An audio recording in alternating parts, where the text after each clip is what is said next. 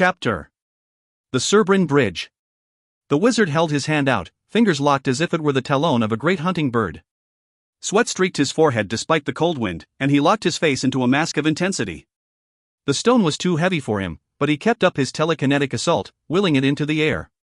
Down at the riverbank, dwarf masons on the far bank furiously cranked their come-alongs, while others rushed around the large stone, throwing an extra strap or chain where needed. Still, despite the muscle and ingenuity of the dwarf craftsman, and magical aid from the Silvery Moon wizard, the floating stone teetered on the brink of disaster. "Joachim!" Another citizen of Silvery Moon called. "I can't hold it," the wizard Joachim grunted back, each word forced out through gritted teeth. The second wizard shouted for help and rushed down to Joachim's side. He had little in the way of telekinetic prowess, but he had memorized a dwemer for just that eventuality. He launched into his spellcasting and threw his magical energies out toward the shaking stone. It stabilized, and when a third member of the Silvery Moon contingent rushed over, the balance shifted in favor of the builders. It began to seem almost effortless as the combination of dwarf and wizard guided the stone out over the rushing waters of the river Cerbrin. With a dwarf on the end of a beam guiding the way, the team with the come-alongs positioned the block perfectly over the even larger stones that had already been set in place. The guide dwarf called for a hold, rechecked the alignment, then lifted a red flag. The wizards eased up their magic gradually, slowly lowering the block. "Go get the next one!" The dwarf yelled to his companions and the wizards on the near bank. "Seems the lady's almost ready for this span, but..." All eyes turned to the work at the near bank, the point closest to Mithral Hall, where Lady Illustrial stood on the first length of span over the river, her features serene as she whispered the words of a powerful spell of creation. Cold and strong she appeared, almost godlike above the rushing waters. Her white robes, highlighted in light green, blew about her tall and slender form. There was hardly a gasp of surprise when a second stone span appeared before her, reaching out to the next set of supports. Illustrial's arms slipped down to her sides and she gave a deep exhale, her shoulders slumping as if her effort had thrown out more than magical strength. "Amazing," Cadibri said, coming up beside her and inspecting the newly conjured slab. "The art, Cadibri," Illustrial replied. "Mistra's blessings are wondrous indeed." Illustrial turned a sly look her way. "Perhaps I can tutor you, Dot." Cadibri scoffed at the notion, but coincidentally, as she threw her head back, she twisted her leg at an angle that sent a wave of pain rolling through her damaged hip, and she was reminded that her days as a warrior might indeed be at their end one way or another. "Perhaps," she said. Illustrial's smile beamed genuine and warm.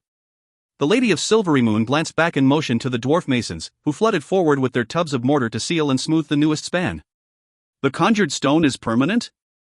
Cadibri asked as she and Illustrial moved back down the ramp to the bank. Illustrial looked at her as if the question was completely absurd. "Would you have it vanish beneath the wheels of a wagon?" They both laughed at the flippant response. "I mean, it is real stone," the younger woman clarified. "Not an illusion, to be sure. But still the stuff of magic?" Illustrial furrowed her brow as she considered the woman. "The stone is as real as anything the dwarves could drag in from a quarry, and the dwemer that created it is permanent." "Unless it is dispelled," Cadibri replied, and Illustrial said, "Ah," as she caught on to the woman's line of thought. "It would take Elminster himself to even hope to dispel the work of Lady Illustrial," another nearby wizard interjected. Cadibri looked from the mage to Illustrial. "A bit of an exaggeration, of course," Illustrial admitted.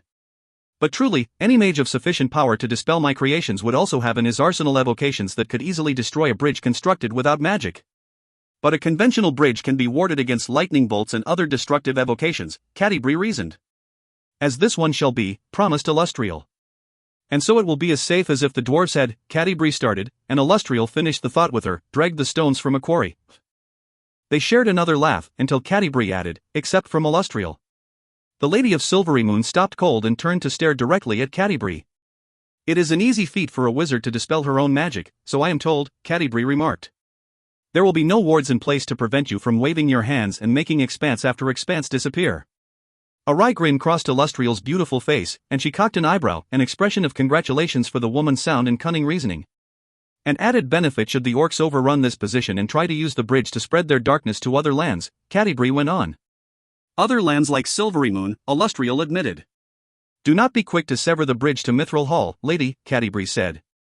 "Mithral Hall is connected to the eastern bank through tunnels in any case," Illustrial replied. "We will not abandon your father, Cadibri.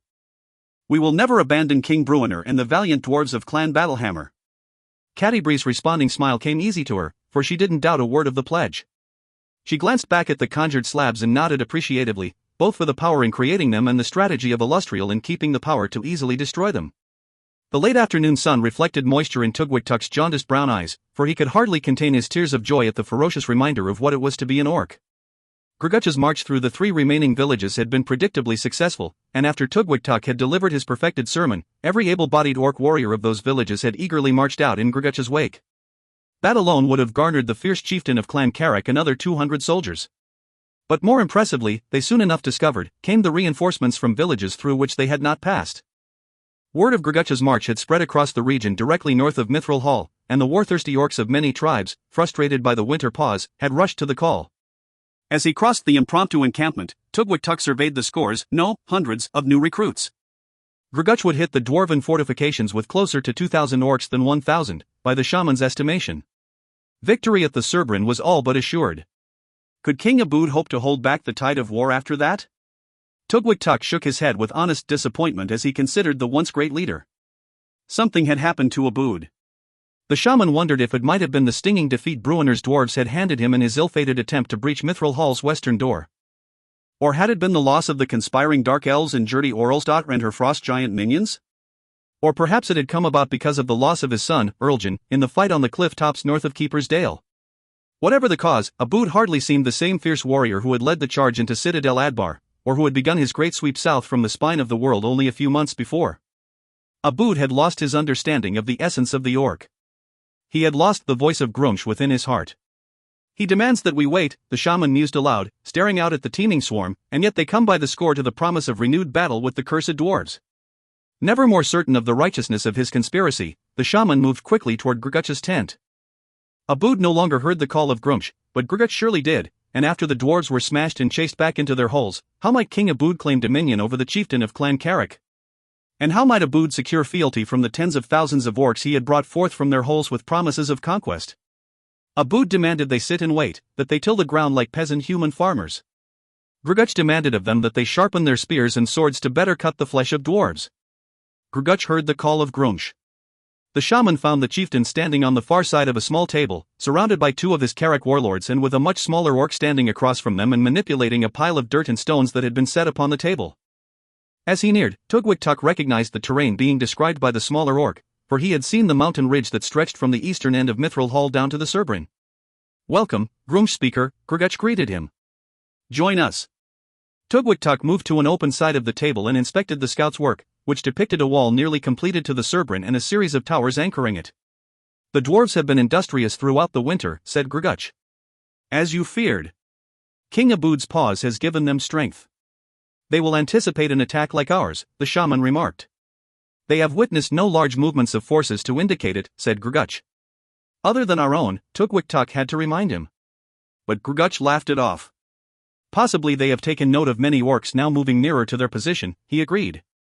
"They may expect an attack in the coming 10 days, but..." The 2 Carrick warlords beside the brutish chieftain chuckled at that. "They will never expect one this very night," said Grguch. Tugwik-Tuk's face dropped into a sudden frown, and he looked down at the battlefield in near panic. "We have not even sorted out our forces," he started to weakly protest. "There is nothing to sort," Grguch replied. "Our tactic is swarm fodder and nothing more." "Swarm fodder?" asked the shaman. "A simple swarm to and through the wall," said Grguch. "Darkness is our ally. Speed and surprise are our allies. We will hit them as a wave flattens the ridge of a bootprint on a beach. You know not the techniques of the many tribes who have come into the fold." "I don't need to," Grguch declared. "I don't need to count my warriors. I don't need to place them in lines and squares, to form reserves and ensure that our flanks are protected back far enough to prevent an end run by our enemies. That is the way of the dwarf." He paused and looked around at the stupidly grinning warlords and the excited scout. "I see no dwarves in this room," he said, and the others laughed. Grguch looked back at Tugwik-Tuk. His eyes went wide, as if in alarm, and he sniffed at the air a couple of times. "No," he declared, looking again to his warlords. "I smell no dwarves in this room." The laughter that followed was much more pronounced, and despite his reservations, Tugwik-Tuk was wise enough to join in. "Tactics are for dwarves," the chieftain explained. "Discipline is for elves. For orcs, there is only," he looked directly at Tugwik-Tuk. "Swarm fodder?" the shaman asked, and a wry grin spread on Grguch's ugly face.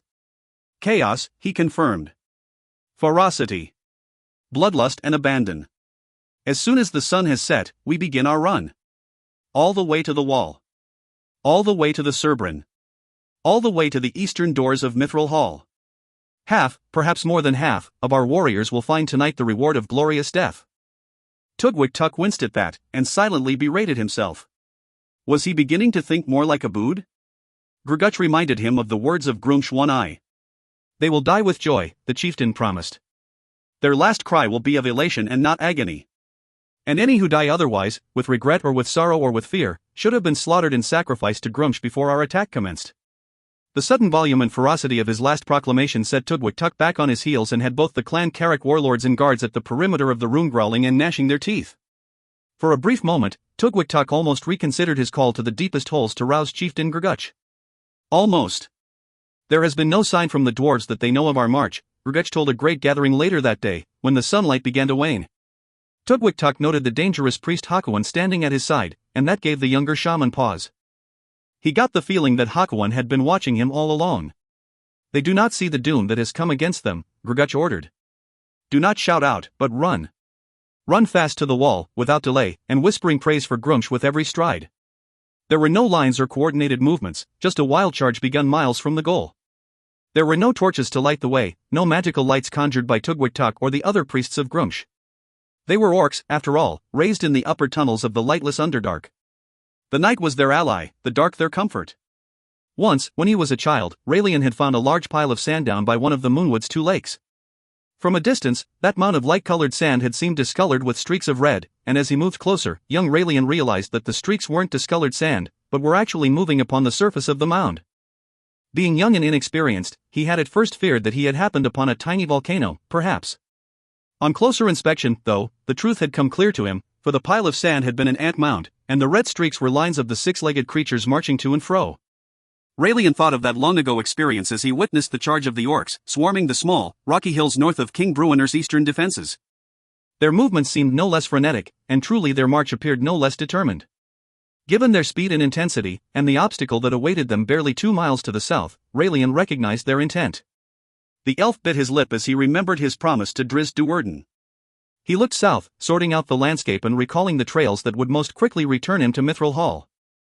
Then he was running, and fearing that he could not keep his promise to his drow friend, for the orc line stretched ahead of him and the creatures had not far to travel.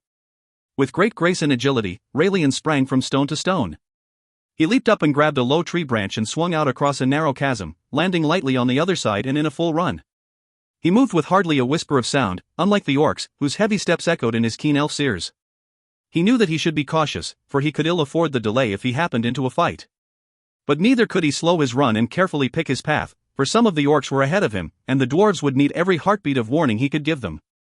So he ran on, leaping and scrambling over bluffs and through low dales, where the melting snow had streamed down and pooled in clear, cold pockets. Raelian tried to avoid those pools as much as possible, for they often concealed slick ice. But even with his great dexterity and sharp vision, he occasionally splashed through, cringing at the unavoidable sound. At one point, he heard an orc cry out, and feared that he had been spotted. Many strides later, he realized that the creature was just calling to a companion, a stark reminder that the lead runners and scouts of the brutish force were all around him. Finally he left the sounds of orcs behind, for though the brutes could move with great speed, they could not match the pace of a dexterous elf, even across such broken ground. Soon after, coming up over a rocky rise, Raelian caught sight of squat stone towers in the south, running down from tall mountains to the silvery, moonlit snake that was the river Cerbrin. Too soon, the elf whispered in dismay, and he glanced back as if expecting Obould's entire army to roll over him. He shook his head and winced, then sprinted off for the south. We will have it completed within the 10 days, Illustrial said to Catti-brie, the two sitting with some of the other silvery moon wizards around a small campfire. One of the wizards, a robust human with thick salt and pepper hair and a tightly trimmed goatee, had conjured the flames and was playing with them, casting cantrips to change their color from orange to white to blue and red. A second wizard, a rather eccentric half-elf with shiny black hair magically streaked by a bloom of bright red locks, joined in and wove enchantments to make the red flames form into the shape of a small dragon. Seeing the challenge, the first wizard likewise formed blue flames, and the two spellcasters set their fiery pets into a proxy battle. Almost immediately, several other wizards began excitedly placing their bets. Catti-brie watched with amusement and interest, more than she would have expected, and Illustrial's words to her about dabbling in the dark arts flitted unbidden through her thoughts. Her experience with wizards was very limited, and mostly involved the unpredictable and dangerously foolish Harple family from Longsaddle. Asa Havel will win, Illustrial whispered to her, leaning in close and indicating the half-elf wizard who had manipulated the red flame. Duzbaril is far more powerful at manipulating fire, but he has taxed his powers to their limit this day, conjuring bright hot flames to seal the stone. And Asa Havel knows it. So he challenged, Catti-brie whispered back. And his friends know, too, so they wager. They would wager anyway, Illustrial explained. It is a matter of pride. Whatever is lost here will be reclaimed soon enough in another challenge. Catti-brie nodded and watched the unfolding drama, the many faces, elf and human alike, glowing in varying shades and hues in the uneven light, turning blue as the blue dragon leaped atop the red, but then drifting back, green and yellow and toward a feverish red as Asa Havel's drake filtered up through Duzbaril's and gradually gained supremacy. It was all good-natured, of course, but Catti-brie didn't miss the intensity etched onto the faces of the combatants and onlookers alike. It occurred to her that she was looking into an entirely different world. She could relate it to the drinking games, and the arm wrestling and sparring that so often took place in the taverns of Mithral Hall, for though the venue was different, the emotions were not. Still, there remained enough of a difference to intrigue her. It was a battle of strength, but of mental strength and concentration, and not of muscle and intestinal fortitude. Within a month, you could form flames into such shapes, yourself, Illustrial teased. Catti-brie looked at her and laughed dismissively, but that hardly hid her interest. She looked back to the fire just in time to see Duzbaril's blue roll over and consume Asa Havel's red, contrary to Illustrial's prediction. The backers of both wizards gasped in surprise and Duzbaril gave a yelp that was more shock than of victory. Catti-brie's gaze turned to Asa Havel, and her surprise turned to confusion. The half-elf was not looking at the fight, and seemed oblivious to the fact that his dragon had been consumed by the human's blue. He stared out to the north, his sea-blue eyes scanning high above the flames. Catti-brie felt Illustrial turn beside her, then stand. The woman glanced over her shoulder, up at the dark wall, but shook her head slightly in confusion, seeing nothing out of the ordinary. Beside her, Illustrial cast a minor spell. Other wizards rose and peered out to the north. An elf has come, Illustrial said to Catti-brie. And the dwarves are scrambling. It's an attack, Asa Havel announced, rising and moving past the two women. He looked right at Illustrial and the princess of Mithral Hall and asked, Orcs? Prepare for battle, Illustrial said to her contingent. Area spells to disrupt any charge. We have little left this day, Duzbaril reminded her. In response, Illustrial reached inside one of the folds of her robes and drew forth a pair of slender wands. She half-turned and tossed one to Duzbaril. Your necklace, too, if needed, she instructed, and the human nodded and brought a hand to a gaudy choker he wore, its golden link set with large stones like rubies of varying sizes, including one so large that Catti-brie couldn't have closed her fist around it. Talindra, to the gates of the dwarven halls, Illustrial said to a young elf female. Warn the dwarves and help them sort the battle. The elf nodded and took a few fast steps to the west, then disappeared with a flash of blue-white light. A second flash followed almost instantly, over near the hall's eastern gates, transporting Talindra to her assigned position, the surprised Catti-brie assumed, for she couldn't actually see the young elf. She turned back to hear Illustrial positioning Asa Havel and another pair. Secure fast passage to the far bank, should we need it? Prepare enough to carry any dwarves routed from the wall. Catti-brie heard the first shouts from the wall, followed by the blare of horns, many horns, from beyond to the north. Then came the blare of one that overwhelmed all the others, a resonating, low-pitched grumble that shook the stones beneath Catti-brie's feet. Damn Oboud to the nine hells, Catti-brie whispered, and she grimaced at the realization that she had loaned Talmaril to Drizzt. She looked over at Illustrial. I haven't my bow, or a sword. A weapon, please? Conjure one or produce one from a deep pocket. To Catti-brie's surprise, the Lady of Silvery Moon did just that, pulling yet another wand from inside her robes. Catti-brie took it, not knowing what to make of the thing, and when she looked back at Illustrial, the tall woman was tugging a ring from her finger. And this, she said, handing over the thin gold band set with a trio of sparkling diamonds. I trust you are not already in the possession of two magical rings. Catti-brie took it and held it pressed between her thumb and index finger, her expression dumbfounded. The command word for the wand is Twelinsay, Illustrial explained. Or Twelinsay if you wish to loose two magical bolts. I don't know. Anyone can use it, Illustrial assured her. Point it at your target and speak the word. For the bigger orcs, choose two. But put the ring on your finger and open your mind to it, for it will impart to you its Dweomers. And know that they are powerful indeed. With that, Illustrial turned away, and Catti-brie understood that the lesson was at its end. The Lady of Silvery Moon and her wizards, except for those working near the river preparing a magical escape to the far bank, headed off for the wall, nearly all of them drawing forth wands or rods, or switching rings and other jewelry. Catti-brie watched it all with an undeniable sense of excitement, so much so that she was trembling so badly she could hardly line up the ring to slip it on her finger. Finally she did, and she closed her eyes and took a deep breath. She felt as if she were looking up at the heavens, to see stars shooting across the darkened night sky, to see flashes of brilliance so magnificent that it seemed to her as if the gods must be throwing bolts at each other. The first sounds of battle shook her from her contemplation. She opened her eyes and nearly fell over due to dizziness from the sudden change, as if she had just stepped back to solid ground from the astral plane. She started after Illustrial, inspecting the wand, and garnered quickly which end to hold from a leather strap wrapped diagonally as a hand grip. At least she hoped it was the right end, and she winced at the thought of unloading enchanted bolts of magic into her own face. She dismissed the worry, noting that she wasn't gaining much on Illustrial, and noting more pointedly that the dwarves at the wall scrambled and yelled for support in many places already. She dropped her arms down beside her and ran as fast as her battered hip would allow. "Twelensay," she whispered, trying to get the inflection correct. She did. The wand discharged and a red dart of energy burst forth, snapping into the ground with a hiss right before her running feet. Catti-brie yelped and stumbled, nearly falling over.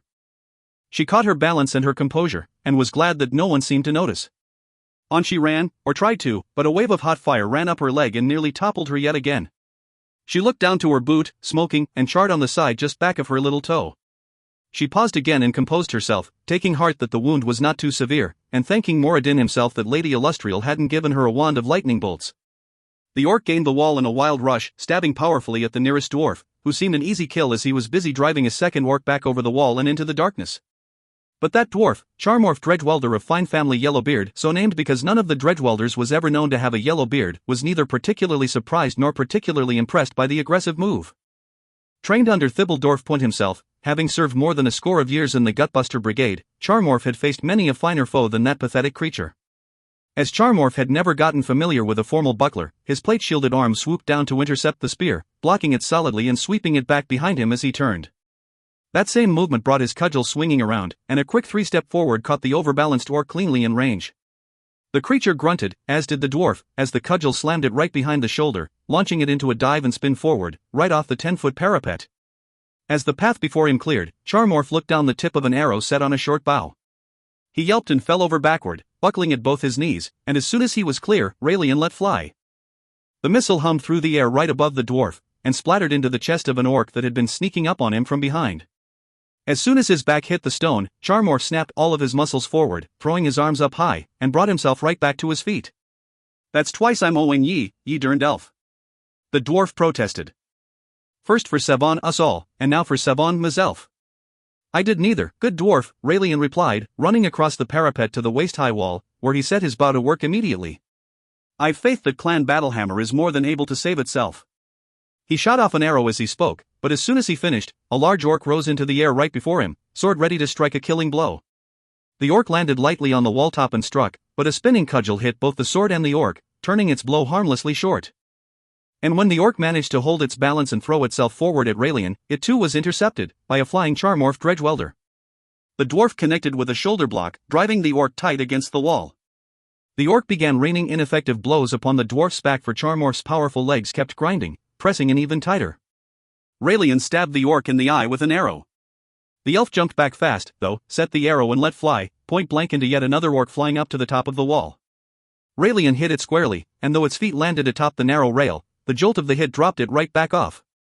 Charmorph leaped up and clean and jerked the thrashing orc up high over his head. The dwarf threw himself into the wall, which hit him about mid-chest, and snapped forward, tossing the orc over. As he went forward, Charmorph solved the riddle, for just below him, and off to both sides as well, stood ogres, their backs tight against the wall. As each bent low and cupped its hands down near the ground, another orc ran up and stepped into that brace.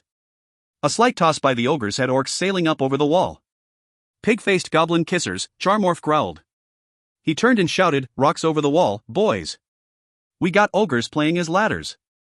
Raelian rushed up beside Charmorph, leaned far out and shot an arrow into the top of the nearest ogre's head. He marveled at his handiwork, then saw it all the more clearly as a fireball lit up the night, down to the east of his position, closer to the Cerbrin where the wall was far from complete. When Raelian looked that way, he thought their position surely lost, for though Illustrial and her wizards had entered the fray, a mass of huge orcs and larger foes swarmed across the defenses. "Run for Mithral Hall, good dwarf," the elf said. "That's what I be thinking," said Charmorph. Duzbaril ambled toward the wall, grumbling incessantly. 200 pieces of gold for this one alone, he muttered, pulling another glittering red jewel from his enchanted necklace. He reached back and threw it at the nearest orcs, but his estimate of distance in the low light was off and the jewel landed short of the mark. Its fiery explosion still managed to engulf and destroy a couple of the creatures, and the others fell back in full flight, shrieking with every stride. But Duzbaril griped all the more. 100 golden orc, he grumbled, glancing back at Illustrial, who was far off to the side. I could hire an army of rangers to kill 10 times the number for 1/10 the cost. He said, though he knew she was too far away to hear him. And she wasn't listening anyway. She stood perfectly still, the wind whipping her robes. She lifted one arm before her, a jeweled ring on her clenched fist sparking with multicolored light. Duzbaril had seen that effect before, but still he was startled when a bolt of bright white lightning burst forth from Illustrial's ring, splitting the night. The powerful wizard's aim was, as always, right on target, her bolt slamming an ogre in the face as it climbed over the wall. Hair dancing wildly, head smoking, the brute flew back into the darkness as Illustrial's bolt bounced away to hit another nearby attacker, an orc that seemed to simply melt into the stone. Again and again, Illustrial's chain lightning leaped away, striking orc or ogre or half-ogre, sending foes flying or spinning down with smoke rising from bubbling skin. But every vacancy was fast filled, 10 attackers for every one that fell, it seemed. The apparent futility brought a renewed growl to Duzbaril's chubby face, and he stomped along to a better vantage point. Limping from foot and hip, Catti-brie watched it all with equal if not greater frustration, for at least Illustrial and her wizards were equipped to battle the monsters. The woman felt naked without her bow, and even with the gifts Illustrial had offered, she believed that she would prove more a burden than an asset. She considered removing herself from the front lines, back to the bridge where she might prove of some use to Asa Hobble in directing the retreat, should it come to that. That in mind, she glanced back and noted a small group of orcs sprinting along the riverbank toward the distracted wizards. Catti-brie thrust forth the wand, but brought it back and punched out with her other fist instead. The ring's teeming magical energies called out to her and she listened, and though she didn't know exactly the effects of her call, she followed the magical path toward the strongest sensation of stored energy. The ring jolted once, twice, thrice, each burst sending forth a fiery ball at Catti-brie's targets. Like twinkling little stars, they seemed, as if the ring had reached up to the heavens and pulled celestial bodies down for its wielder to launch at her enemies. At great speed, they shot out across the night, leaving fiery trails, and when they reached the orc group, they exploded into larger blasts of consuming flames. Orcs shrieked and scrambled frantically, and more than one leaped into the river to be washed away by cold, killing currents.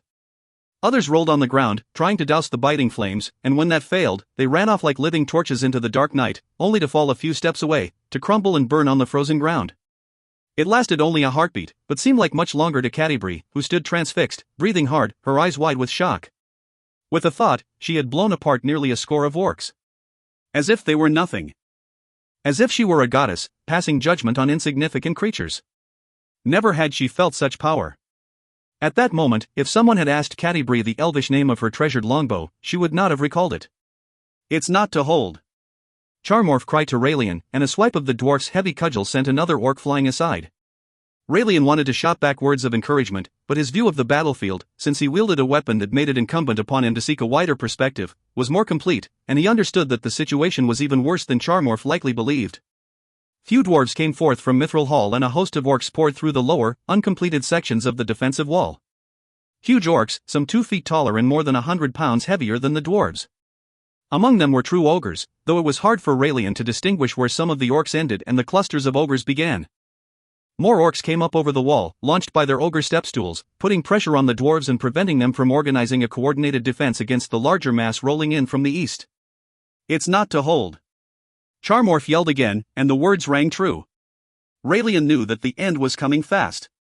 The wizards intervened, one fireball then another, and a lightning chain that left many creatures smoking on the ground. But that wouldn't be enough, and Raelian understood that the wizards had been at their magical work all day long and had little power left to offer. Start the retreat, the elf said to Charmorph. To Mithral Hall. Even as he spoke, the orc mass surged forward, and Raelian feared that he and Charmorph and the others had waited too long. By the gods, and the gemstone vendors! Duzbaril roared, watching the sudden break in the dwarven line, the bearded folk sprinting back to the west along the wall, leaping down from the parapets and veering straight for Mithral Hall's eastern door.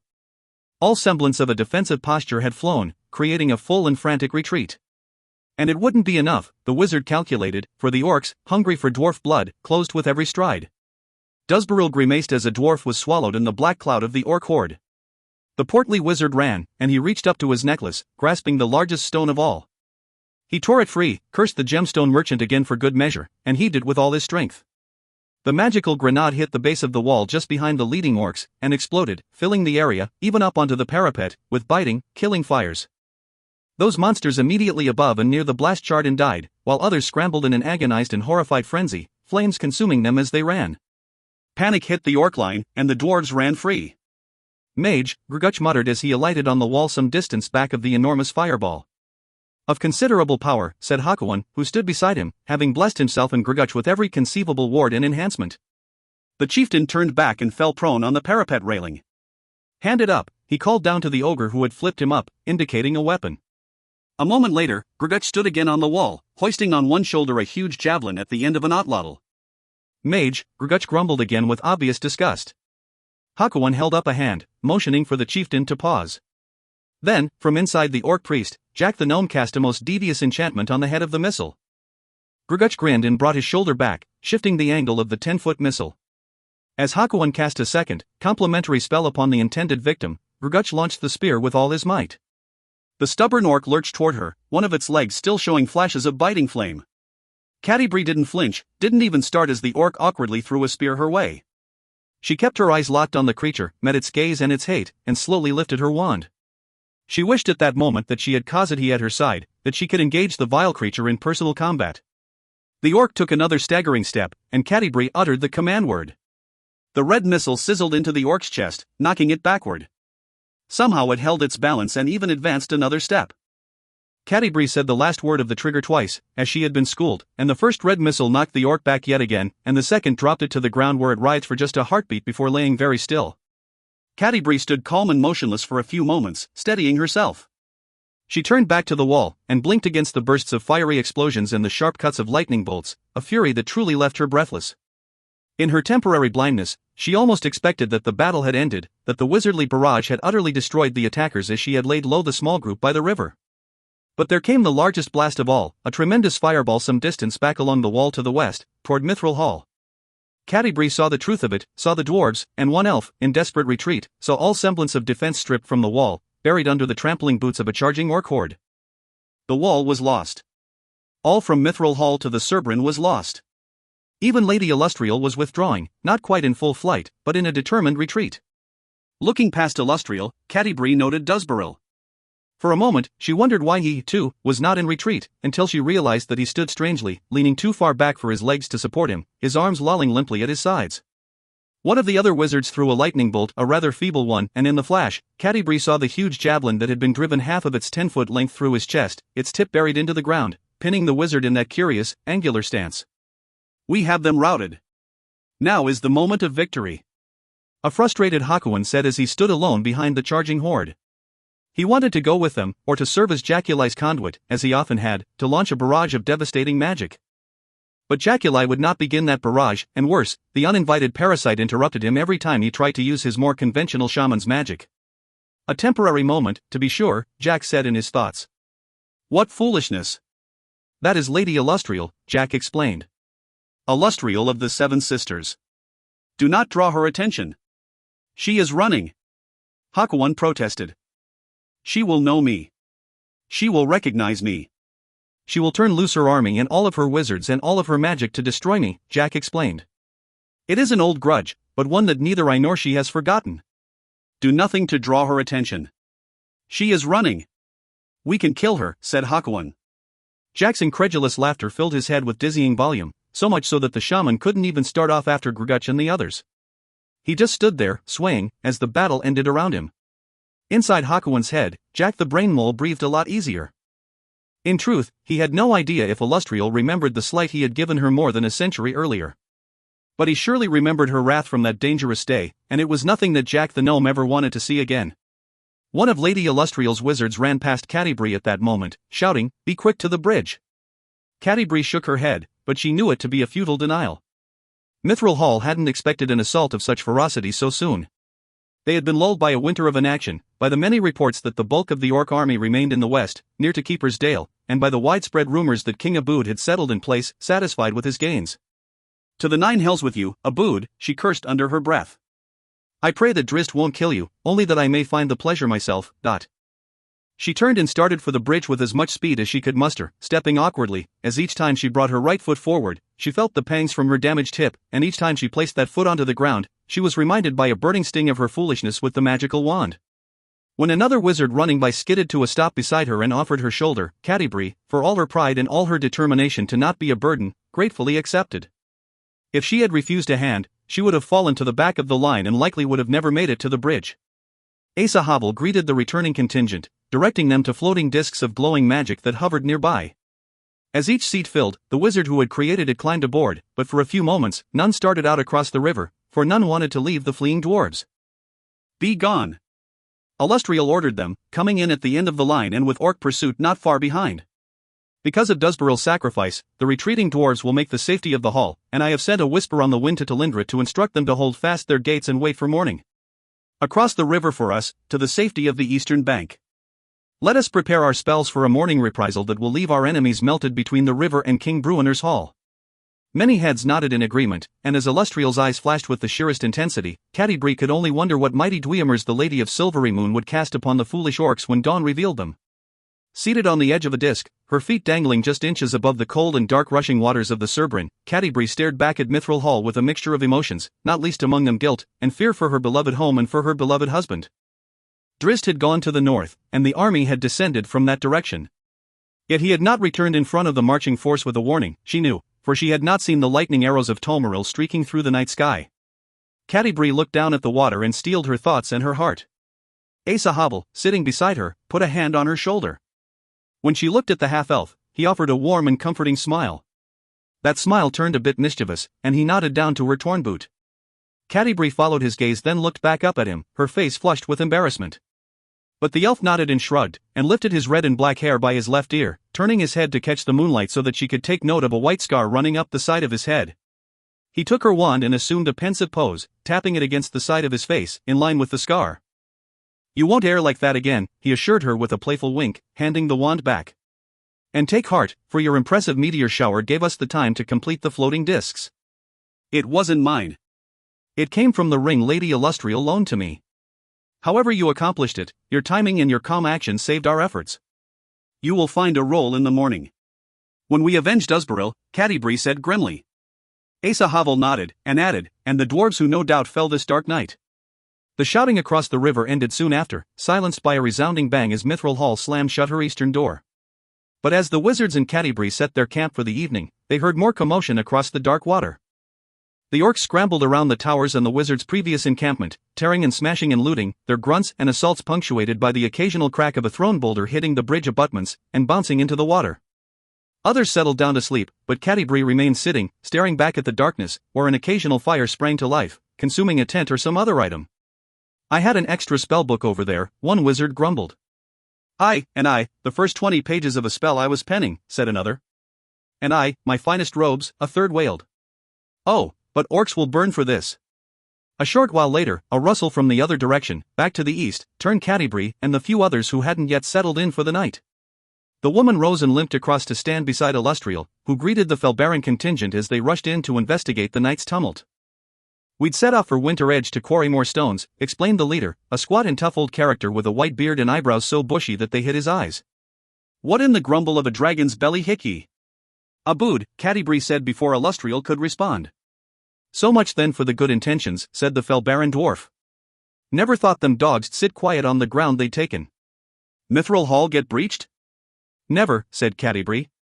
"Good enough then," said the dwarf. "We'll push back north o' the wall in short order." "In the morning," said Illustrial. "My charges are preparing their spells. I have ears and a voice in Mithral Hall to coordinate the counterattack."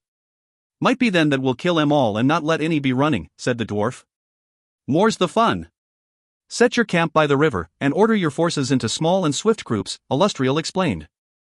"We will open magical gates of transport to the other bank, and your speed and coordination in entering the battlefield will prove decisive."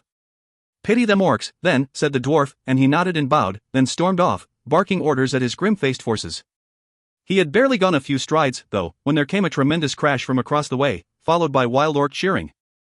"A tower," Illustrial explained to the surprised stares of all around her. Catti-brie cursed under her breath. "We will extend our time at Mithral Hall," the Lady of Silvery Moon promised her. Our enemies have exploited a vulnerability that cannot be allowed to hold. We will sweep the orcs back to the north and chase them far from the doors. Then finish the bridge, another nearby wizard offered, but Illustrial was shaking her head. The wall first, she explained. Our enemies did us a favor by revealing our weakness. Woe to all in the north if the orcs had taken this ground after the bridge's completion. So our first duty after they are expelled is to complete and fortify that wall. Any orc excursion back to Mithral Hall's eastern door must come at a great cost to them, and must provide the time for us to disassemble the bridge. We will finish the wall and then we will finish the bridge. And then? Catti-brie asked, and Illustrial and the other wizards looked at her curiously. You will return to Silverymoon? Catti-brie asked. My duties are there. What else would you suggest? Obould has shown his hand, Catti-brie replied. There is no peace to be found while he is camped north of Mithral Hall. You ask me to rally an army, said Illustrial. Have we a choice? Illustrial paused and considered the woman's words. I know not, she admitted. But let us first concentrate on the battle at hand. She turned to the nearby wizards. Sleep well, and when you awaken, prepare your most devastating evocations. Join with each other when you open your spellbooks, and coordinate your efforts and complement your spells. I want these orcs utterly destroyed.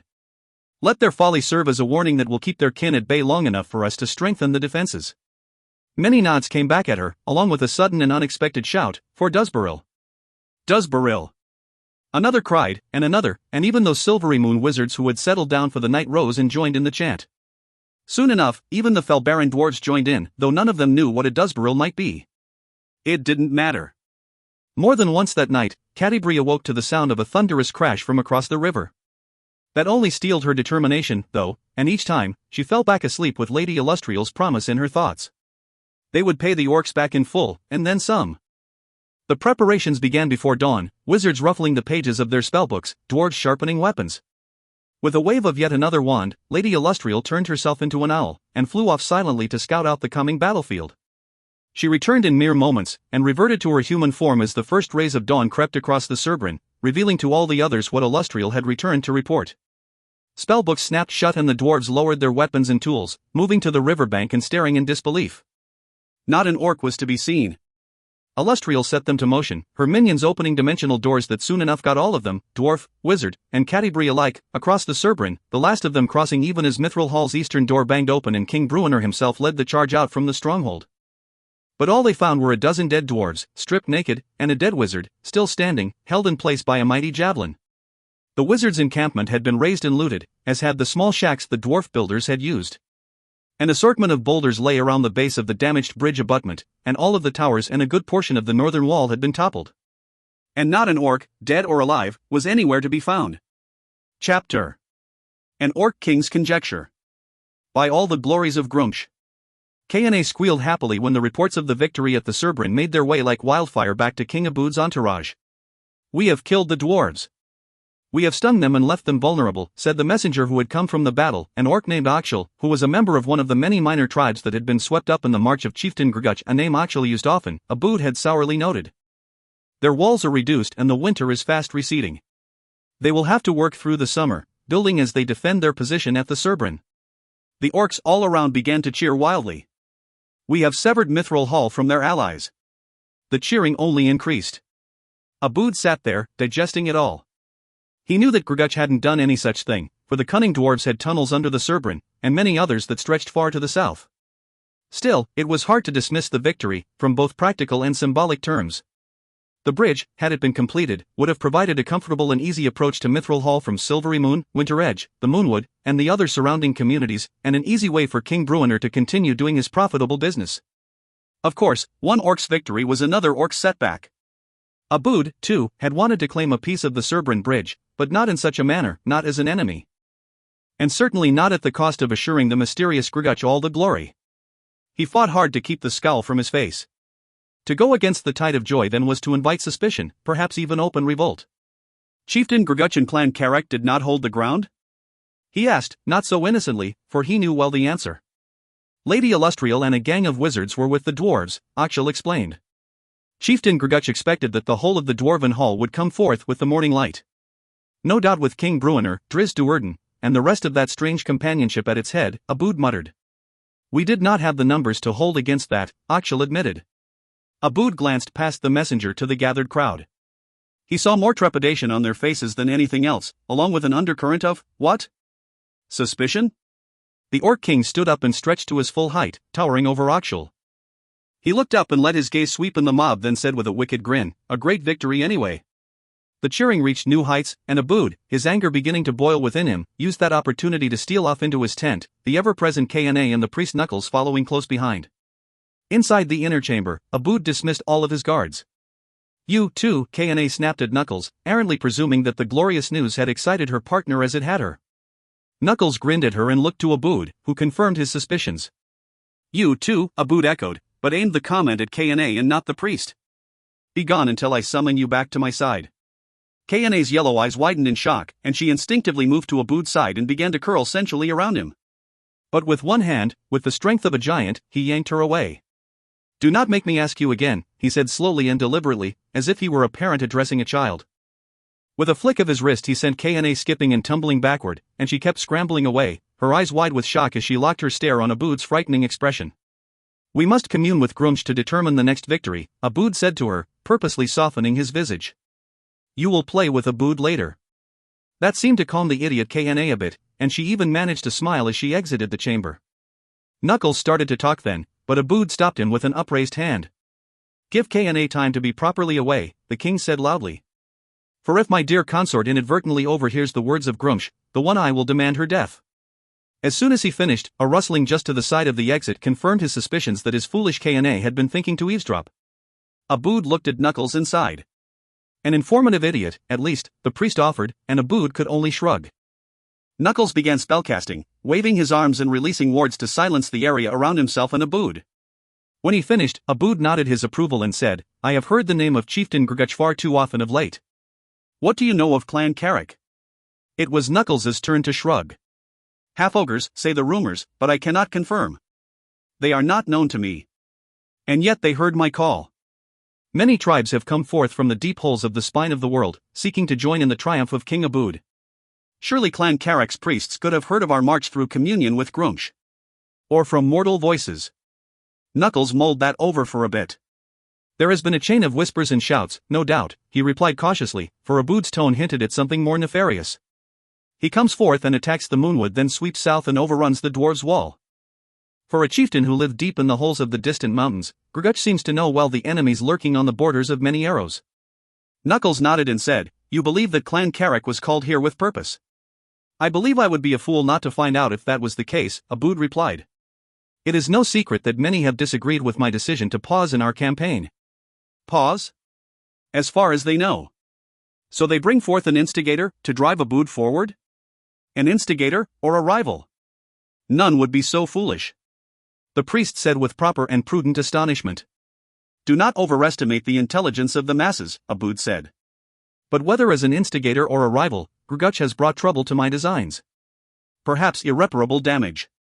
We can expect a counterattack from King Bruenor, I am sure, and from many of his allies if we are unlucky. Grguch stung them, but he left, Knuckles reminded the king. If they see his strike as bait, Bruenor will not be so foolish as to come forth from his defended halls. Let us hope, and let us hope that we can quickly contain this eager chieftain. Send Audiobook back to Grguch, with word that I would speak to him. Offer an invitation to Clan Grguch for a great feast in honor of their victories. Knuckles nodded. And prepare yourself for a journey, my trusted friend, Obould went on, and that reference took Knuckles off guard, for he had only known Obould for a short time, and had only spoken directly to the Orc King since Obould had climbed back up from the landslide that had nearly killed him and the Dark Elf. I would go to Mithral Hall itself for King Obould Many-Arrows, Knuckles replied, standing straight and determined. Obould grinned and nodded, and Knuckles knew that his guess had been correct. And his answer had been sincere and well-placed and expected, since it had, after all, come from the king's trusted friend. Shall I invite Kana and your private guard to return to you, Grade 1? Knuckles asked, bowing low. Obould paused for a moment then shook his head. I will call for them when they are needed, he told the priest. Go and speak with Audiobook. Send him on his way, and return to me this night, with your own pack readied for a long and trying road. Knuckles bowed again, turned, and swiftly departed. Ah, but it's good that you're here, lady, Bruenor said to Illustrial when they met out by the wall. Catti stood beside the Lady of Silvery Moon, with Regis and Thibault Dorf Point close behind Bruenor. Not far away, Cordio Muffinhead and another dwarf priest went to work immediately on the poor, impaled Duzbaril, extricating the dead wizard as gently as possible. Would that we could have done more, Illustrial replied solemnly. Like your kin, we were lulled by the passing months of quiet, and so the orc assault caught us by surprise. We had not the proper spells prepared, for our studies have focused on working the Cerbrin Bridge to completion. Ye did a bit o' damage to the pigs, and got most o' me boys back to the hall, said Bruenor. Ye did good by us, and we're not for forgettin' that. Illustrial responded with a bow. And now that we know, we will not be caught unawares again, she promised. Our efforts on the bridge will be slowed, of course, as half our magical repertoire each day will be focused on spells for defending the ground and repelling invaders. And indeed, we will have just a small crew at the bridge until the wall and towers are repaired and completed. The bridge will serve no useful purpose until... Bah! Bruenor snorted. The point's all moot. We seen the truth, O Obould, Surin, as there is any. Put all your spells for orc killing, excepting them ye'll be needin' to get your knights in silver across the Cerbrin.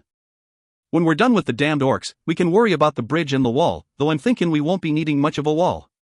Behind him, Thibbledorf snorted, as did several others, but Illustrial just looked at him curiously, as if she didn't understand. As her expression registered to Bruenor, his own face became a scowl of abject disbelief. That look only intensified as he noted Cadibre's wince at Illustrial's side, confirmation that he wasn't misreading the Lady of Silvery Moon. Yuri thinkin' we're to dig in and let Obould play it as Obould wants? The dwarf asked. I advise caution, good king, Illustrial said. Caution? The orcs did not hold the ground, Illustrial noted. They struck and then they ran, likely to evoke just such a response from you. They would have you roar out of Mithral Hall, all full of fight and rage. And out there, she motioned to the wild north, they would have their battle with you on the ground of their own choosing, but... Her words make sense, Cadibre added, but Bruenor snorted again. And if they're thinking that Clan Battlehammer's to come out alone, then I'm thinking their plan to be a good one, Bruenor said. But what a trap they'll find when the trap they spring closes on all the force o' the silver marches. On Illustrial's wizards and the knights in silver, on Felbar's thousands and Adbar's tens o'. On Sundabar's army, guided in on Obould's flank by them Moonwood elves, who were not too fond o' the damned orcs, in case Yuri missing the grumbles.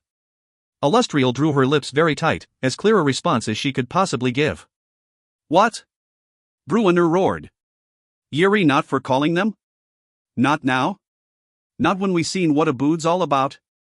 Ye hoped for a truce, and now Yuri seein' the truth o' that truce. What more ye needing? It is not a matter of evidence, good dwarf, Illustrial replied, calmly and evenly, though her voice rang much thinner than usual. It is a matter of practicality. Practicality, or cowardice? Bruenor demanded. Illustrial accepted the barb with a light, resigned shrug. Ye said ye'd be standin' with me boys when we needed ye, Bruenor reminded. They will, Cadibre started to say, but she shut up fast when Bruenor snapped his scowl her way. Yuri friendship's all pretty when it's words and building, but when there's blood. Bruenor accused, and Illustrial swept her arm out toward Duzbaril, who lay on the ground with Cordio praying over him. Bah, so you got caught in one fight, but I'm not talking about one. Bruenor kept on. Lost me a dozen good boys last night. All the silver marches weep for your dead, King Bruenor. I ain't a skin ye to weep. Bruenor screamed at her, and all around, work stopped, and dwarf, human, and elf, including Raelian, stood and stared at the outraged king of Mithral Hall and the great lady of Silvery Moon, who not a one of them had ever imagined could be yelled at in such a manner. I'm a skin ye to fight. The unrelenting Bruenor fumed on.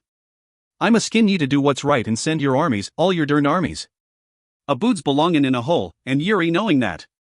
So get your armies, and get all the armies, and let's put him where he belongs, and let's put the silver marches back where the silver marches re-belonging. We will leave all the ground between Mithral Hall and the spine of the world stained with the blood of dwarves and men and elves, Illustrial warned. Obould's thousands are well in.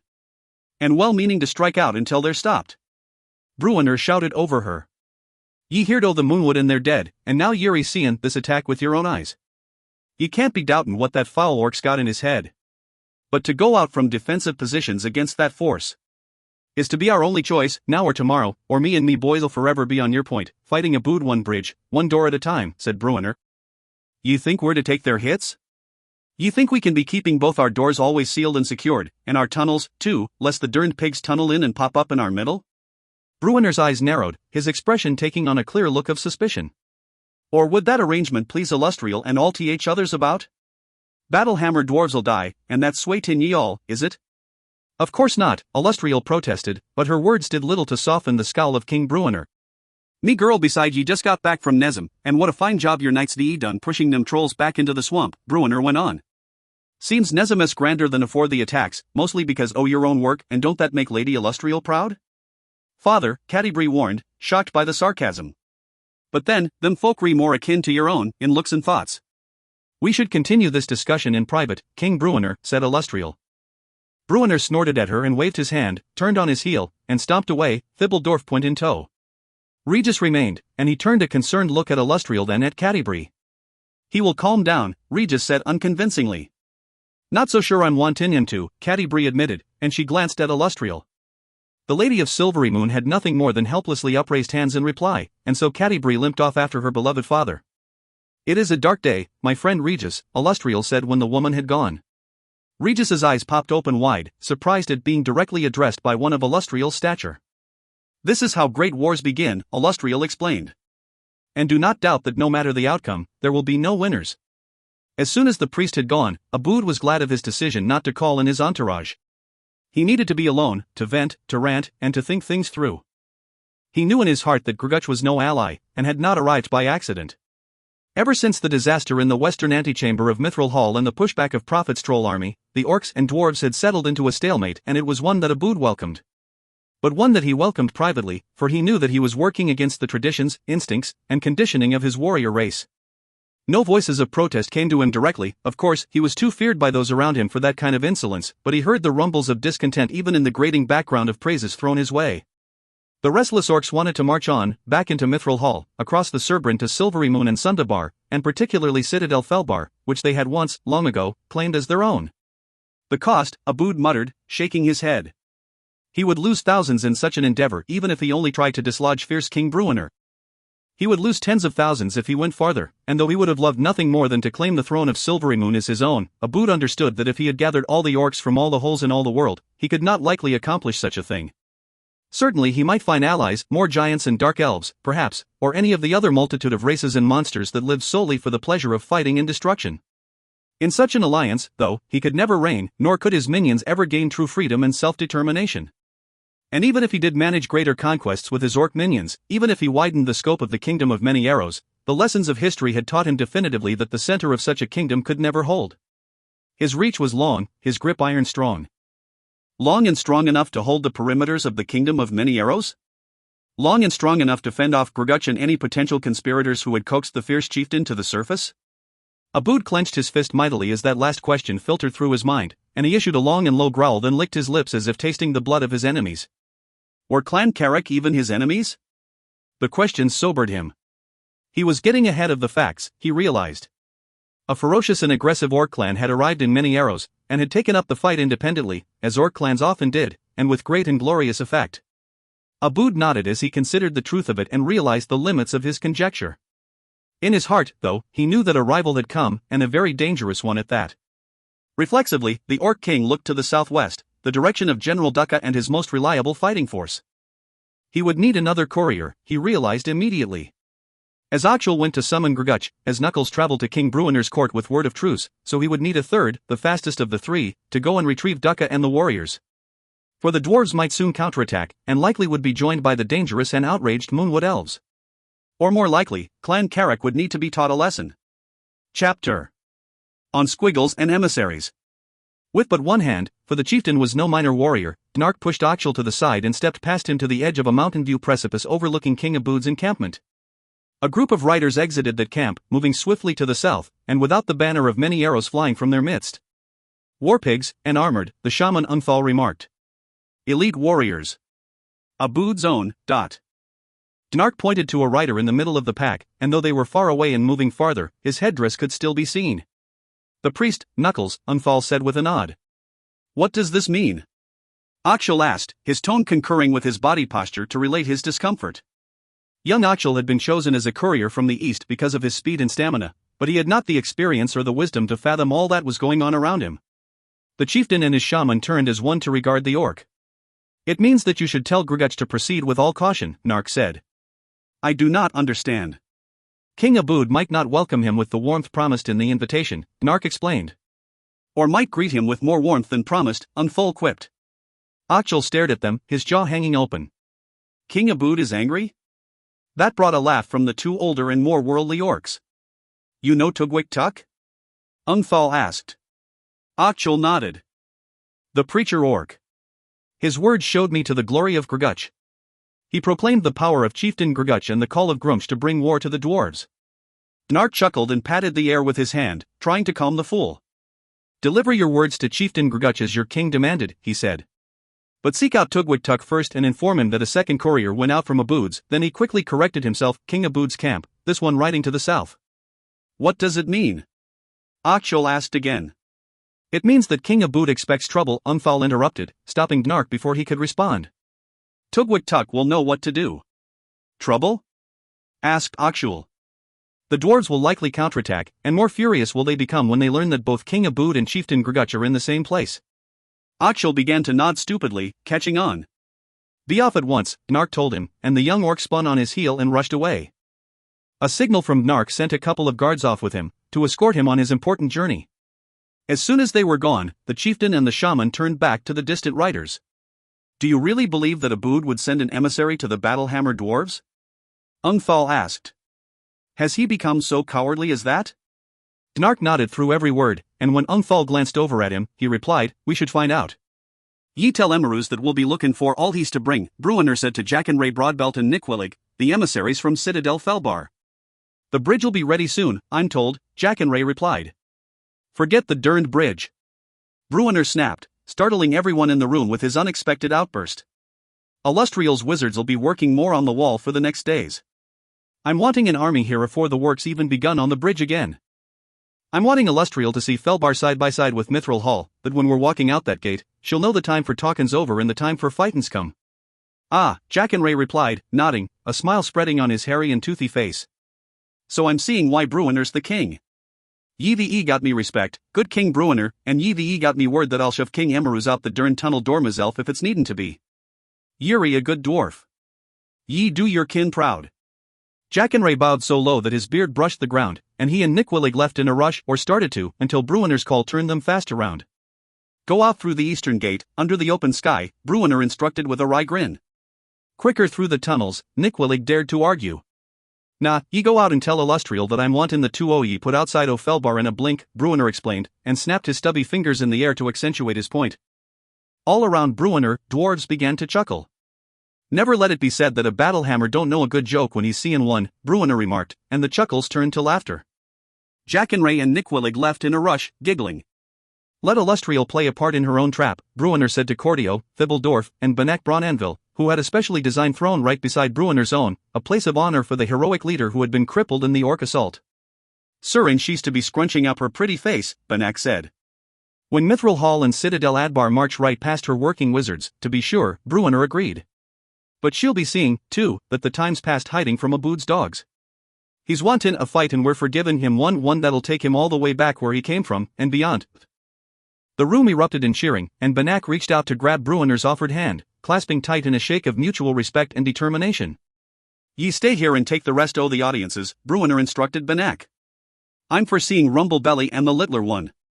There's clues in them scrolls we brought back, or I'm a bearded gnome, and I'm wantin' all the tricks and truths we can muster afore we strike out against Obould. He hopped down from his throne and from the dais, motioning for Cordio to follow and for Thibbledorf to stand as Benek's second. Nanfoot'll tell me that the runes on them scrolls weren't nothing he'd e'er seen, Cordio said to Bruenor as they started out of the audience chamber. Squiggles in places squiggles shouldn't be. The Littler One'll straighten them out, don't ye doubt. As clever as any I've ever seen, and a good friend o' the clan. Mirabar's lost a lot when Torgar and his boys come our way, and they lost a lot when Nanfoot'll and Shadra come looking for Torgar and his boys. Cordio nodded his agreement and left it at that, following Bruenor down the corridors and stairwells to a small cluster of secluded rooms where Nanfoot'll had set up his alchemy lab and library. No one in the tribe knew if it had gotten its name through its traditional battle tactics, or if the succession of chieftains had fashioned the tactics to fit the name. Whatever the cause-effect, their peculiar battle posture had been perfected through generations. Indeed, the leaders of Wolfjaw selected orcs at a young age based on size and speed to find the appropriate place in the formation each might best fit. Choosing the enemy and the battleground was more important even than that, if the dangerous maneuver was to work. And no orc in the tribe's history had been better at such tasks than the present chieftain, Nark of the Fong. He was descended from a long line of point warriors, the tip of the fangs of the wolf jaw that snapped over its enemies. For years, young Gnark had spearheaded the top line of the V formation, sliding out along the left flank of an intended target, while another orc, often a cousin of Gnark's, led the right, or bottom, jaw. When the line stretched to their limit, Gnark would swing his assault group to a sharp right, forming a fong, and he and his counterpart would join forces, sealing the escape route at the rear of the enemy formation. As chieftain, though, Gnark anchored the apex. His jaws of warriors went out north and south of the small encampment, and when the signals came back to the chieftain, he led the initial assault, moving forward with his main battle group. They did not charge, and did not holler and hoot. Instead, they approached calmly, as if nothing was amiss, and indeed, why would King Obould's shaman advisor suspect anything different? The camp did stir at the approach of so large a contingent, with calls for Knuckles to come forth from his tent. Ungthal put his hand on Gnark's arm, urging restraint. "We do not know his purpose," the shaman reminded. Knuckles appeared a few moments later, moving to the eastern end of the small plateau he and his warriors had used for their pause. Beside him, Obould's powerful guards lifted heavy spears. How Gnark wanted to call for the charge. How he wanted to lead the way up the rocky incline to smash through those fools. But Ungthal was there, reminding him, coaxing him to patience. "Praise to King Obould." Gnark called out, and he took his tribe's banner from an orc to the side and waved it around. "We have word from Chieftain Grguch," he lied. Knuckles held up his hand, palm out at Gnark, warning him to hold back. "We have no business with you," he called down. "King Obould does not share that belief," Gnark replied, and he began his march again, slowly. "He has sent us to accompany you, as more assurance that Clan Carrick will not interfere." "Interfere with what?" Knuckles shouted back. Gnark glanced at Ungthal, then back up the rise. "We know where you are going," he bluffed. It was Knuckles' turn to look around at his entourage. "Come in alone, Chieftain Gnark," he called. "That we might plot our next move." Gnark kept moving up the slope, calm and unthreatening, and he did not bid his force to lag behind. "Alone?" Knuckles called more urgently. Gnark smiled, but otherwise changed not a thing. The orcs beside Knuckles lifted their spears. It didn't matter. The bluff had played its part, allowing Gnark's core force to close nearly half the incline to Knuckles. Gnark held up his hands to Knuckles and the guards then turned to address his group, ostensibly to instruct them to wait there. "Kill them all except for Knuckles and the closest guards," he instructed instead, and when he turned back, he had his sword in hand, and he raised it high. The warriors of Clan Wolfjaw swept past him on either side, those nearest swerving to obstruct their enemy's view of their beloved chieftain. More than one of those shield orcs died in the next moments, as spears flew down upon them. But the jaws of the wolf closed. By the time Gnark got up to the plateau, the fighting was heavy all around him and Knuckles was nowhere to be found. Angered by that, Gnark threw himself into the nearest battle, where a pair of his orcs attacked a single guard, wildly and ineffectively. Obould had chosen his inner circle of warriors well. One of the wolf-jaw orcs stabbed in awkwardly with his spear, but the guard's sword swept across and shattered the hilt, launching it out to confuse the attacker's companion. With the opening clear, the guard retracted and stepped forward for the easy kill. Except that Gnark came in fast from the side and hacked the fool's sword arm off at the elbow. The guard howled and half-turned, falling to its knees and clutching its stump. Gnark stepped in and grabbed it by the hair, tugging its head back, opening its neck for a killing strike. And always before, the chieftain of Clan Wolfjaw would have taken that strike, would have claimed that kill. But he held back his sword and kicked the guard in the throat instead, and as it fell away, he instructed his two warriors to make sure that the fallen enemy didn't die. Then he went on to the next fight in a long line of battles. When the skirmish on the plateau ended, though, Shaman Knuckles was not to be found, either among the 7 prisoners or the score of dead. He had gone off the back end at the first sign of trouble, so said witnesses. Before Gnark could begin to curse that news, however, he found that his selections for the fangs of the formation had done his own legacy proud, for in they marched, Knuckles and a battered guard prodded before them with spears. "Obould will kill you for this," Knuckles said when presented before Gnark. Gnark's left hook left the shaman squirming on the ground. "The symbol is correct," Nanfoodle proudly announced. "The pattern is unmistakable." Regis stared at the large copy of the parchment, its runes separated and magnified. On Nanfoodle's instruction, the halfling had spent the better part of a day transcribing each mark to that larger version, then the pair had spent several days cutting out wooden stencils for each, even for those that seemed to hold an obvious correlation to the current dwarvish writing. Mistaking that tempting lore, accepting the obvious runes for what they supposed them to be, Dethek runes of an archaic orc tongue called Hulgorkin, had been their downfall through all of their early translation attempts, and it wasn't until Nanfoodle had insisted that they treat the writing from the Lost City as something wholly unrecognizable that the pair had begun to make any progress at all. If that was indeed what they were making. Many other stencils had been crafted, multiple representations of every dwarvish symbol. Then had come the trial and error, for more than a day of painstaking rearranging and re-evaluation.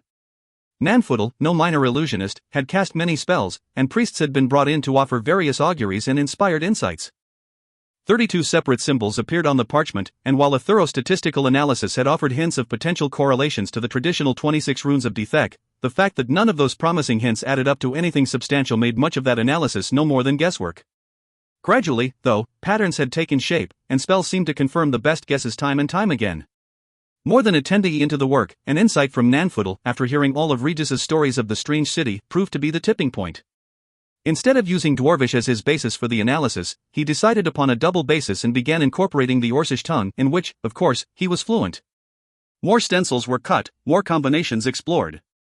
Early one morning, Nanfootle presented Regis with his completed conclusion for translation, a correlative identifying every symbol on the parchment, some that mirrored current Dwarvish or Orcish lettering. The halfling went to work over the transcribed, larger lettered parchment, diligently placing above each symbol the stencil Nanfootle believed correlative. Regis didn't pause at all to consider familiar patterns, but simply placed them all as fast as he could. Then he stepped back and stood up on the high bench Nanfootle had placed beside the work table. The gnome was already there, staring back incredulously, his mouth hanging open, and when he took his place beside Nanfootle, Regis understood. For the gnome's guesses had been correct, obviously, and the translation of the text was clear to see and to read. It wasn't unknown for orcs to steal and incorporate Dethek runes, of course, as was most evident with Hulgorkin. But there was something more than that, a willful blending of related but disparate languages in a balanced manner, one that indicated compromise and coordination between dwarf and orc linguists. The translation was laid bare for them to see. Digesting the words, however, proved more difficult. Bruenor won't like this, Regis remarked, and he glanced around as if expecting the Dwarf King to crash into the room in a tirade at any moment. It is what it is, Nanfootle replied. He will not like it, but he must accept it. Regis looked back at the translated paragraph and read again the words of the orc philosopher Duji. You place too much value in reason, the halfling muttered. Stepping back from anger. The questions continue to haunt me. Are we watching the birth of a civilization? Are the orcs, instead of wanting us dead, wishing to become more like us, with our ways, our hopes, our aspirations? Or was that wish always present in the hearts of the primitive and fierce race, only they saw not how to get to it? And if this is the case, if the orcs are redeemable, tameable, how then are we best to facilitate the rise of their more civilized culture? For that would be an act of great self-defense for Mithral Hall and all of the Silver Marches. Accepting the premise of a universal desire among rational beings, a commonality of wishes, I wonder, then, what might occur should one kingdom stand paramount, should one city-state somehow attain unquestioned superiority over all the rest? What responsibilities might such predominance entail? If Bruenor has his way, and the Silver Marches rise up and drive Obould's orcs from the land and back to their individual tribes, what will be our role, then, in our resulting, unquestioned dominance? Would the moral road be the extermination of the orcs, one tribe at a time? If my suspicions regarding Obould are correct, then that I cannot reconcile. Are the dwarves to become neighbors or oppressors? It is all premised on a caveat, of course, on a hunch, or is it a deep-rooted prayer in the renegade soul of Drizzt Do'Urden? I desperately want to be right about Obould, as much as my personal desires might urge me to kill him, because if I am, if there is in him a glint of rational and acceptable aspirations, then surely the world will benefit. These are the questions for kings and queens, the principal building blocks of the guiding philosophies for those who gain power over others. In the best of these kingdoms, and I name Bruenor's among that lot, the community moves constantly to better itself, the parts of the whole turn in harmony to the betterment of the whole. Freedom and community live side by side, a tandem of the self and the bigger tapestry. As those communities evolve and ally with other like-minded kingdoms, as roads and trade routes are secured and cultures exchanged, what of the diminishing few left behind? It is incumbent, I believe, for the powerful to bend and grasp the hand of the weak, to pull them up, to share in the prosperity, to contribute to the whole. For that is the essence of community. It is to be based on hope and inspiration and not on fear and oppression. But there remains the truth that if you help an orc to stand, he will likely stab your heart on the way to his feet. Ah, but it is too much, for in my heart I see the fall of Tarathiel and want to cut the vicious Orc King apart. It is too much because I know of Inavindal's fall. Oh, Inavindal, I pray you do not think less of me for my musing. I feel the sting of paradox, the pain of the irresolvable, the stark and painful imperfections of a world of which I secretly demand perfection. Yet for all the blemishes, I remain an optimist, that in the end the ideal will prevail. And this too I also know, and it is why my weapons sit comfortably in my hands. Only from a position of unquestioned strength can true change be facilitated. For it is not in the hands of a rival to effect change. It is not in the hands of the weaker to grant peace and hope to the stronger. I hold faith in the kingdom of common voices that Bruenor has created, that Illustrial has similarly created in Silvery Moon. I believe that this is the proper order of things, though perhaps with some refining yet to be found, for theirs are kingdoms of freedom and hope, where individual aspirations are encouraged and the common good is shared by all, in both benefit and responsibility. How different are these two places from the darkness of Menzoberranzan, where the power of house presided over the common good of the community, and the aspirations of the individual overwhelmed the liberty, even the life, of others. My belief in Mithral Hall as nearer the ideal brings with it a sense of Mithral Hall's responsibilities, however. It is not enough to field armies to thwart foes, to crush our enemies under the stamp of well-traveled dwarven boots. It is not enough to bring riches to Mithral Hall, to expand power and influence, if said power and influence is to the benefit only of the powerful and influential. To truly fulfill the responsibilities of predominance, Mithral Hall must not only shine brightly for Clan Battlehammer, but must serve as a beacon of hope for all of those who glimpse upon it. If we truly believe our way to be the best way, then we must hold faith that all others, perhaps even the orcs, will gravitate toward our perspectives and practices, that we will serve as the shining city on the hill, that we will influence and pacify through generosity and example instead of through the power of armies. For if it is the latter, if dominance is attained and then maintained through strength of arm alone, then it is no victory, and it cannot be a permanent ordering. Empires cannot survive, for they lack the humility and generosity necessary to facilitate true loyalty. The wont of the slave is to throw off his shackles. The greatest aspiration of the conquered is to beat back their oppressors. There are no exceptions to this. To the victors I warn without doubt that those you conquer will never accept your dominion. All desire to emulate your better way, even if the conquered agree with the premise, will be overwhelmed by grudge and humiliation and a sense of their own community. It is a universal truth, rooted in tribalism, perhaps, and in pride in the comfort of tradition and the sameness of one's peers. And in a perfect world, no society would aspire to dominance unless it was a dominance of ideals. We believe our way is the right way, and thus we must hold faith that others will gravitate similarly, that our way will become their way and that assimilation will sheath the swords of sorrow. It is not a short process, and it is one that will be played out in starts and stops, with treaties forged in treaties shattered by the ring of steel on steel. Deep inside, it is my hope that I will find the chance to slay King Obould Many-Arrows.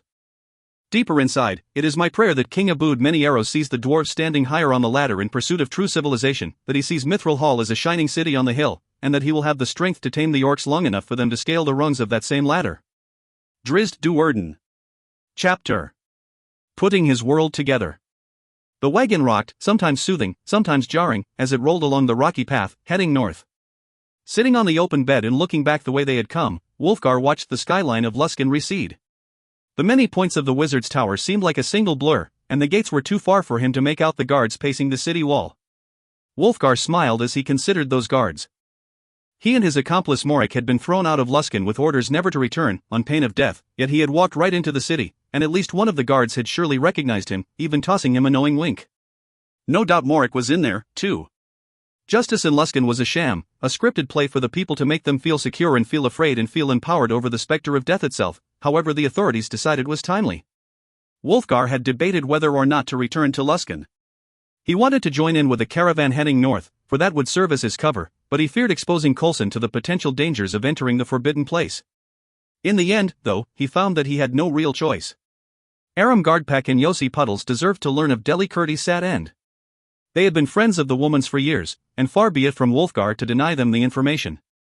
The tears shed by all three, Aram, Yossi, and Wulfgar, had felt right to the barbarian. There was so much more to Delikurdi than the easy, cliched idea that many in Luskan had of her, and that Wulfgar had initially bought into himself. There was an honesty and an honor beneath the crust that circumstance had caked over Deli. She'd been a good friend to all three, a good wife to Wulfgar, and a great mother to Coulson. Wulfgar tossed off a chuckle as he considered Yossi's initial reaction to the news, the small man practically launching himself at Wulfgar in a rage, blaming the barbarian for the loss of Deli. With little effort, Wulfgar had put him back in his seat, where he had melted into his folded arms, his shoulders bobbing with sobs, perhaps enhanced by too many drinks, but likely sincere, for Wulfgar had never doubted that Yossi had secretly loved Deli. The world rolled along, stamping its events into the books of history. What was, Wulfgar understood, and regrets were not to be long held, no longer than the lessons they imparted regarding future circumstance. He was not innocent of Yossi's accusations, though not to the extent the distraught man had taken them, surely. But what was. After one particularly sharp bounce of the wagon, Wulfgar draped his arm over Coulson's shoulder and glanced down at the girl, who was busying herself with some sticks Wulfgar had tied together to approximate a doll. She seemed content, or at least unbothered, which was the norm for her. Quiet and unassuming, asking for little and accepting less, Coulson just seemed to go along with whatever came her way. That road had not been fair so far in her young life, Wulfgar knew. She had lost Deli, by all measures her mother, and nearly as bad, Wulfgar realized, she had suffered the great misfortune of being saddled with him as her surrogate father.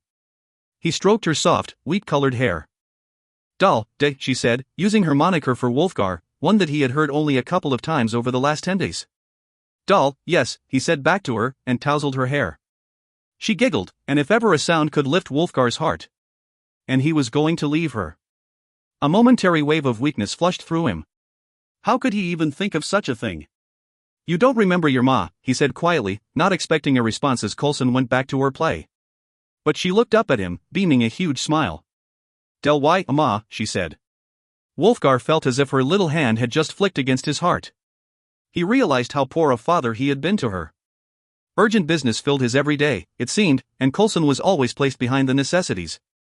She had been with him for many months, and yet he hardly knew her. They had traveled hundreds of miles to the east, and then back west, and only on that return trip had he truly spent time with Coulson, had he tried to listen to the child, to understand her needs, to hug her. He gave a helpless and self-deprecating chuckle and patted her head again. She looked up at him with that unending smile, and went immediately back to her doll. He hadn't done right by her, Wulfgar knew. As he had failed Deli as a husband, so he had failed Coulson as her father. Guardian would be a better term to describe his role in the child's life.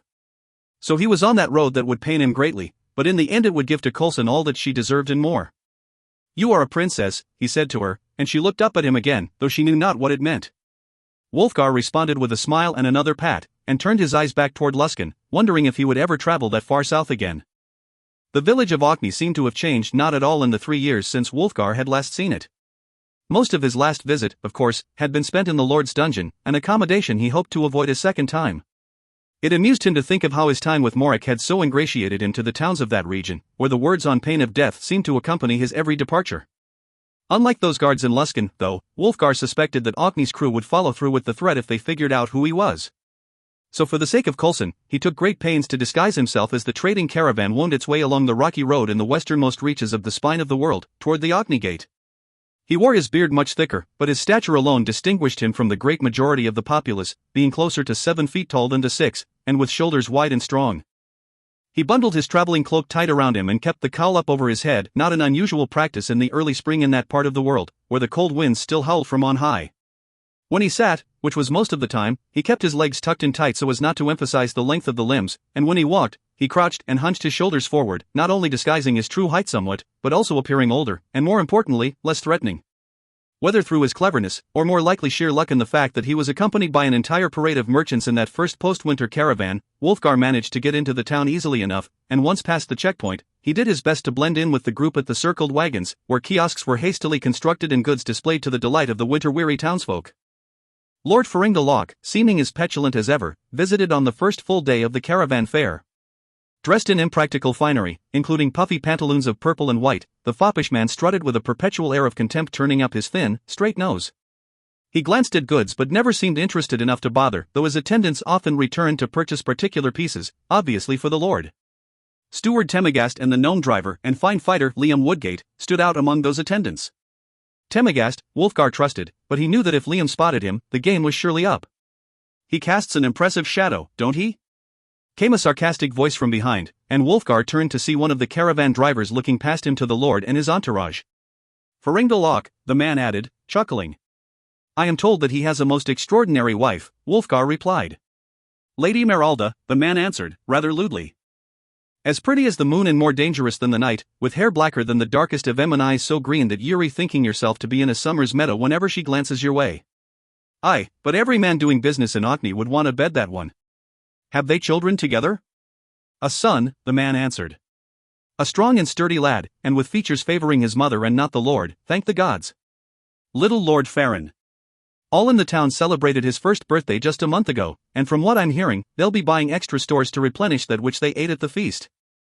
Finished off their winter stores, by some accounts, and there's more truth than lie to those, judging by the coins that ve been falling all the morning. Wulfgar glanced back at Ferengil and his entourage as they wound their way along the far side of the merchant caravan. And here we feared that the market'd be thinner with the glutton Lady Priscilla gone, but... That perked up Wulfgar's ears, and he turned fast on the man. Ferengil's sister, the man confirmed. Died? The man snorted and didn't seem the least bit bothered by that possibility, something that Wulfgar figured anyone who had ever had the misfortune of meeting Priscilla Auc would surely appreciate. She's in Luskan, been there for a year. She went back with the same caravan after our market here last year, the man explained. She never much cared for Lady Meralda, for 'twas said she'd had Ferengil's ear until he married that one. I'm not for knowing what happened, but that Priscilla's time in Castle Auc came to an end soon after the marriage, and when Meralda got fat with Ferengil's heir, she likely knew her influence here would shrink even more. So she went to Luskan, and there she's living, with enough coin to keep her to the end of her days, may they be mercifully short. Mercifully for all around her, you mean? That's the way they tell it, Wulfgar nodded and smiled, and that genuine grin came from more than the humor at Priscilla's expense. He looked back at Lord Ferengil and narrowed his crystalline blue eyes, thinking that one major obstacle, the disagreeable Lady Priscilla, had just been removed from his path. If Priscilla was at Castle Auc, as much as he'd be wanting to leave, Lord Ferengil wouldn't dare be out without his wife at his side. He wouldn't leave them two together. The man said. I would expect that Lady Meralda would wish to visit the caravan more than would the Lord, Wulfgar remarked. Ah, but not until her flowers bloom. Wulfgar looked at him curiously. She's put in beds of rare tulips, and they're soon to bloom, I'm guessing, the man explained. 'Twas so last year, she didn't come down to the market until our second tenday, not until the white petals were revealed. Put her in a fine, buying mood, and finer still, for by that time, we knew that Lady Priscilla would be journeying from Orkney with us. He began to laugh, but Wulfgar didn't follow the cue. He stared across the little stone bridge to the small island that housed Castle Auc, trying to remember the layout and where those gardens might be. He took note of a railing built atop the smaller of the castle's square keeps. Wulfgar glanced back at Ferengil, to see the man making his way out of the far end of the market, and with the threat removed, Wulfgar also set out, nodding appreciatively at the merchant, to find a better vantage point for scouting the castle. Not long after, he had his answer, spotting the form of a woman moving along the flat tower's roof, behind the railing. There were no threats to Orkney. The town had known peace for a long time. In that atmosphere, it was no surprise to Wulfgar to learn that the guards were typically less than alert. Even so, the big man had no idea how he might get across that little stone bridge unnoticed, and the waters roiling beneath the structure were simply too cold for him to try to swim, and besides, both the near bank and the island upon which the castle stood had sheer cliffs that rose too steeply from the pounding surf below. He lingered long by the bridge, seeking the answer to his dilemma, and he finally came to accept that he might have to simply wait for those flowers to bloom, so he could confront Lady Meralda in the market. That thought didn't sit well with him, for in that setting he would almost surely need to face Lord Ferengil and his entourage as well. It would be easier if he could speak with Meralda first, and alone. He leaned against the wall of a nearby tavern one afternoon, staring out at the bridge and taking note of the guards' maneuvers. They weren't very disciplined, but the bridge was so narrow that they didn't have to be. Wulfgar stood up straight as a coach rambled across the structure, heading out of the castle. Liam Woodgate wasn't driving. Steward Temagast was. Wulfgar stroked his beard and weighed his options, and purely on instinct, for he knew that if he considered his movements, he would lose heart, he gathered up Coulson and moved out to the road, to a spot where he could intercept the wagon out of sight of the guards at the bridge, and most of the townsfolk. Good trader, do move aside, Steward Temagast bade him, but in a kindly way. I've some paintings to sell and I wish to see the market before the light wanes. Dark comes early to a man of my age, you know. The old man's smile drifted to nothingness as Wulfgar pulled back the cowl of his cloak, revealing himself. Always full of surprises, Wulfgar is, Temagast said. You look well, Wulfgar offered, and he meant it. Temagast's white hair had thinned a bit, perhaps, but the last few years had not been rough on the man. Is that? Temagast asked, nodding to Coulson. Meralda's girl. Are you mad? Wulfgar merely shrugged and said, she should be with her mother.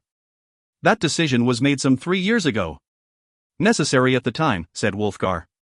Temagast sat back on his seat and conceded the point with a nod. Lady Priscilla is gone from here, I am told, said Wulfgar, and Temagast couldn't help but smile, a reassurance to Wulfgar that his measure of the steward was correct, that the man hated Priscilla. To the joy of Orkney, Temagast admitted. He set the reins on the seat, and with surprising nimbleness climbed down and approached Wulfgar, his hands out for Coulson. The girl shoved her hand in her mouth and whirled away, burying her face in Wulfgar's shoulder. Bashful, Temagast said. Coulson peeked out at him and he smiled all the wider. And she has her mother's eyes. She is a wonderful girl, and sure to become a beautiful woman, said Wulfgar. But she needs her mother. I cannot keep her with me. I am bound for a land that will not look favorably on a child, any child. Temagast stared at him for a long time, obviously unsure of what he should do. I share your concern, Wulfgar said to him. I never hurt Lady Meralda, and never wished to hurt her. My loyalty is to her husband, as well. And what a fool he would be to refuse this child. Temagast paused again. It is complicated. Because Meralda loved another before him, said Wulfgar. And Coulson is a reminder of that. Coulson, said Temagast, and the girl peeked out at him and smiled, and the steward's whole face lit up in response. A pretty name for a pretty girl. He grew more serious as he turned back to Wulfgar, though, and asked bluntly, what would you have me do? Get us to Meralda. Let me show her the beautiful child her daughter has become. She will not part with the girl again. And what of Lord Ferringle? Is he worthy of your loyalty and love? Temagast paused and considered that. And what of Wulfgar? Wulfgar shrugged as if it did not matter, and indeed, regarding his obligation to Coulson, it did not. If he desires to hang me, he will have to. Not that, Temagast interrupted, and looked at Coulson. Wulfgar's shoulders slumped and he heaved a deep sigh. I know what is right. I know what I must do, though it will surely break my heart. But it will be a temporary wound, I hope, for in the passing months and years, I will rest assured that I did right by Coulson, that I gave her the home and the chance she deserved, and that I could not provide. Coulson looked at Temagast and responded to his every gesture with a delighted smile. Are you certain? The steward asked. Wulfgar stood very straight. Temagast glanced back at Castle at the short keep where Lady Meralda kept her flowers. I will return this way before nightfall, he said. With an empty carriage. I can get you to her, perhaps, but I disavow myself of you from that point forward. My loyalty is not to Wulfgar, not even to Coulson. One day it will be, said Wulfgar. To Coulson, I mean. Temagast was too charmed by the girl to disagree. One hand patted the soft soil at the base of the stem, while the fingers of Meralda's other hand gently brushed the smooth petals. The tulips would bloom soon, she knew, perhaps even that very evening. Meralda sang to them softly, an ancient rhyme of sailors and explorers lost in the waves, as her first love had been taken by the sea. She didn't know all the words, but it hardly mattered, for she hummed to fill in the holes in the verses and it sounded no less beautiful. A slap on the stone broke her song, though, and the woman stood up suddenly and retreated a fast step when she noted the prongs of a ladder. Then a large hand clamped over the lip of the garden wall, not 10 feet from her. She brushed back her thick black hair, and her eyes widened as the intruder pulled his head up over the wall. Who are you? She demanded, retreating again, and ignoring his shushing plea. Guards! Meralda called, and turned to run as the intruder shifted. But as his other hand came up, she found herself frozen in place, rooted as if she was just another plant in her carefully cultivated garden.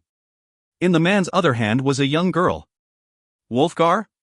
Meralda mouthed, but had not the breath to say aloud. He put the girl down inside, and Coulson turned shyly away from Meralda. Wulfgar grabbed the wall with both hands and hauled himself over. The girl went to his leg and wrapped one arm around it, the thumb of her other hand going into her mouth as she continued to shy away. Wulfgar? Meralda asked again.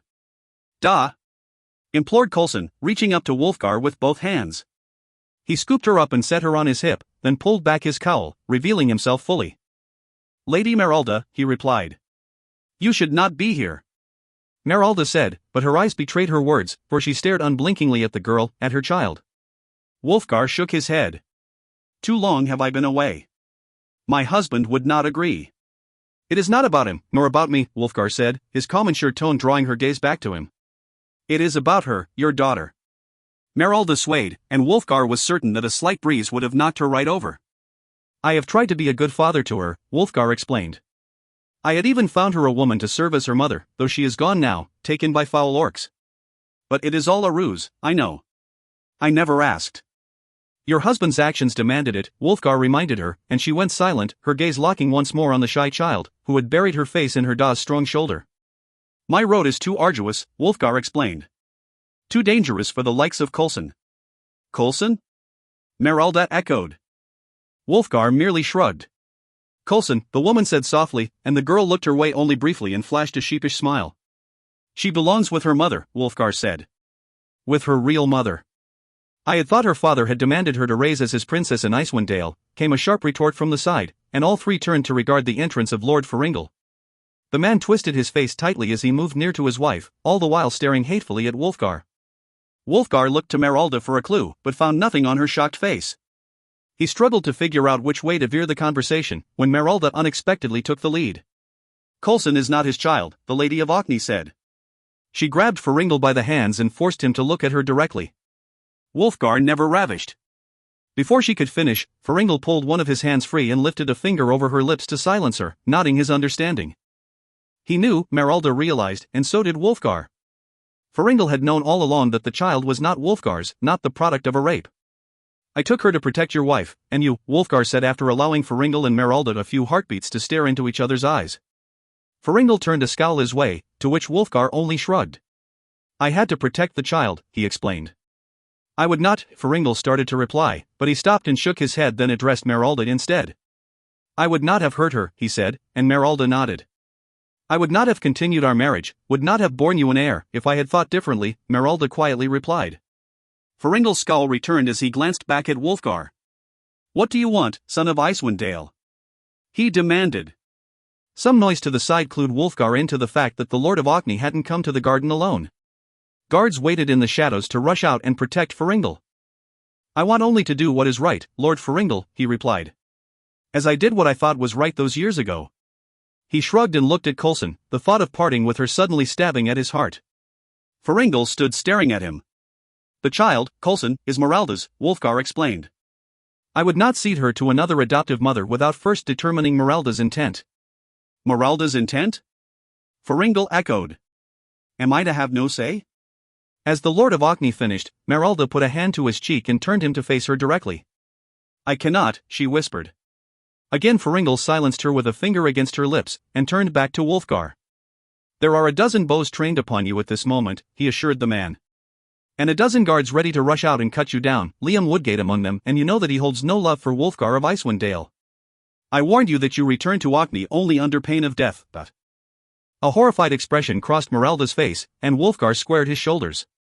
His instincts told him to counter the threat, to bring Aegisfang magically to his hand and explain to the pompous Faringal in no uncertain terms that in any ensuing fight, he, Faringal, would be the first to die. But Wulfgar held his tongue and checked his pride. Meralda's expression guided him, and Coulson, clutching his shoulder, demanded that he defuse the situation and not escalate a threat into action. "For the sake of the girl, I allow you to flee, straight away," Faringal said, and both Wulfgar and Meralda widened their eyes with shock. The Lord waved his hands dismissively at Wulfgar. "Be gone, foul fool. Over the wall and away. My patience wears thin, and when it is gone, the whole of Orkney will fall over you." Wulfgar stared at him for a moment, then looked at Coulson. "Leave the girl," Faringal demanded, lifting his voice for the sake of the distant onlookers. Wulfgar realized. "She is forfeit, a princess of Icewind Dale no more. I claim her for Orkney, by Lady Meralda's blood, and do so with the ransom of Wulfgar's promise that the tribes of Icewind Dale will never descend upon my domain." Wulfgar spent a moment digesting the words, shaking his head in disbelief all the while. When it all sorted out, he dipped a quick and respectful bow to the surprising Lord Faringal. "Your faith in your husband and your love for him were not misplaced," he said quietly to Meralda, and he wanted to laugh out loud and cry all at the same time, for never had he expected to see such growth in the foppish lord of that isolated town. But for all of Wulfgar's joy at the confirmation that he had been right to return there, the price of his, and Faringal's, generosity could not be denied. Wulfgar pulled Coulson out to arm's length, then brought her in and hugged her close, burying his face in her soft hair. "This is your mother," he whispered, knowing that the child wouldn't begin to understand. He was reminding himself, though, for he needed to do that. "Your ma will always love you. I will always love you." He hugged her even closer and kissed her on the cheek, then stood fast and offered a curt nod to Faringal. Before he could change his mind, before he surrendered to the tearing of his heart, Wulfgar thrust Coulson out at Meralda, who gathered her up. He hadn't even let go of the girl when she began to cry out, Da! Reaching back at him plaintively and pitifully. Wulfgar blinked away his tears, turned, and went over the wall, dropping the 15 feet and landing on the grass below in a run that didn't stop until he had long crossed through Orkney's front gates. A run that carried with every step the frantic cries of Da! "You did the right thing," he said to himself, but he hardly believed it. He glanced back at Castle Loch and felt as if he had just betrayed the one person in the world who had most trusted him and most needed him. Chapter: The Practical Morality. Certain that no orcs were about, for he could hear their revelry far over a distant hill, Tos and Armgo settled against a natural seat of stone. Or perhaps it wasn't natural, he mused, situated as it was in the middle of a small lea, roughly circular and sheltered by ancient evergreens. Perhaps some former occupant had constructed the granite throne, for though there were other such stones scattered around the area, the placement of those two, seat and back, was perhaps a bit too convenient. Whatever and however it had come to be, Tosun appreciated the chair and the view it afforded him. He was a creature of the nearly lightless Underdark, where no stars shone, where no ceiling was too far above, too vast and distant, otherworldly or extraplanar, even. The canopy that floated above him every night was far beyond his experience, reaching into places that he did not know he possessed. Tosun was a drow, and a drow male, and in that role his life remained solidly grounded in the needs of the here and now, in the day-to-day practicality of survival. As his goals were ever clear to him, based on simple necessity, so his limitations stayed crystalline clear as well, the boundaries of house walls and the cavern that was Menzoberranzan. For all of his life, the limits of Tosun's aspirations hung over him as solidly as the ceiling of Menzoberranzan's stone cavern. But those limitations were one of the reasons he had abandoned his house on their journey back to Menzoberranzan after the stunning defeat at the hands of Clan Battlehammer in Mithral Hall. Aside from the chaos that was surely to ensue following that catastrophe, when Matron Ivanel Benra herself had been cut down, Tosun understood that whatever the reshuffling that chaos resolved, his place was set. Perhaps he would have died in the house warfare as a noble, he made a fine trophy for enemy warriors, and since his mother thought little of him, he would have no doubt wound up on the front lines of any fight. But even had he survived, even had House Barristan del Armgo used the vulnerability of the suddenly matronless House Benra to ascend to the top rank in Menzoberranzan's hierarchy, Tosun's life would be as it had always been, as he could not dare hope it would be anything but. So he had seized the opportunity and had fled, not in search of any particular opportunity, not to follow any ambition or fleeting dream. Why had he fled, then, he wondered as he sat there under the stars. "You will be king," promised a voice in his head, startling Tosun from his contemplations. Without a word, with hardly a thought, the drow climbed out of the seat and took a few steps across the meadow. The snow had settled deep on that spot not long ago, but had melted, leaving spongy, muddy ground behind. A few steps from the throne, Tosun unstrapped his sword belt and lay it upon the ground, then went back to his spot and leaned back, letting his thoughts soar up among the curious points of light. Why did I flee? He asked himself quietly. What did I desire? He thought of Kaerlik, Dania, and Adnan, the drow trio he had joined up with after wandering aimlessly for 10 days. Life with them had been good. He had found excitement and had started a war, a proxy war, which was the best kind, after all. It had been heady and clever and great fun, right up until the beastly Oboud had bitten the throat out of Kaerlik Sunwet, sending Tosun on the run for his life. But even that excitement, even controlling the destiny of an army of orcs, a handful of human settlements, and a dwarven kingdom, had been nothing Tosun had ever desired or even considered, until circumstance had dangled it before him and his 3 co-conspirators. No, he realized in that moment of clarity, sitting under a canopy so foreign to his underdark sensibilities. No tangible desire had brought him from the ranks of House Barristan del Armgo. It was, instead, the desire to eliminate the boundaries, the need to dare to dream, whatever dream may come to him. Tosun and the other 3 drow, even Kaerlik, despite her subservience to Lady Lolth, had run to their freedom for no reason more than to escape from the rigid structure of drow culture. The irony of that had Tosun blinking repeatedly as he sat there. The rigid structure of drow culture, he said aloud, just to bask in the irony. For drow culture was premised on the tenets of Lady Lolth, the Spider Queen, the Demon Queen of Chaos. Controlled chaos, then, he decided with a sharp laugh. A laugh that was cut short as he noted movement in the trees.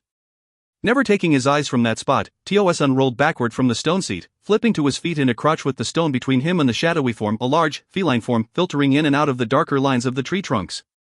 The drow eased his way to the edge of the stone nearest his discarded sword belt, preparing his dash. He held still, though, not wanting to alert the creature to his presence. But then he stood taller, blinking, for the great cat seemed to diminish, to dematerialize into a dark mist that filtered away to nothingness. For just a moment, Tosun wondered if his imagination was playing tricks on him in that strange environment, under a sky that he had still not grown accustomed to or comfortable with. When he realized the truth of the beast, when he recalled its origins, the drow leaped out from the stone, dived into a forward roll retrieving his belt as he went, and came up so perfectly that he had already buckled it in place before he stood once more. Drizzt's cat! His thoughts screamed. Pray that it is. Came the unexpected and unasked for answer from his intrusive sword. A glorious victory is at hand. Tosun winced at the thought. In Loltha's favor, he imparted to the sword, recalling Kaerlik's fears about Drizzt Duerden. The priestess had been terrified at the prospect of battling the rogue from Menzoberranzan, fearing, with solid reasoning, that the trouble Drizzt had brought upon the drow city was just the sort of chaos that pleased Lady Lolth. Add to that Drizzt's uncanny luck and almost supernatural proficiency with the blade, and the idea that he was secretly in the favor of Lolth seemed not so far-fetched. And Tioeson, for all of his irreverence, understood well that anyone who crossed Lolth's will could meet a most unpleasant end. All of those thoughts followed his intentional telepathic message to Khazad, and the sword went strangely quiet for the next few moments. Indeed, to Tioeson's sensibilities, everything seemed to go strangely quiet. He strained his eyes in the direction of the pines where he had last seen the feline shape, his hands ringing on the hilt of Khazad and his other, draw-made sword. Every passing moment drew him farther into the shadows. His eyes, his ears, his sense of smell, every instinct within him honed in on that spot where the cat had disappeared as he tried desperately to discern where it had gone. And so he nearly leaped out of his low, soft boots when a voice behind him, speaking in the drow language with perfect Menzoberranor inflection, said, "Guinevere was tired, so I sent her home to rest." Tioeson whirled, slashing the empty air with his blades as if he believed the demon Drizzt to be right behind him. The rogue drow was many steps away, though, standing easily, his scimitars sheathed, his forearms resting comfortably on their respective hilts. "A fine sword you carry, son of Barristan del Armgo," Drizzt said, nodding toward Khazad. "Not drow-made, but fine." Tioeson turned his hand over and regarded the sentient blade for a moment before turning back to Drizzt.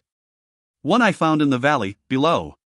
Below where I fought King Obould," Drizzt finished, and Tioeson nodded. "You have come for it?" Tioeson asked, and in his head, Khazad simmered and imparted thoughts of battle. Leap upon him and cut him down. I would drink the blood of Drizzt Do'Urden. Drizzt noted Tioeson's uncomfortable wince, and suspected that Khazad had been behind the grimace. Drizzt had carried the annoying sentient blade long enough to understand that its ego simply would not let it remain silent through any conversation. The way Tioeson had measured his cadence, as if he was listening to the sound of his own words coming back at him in an echo from a stone wall, revealed the continual intrusions of the ever-present Khazad. "I have come here to see this curiosity I find before me," Drizzt replied. "A son of Barristan del Armgo, living on the surface world, alone. Akin to yourself." "Hardly," Drizzt said with a chuckle. "I carry my surname out of habit alone, and toward no familiarity or relationship with the house of Matron Malice." "As I have abandoned my own house," Tioeson insisted, again in that stilted cadence. Drizzt wasn't about to argue with that much of his claim, for indeed it seemed plausible enough, though of course, the events that drove Tioeson from the ranks of his formidable house might be anything but exculpatory. "To trade service to a matron mother for service to a king," Drizzt remarked. "For both of us, it seems." Whatever Tioeson meant to reply, he bit it back and tilted his head to the side, searching the statement, no doubt. Drizzt didn't hide his wry and knowing grin. "I serve no king," Tioeson insisted, and with speed enough and force enough to prevent any interruptions from the intrusive blade. "Obould names himself a king." Tioeson shook his head, his face curling into a snarl. "Do you deny your part in the conspiracy that prompted Obould to come south?" Drizzt asked. "I have had this conversation with two of your dead companions, of course." "Or do you deny your partnering with the pair I killed? Recall that I saw you standing with the priestess when I came to battle Obould. Where was I, a houseless rogue, to turn?" Tioeson replied. "I happened upon the trio of which you speak in my wandering. Alone and without hope, they offered me sanctuary, and that I could not refuse. We did not raid your dwarf friends, nor any human settlements. You prompted Obould and brought disaster upon the land. Obould was coming with his thousands with no prompt from us, from my companions, for I had no part in that. So you would have to say. So I do say. I serve no Orc King. I would kill him if given the chance. So you would have to say. I watched him bite out the throat of Caerlich Unwet." Tioeson roared at him. "And I killed your other two friends," Drizzt was quick to reply. "By your reasoning, you would kill me if given the chance." That gave Tioeson pause, but only for a moment. "Not so," he said. But he winced again as Khazad emphatically shot, "Do not let him strike first." Into his thoughts. The sword continued its prompting, egging Tioeson to leap forward and dispatch Drizzt. As the drow continued, "There is no honor in Obould, no honor in the smelly orcs. They are Iblith. Again his comments were broken, his cadence uneven, and Drizzt knew that Khazad was imploring him. Drizzt took a slight step and shift to Tioeson's right, for in that hand he held Khazad. "You may be correct in your assessment," Drizzt replied. "But then, I found little honor in your two friends before I killed them." He half expected his words to prompt a charge, and shifted his hands appropriately nearer his hilts, but Tioeson stayed in place. He just stood there, trembling, waging an inner battle against the sword's murderous intent, Drizzt surmised. "The orcs have gone on the attack once again," Drizzt remarked, and his tone changed, and his thoughts went dark, as he reminded himself of the fate of Inavindal. "In the Moonwood and against the dwarves. They are old enemies." Tioson replied, as if the whole news was matter of fact and hardly unexpected. Spurred by instigators who revel in chaos, indeed, who worship a demon queen who thrives on a state of utter confusion. No, Tioson answered flatly. If you are referring to me. Are there other drow about? No, and no, said Tioson. You would have to say that. I fought beside the Moonwood Elves. Why would you not, in the service of chaos? I doubt that you care which side wins this war, as long as Tioson realizes his gain. The drow shook his head, unconvinced. And in the Moonwood, Drizzt continued, the orcs' attacks were cunning and coordinated, more so than one might expect from a band of the dim-witted goblinkin. As he finished, Drizzt's scimitars appeared in his hands as if they had simply materialized there, so fast and fluid was his motion. Again he sidled to his left, reminding himself that Tioson was a drow warrior, trained at Melee Magthir, likely under the legendary Utha-Gentle. House Barristan Delarmgo's warriors were known for their ferocity and straightforward attacks. Formidable, to be sure, Drizzt knew, and he could not forget for one instant that sword Tioson carried. Drizzt went to the right, trying to keep Tioson using only short strokes with Khazad-dû, a weapon powerful enough to perhaps sever one of Drizzt's enchanted blades if swung with enough weight behind the blow. There is a new general among them, an orc most cunning and devious, Tioson replied, his face twisting with every word arguing against the intrusions of Khazad-dû. Drizzt clearly recognized. That obvious truth of Tioson's inner struggle had Drizzt somewhat hesitant, for why would this drow, if everything Drizzt presumed was true, be arguing against the murderous sword? Before his thoughts could even go down that road, however, Drizzt thought again of Inavindal, and his face grew very dark. He turned his blades over and back again, anxious to exact revenge for his lost friend. More cunning than a warrior trained in Melee Magthir? He asked. More devious than one raised in Menzoberranzan? More hateful of elves than a drow? Tioson shook his head through all of the questions. I was with the elves, he argued. And you deceived them and ran with knowledge of their tactics.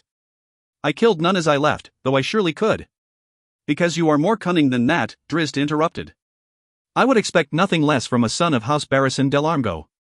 You knew that if you struck and murdered some in your escape, the elves of the Moonwood would have understood the depths of your depravity and would have known that an attack was soon to befall them. I did not, Tioson said, shaking his head helplessly. None of, he stopped and grimaced as Khazad-dû assaulted his thoughts. He will take from you his friend's sword. Without me, your lies will not withstand the interrogations of the elf clerics. They would know your heart. Tioson found it hard to breathe. He was trapped in a way he never wanted, facing a foe he believed he could not defeat. He couldn't run away from Drizzt as he had Obould. Kill him. Khazad-dû demanded. With me in your grasp, Drizzt Do'Urden will fall. Take his head to Obould. No. Tioson shot back audibly, and Drizzt smiled in understanding, instinctively recoiling from the Orc King, an emotion that Khazad-dû surely understood. Then take his head to Menzoberranzan, the sword offered, and again Tioson's reasoning argued, for he hadn't the strength to return to the Drow city alone along the unmerciful corridors of the Underdark. But again the sword had the answers waiting. Promised Nark the friendship of Menzoberranzan. He will give you warriors to accompany you to the city, where you will betray them and assume your place as a hero of Menzoberranzan. Tioson tightened his grip on both his swords and thought of Kaerlik's warning regarding Drizzt.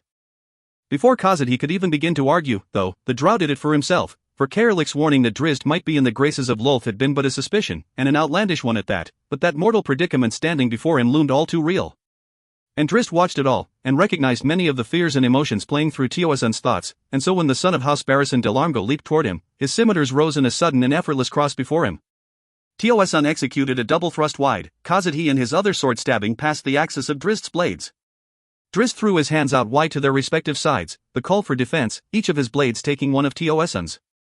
Advantage taken, Drizzt went for the greater stance offered by his curved blades.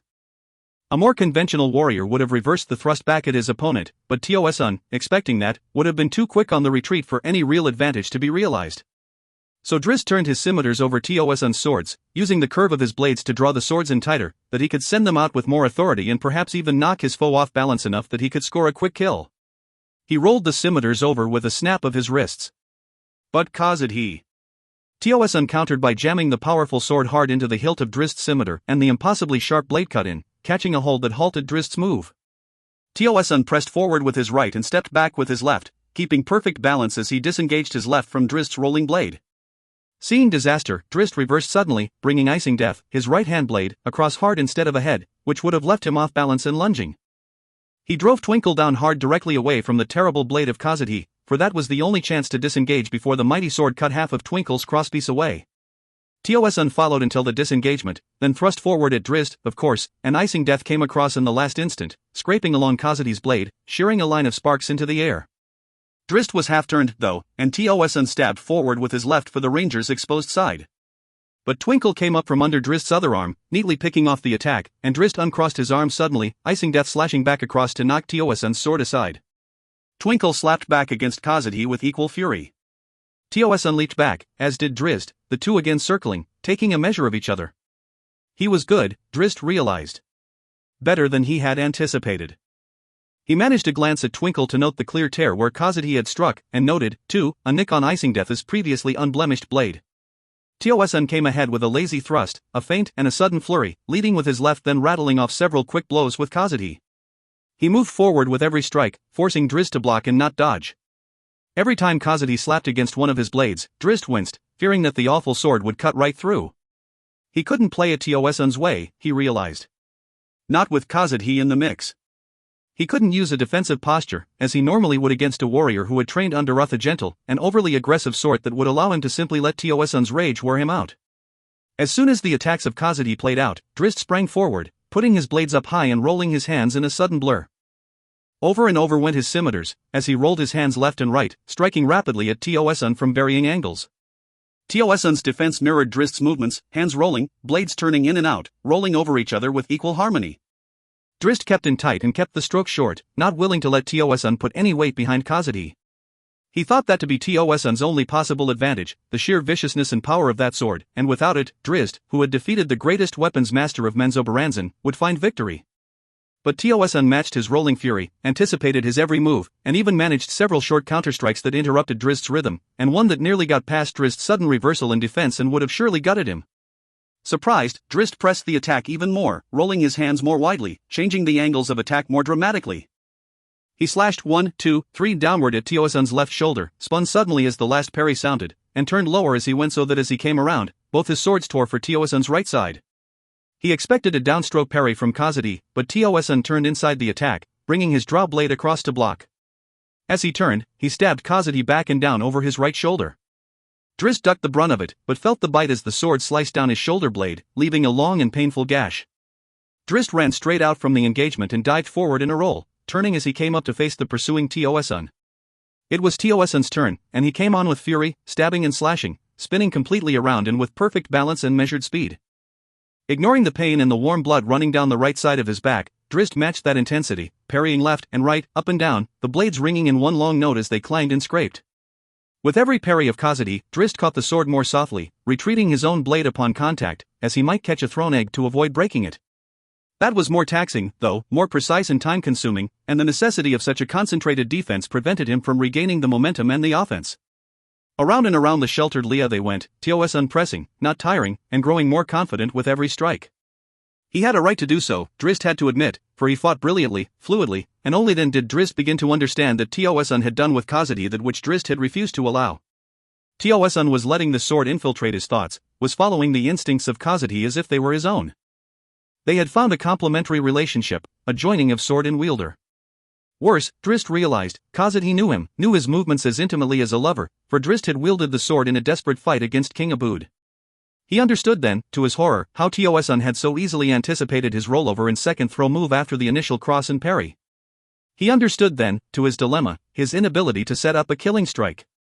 Khazadi knew him, and though the sword couldn't read his thoughts, it had taken a good measure of the fighting techniques of Drizzt Do'Urden. Just as damaging, since Tioson had apparently given over to Khazadi's every intrusion, the sword and the trained draw warrior had found a symbiosis, a joining of knowledge and instinct, of skill and understanding. For a fleeting moment, Drizzt wished that he had not dismissed Guenhwyvar, as tired as she had been after finally leading him to Tioson Armgo. A fleeting moment indeed, for Tioson and Khazadi came on again, hungrily, the drow stabbing high and low simultaneously, then spinning his blades over and across, and back again with a pair of backhand slashes. Drizzt backed as Tioson pursued. He parried about half the strikes, mostly those of the less dangerous drow blade, and dodged the other half cleanly. He offered no counters, allowing Tioson to press, as he tried to find the answers to the riddle of the drow warrior and his mighty sword. Back he stepped, parrying a slash. Back he stepped again, and he knew that he was running out of room, that the stone throne was near. He began to parry more and retreat less, his steps slowing and becoming more measured, until he felt at last the thick granite of the throne behind his trailing heel. Apparently sensing that Drizzt had run out of room, Tioson came forward more aggressively, executing a double thrust low. Surprised by the maneuver, Drizzt launched a double cross down, the appropriate parry, where he crossed his scimitars down over the two thrusting swords. Drizzt had long ago solved the riddle of that maneuver. Before, the defender could hope for no advantage beyond a draw. Tioson would know that, he realized in the instant it took him to begin the second part of his counter, kicking his foot through the upper cross of his downheld blades, and so when Tioson reacted, Drizzt already had his improvisation ready. He kicked for Tioson's face, so it appeared. Tioson leaned back and drove his sword straight up, his intent to knock the kicking Drizzt, already in an awkward maneuver, off his balance. But Drizzt shortened his kick, which could have no more than glanced Tioson's face anyway, and changed the angle of his momentum upward, then used Tioson's push from below to bolster that directional change. Drizzt leaped right up and tucked in a tight turn that spun him head over heels to land lightly atop the seat of the stone throne, and it was Tioson who overbalanced as the counterweight disappeared in a backflip, the drow staggering back a step. Typical of an armgo, Tioson growled and came right back in, slashing across, which Drizzt hopped easily. Up above, Drizzt had the advantage, but Tioson tried to use sheer aggressiveness to dislodge him from the seat, slashing and stabbing with abandon. One swipe cut across short of Drizzt, who threw back his hips, and sent Khazad hard into the back of the stone throne. With a crack and a spark, the sword slashed through, leaving a gouge in the granite. "I will not let you win, and I will not let you flee," Drizzt cried in that moment, when the stone, though it hadn't stopped the sword, surely broke Tioson's rhythm. Drizzt went on the offensive, hacking down at Tioson with powerful and straightforward strokes, using his advantageous angle to put his weight behind every blow.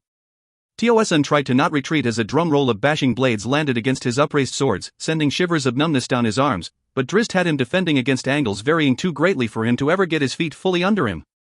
Soon he had no choice but to fall back, stumbling, and Drizzt was there, leaping from the seat and coming down with a heavy double chop of his blades that nearly took Tioson's swords from his hands. "I will not let you win," Drizzt cried again, throwing out the words in a release of all his inner strength as he backhanded across with icing death, smashing Tioson's drawmade sword out to the side. And that was the moment when Drizzt could have ended it, for Twinkle's thrust, turn, and outroll had Khazad too far to the side to stop the second movement of icing death, a turn and stab that would have plunged the blade deep into Tioson's chest. Drizzt didn't want the kill, for all the rage inside him for Inavindal. He played his trump. "I will again wield the magnificent Khazad," he cried, disengaging instead of pressing his advantage. He went back just a couple of steps, and only for a few heartbeats, long enough to see a sudden wave of confusion cross Tioson's face. "Give me the sword," Drizzt demanded. Tioson cringed, and Drizzt understood. For he had just given Khazad what it had long desired, had just spoken the words Khazad could not ignore. Khazad's loyalty was to Khazad alone, and Khazad wanted, above all else, to be wielded by Drizzt Do'Urden. Tioson stumbled, hardly able to bring his blades up in defense as Drizzt charged in. In came Twinkle, in came icing death, but not the blades. The hilt smashed Tioson's face, one after another. Both Tioson's swords went flying, and he went with them, back into the ground. He recovered quickly, but not quickly enough. Drizzt's boot slammed down upon his chest and icing death came to rest against his neck, its diamond edge promising him a quick death if he struggled. "You have so much to answer for," Drizzt said to him. Tioson fell back and gave a great exhale, his whole body relaxing with utter resignation, for he could not deny that he was truly doomed. Chapter Black and White. Nanfudel lifted one foot and drew little circles on the floor with his toes. Standing with his hands clasped behind his back, the gnome presented an image of uncertainty and trepidation. Bruenor and Raelian, who had been sitting discussing their next moves when Nanfudel and Regis had entered the dwarf's private quarters, looked at each other with confusion. "Well, if he can't get it translated, then so be it," Bruenor said, guessing at the source of the gnome's consternation. "But ye're to keep working on it, don't ye doubt." Nanfudel looked up, glanced at Regis, then bolstered by Regis's nod, turned back to the dwarf king and squared his shoulders. "It is an ancient language, based on the dwarvish tongue," he explained. "It has roots in Hulgorcan, perhaps, and Dethek runes for certain." "Thought I'd recognized a couple o' the scribbles," Bruenor replied. "Though it is more akin to the proper Orcish," Nanfudel explained, and Bruenor gasped. "Dwarcish?" Regis remarked with a grin, but he was the only one who found any humor in it. "You're telling me that the derned orcs took part of me Delzoun ancestors' words?" Bruenor asked. Nanfudel shook his head. "How this language came about is a mystery whose answer is beyond the parchments you brought to me. From what I can tell of the proportion of linguistic influence, you've juxtaposed the source and add. What in the nine hells are ye babbling about?" Bruenor asked, his voice beginning to take on an impatient undercurrent. Seems more like Old Dwarvish with added pieces from Old Orcish, Regis explained, drawing Bruenor's scowl his way and taking it off of Nanfootle, who seemed to be withering before the unhappy Dwarf King with still the most important news forthcoming. Well, they needed to talk to the dogs to tell them what's what, said Bruenor, but both Regis and Nanfootle shook their heads with every word. It was deeper than that, Regis said, stepping out beside the gnome. The dwarves didn't borrow orc phrases, they integrated the language into their own. Something that would have taken years, even decades, to come into being, said Nanfootle.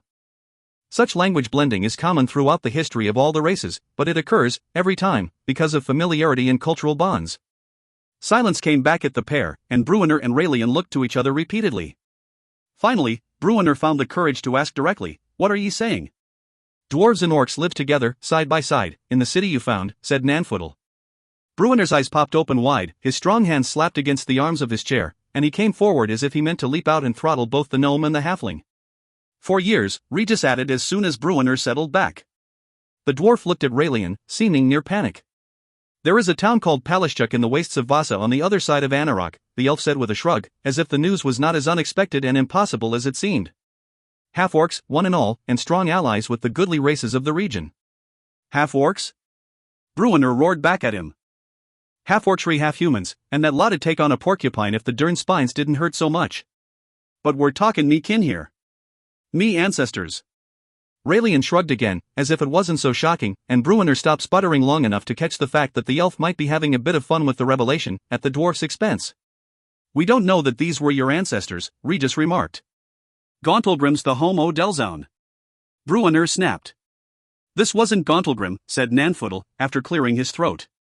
"It wasn't," he reiterated when Bruenor's scowl fell over him fully. "What was it, then?" "A town called Baffenberg," said Nanfootle. "Never heard of it." "Nor had I," the gnome replied. "It probably dates from around the time of Gauntlgrim, but it was surely not the city described in your histories. Not nearly that size, or with that kind of influence.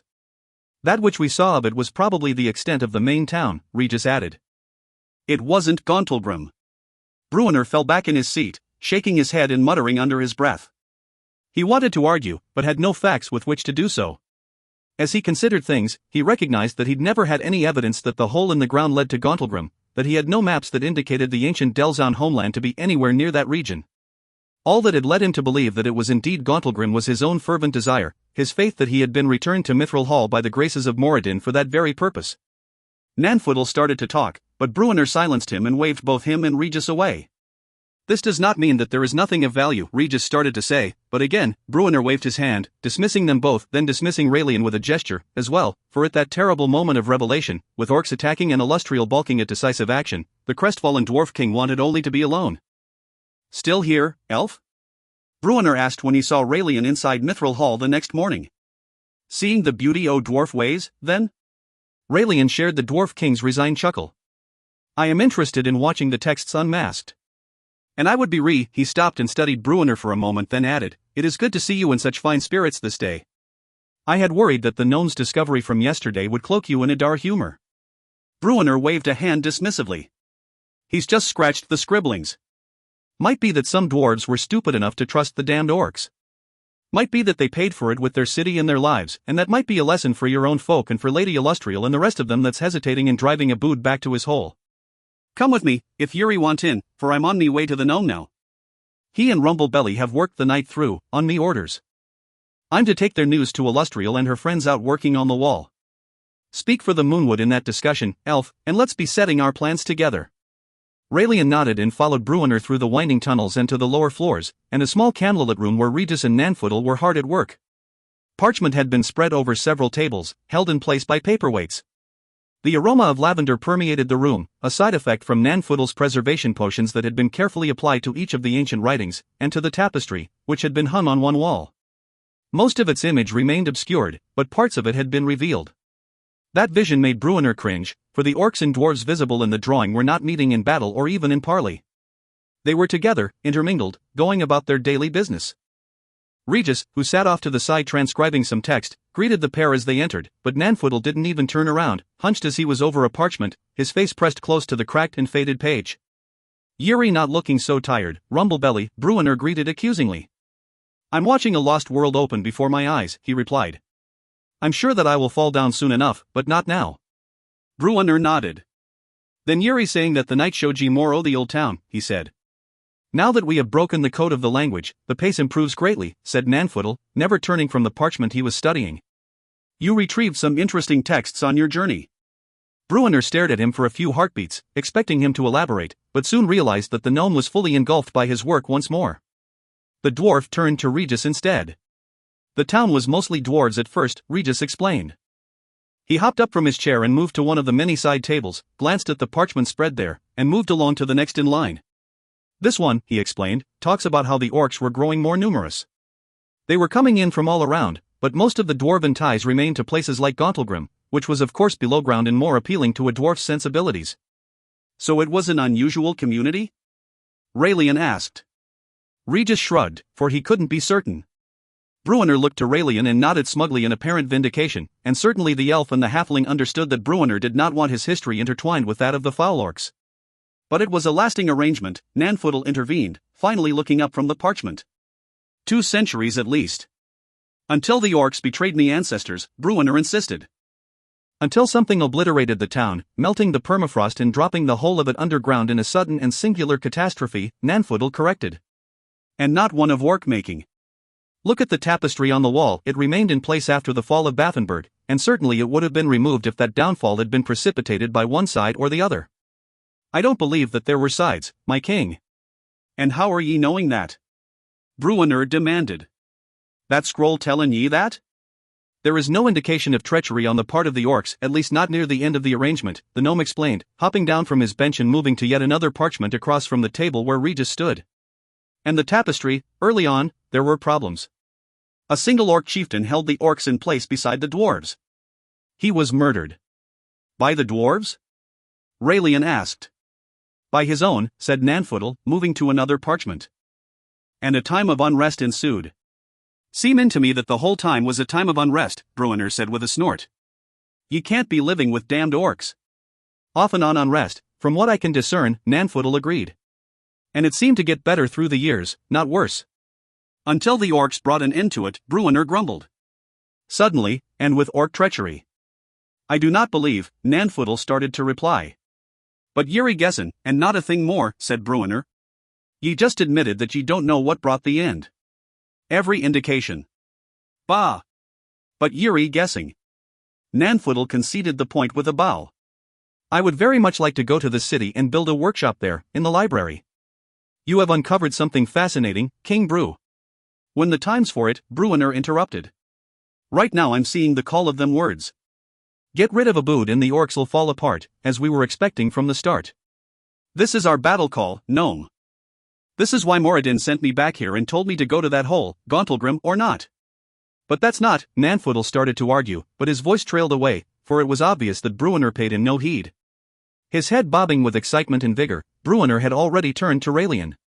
He swatted the elf on the shoulder and swept Raelian up in his wake as he quick-stepped from the room, pausing only to berate Nanfootle, and I'm still thinking it's Gauntlgrim. Nanfootle looked helplessly at Regis. The possibilities, the gnome remarked. We've all our own way of looking at the world, it would seem, Regis answered with a shrug that seemed almost embarrassed for Bruenor. Is this find not an example? Of what? Asked Regis. We do not even know how it ended, or why it ended. Drizzt has whispered of the inevitability of Obould's kingdom, Nanfootle reminded him. And Bruenor is determined that it will not be. The last time I looked, Bruenor, and not Drizzt, commanded the army of Mithral Hall and the respect of the surrounding kingdoms. A terrible war is about to befall us, said the gnome. One begun by King Obould Many-Arrows, the halfling replied. Nanfootle sighed and looked at the many parchment sheets spread around the room. It took all his willpower to resist the urge to rush from table to table and crumble them to dust. His name was Grguch, Regis explained to Bruenor, presenting more of the deciphered text to the dwarf king. An orc? An orc philosopher and wizard, the halfling replied. We think the statues we saw in the library were of him, and maybe his disciples. So he's the one who brought the orcs into the dwarf city? We think. The two of ye do a lot o' thinking for so little answering, Bruenor growled. We have only a few old texts, Regis replied. It's all a riddle, still. Guesses. Speculation, said Regis. But we know that the orcs lived there with the dwarves, and that Grguch was one of the leaders of the community.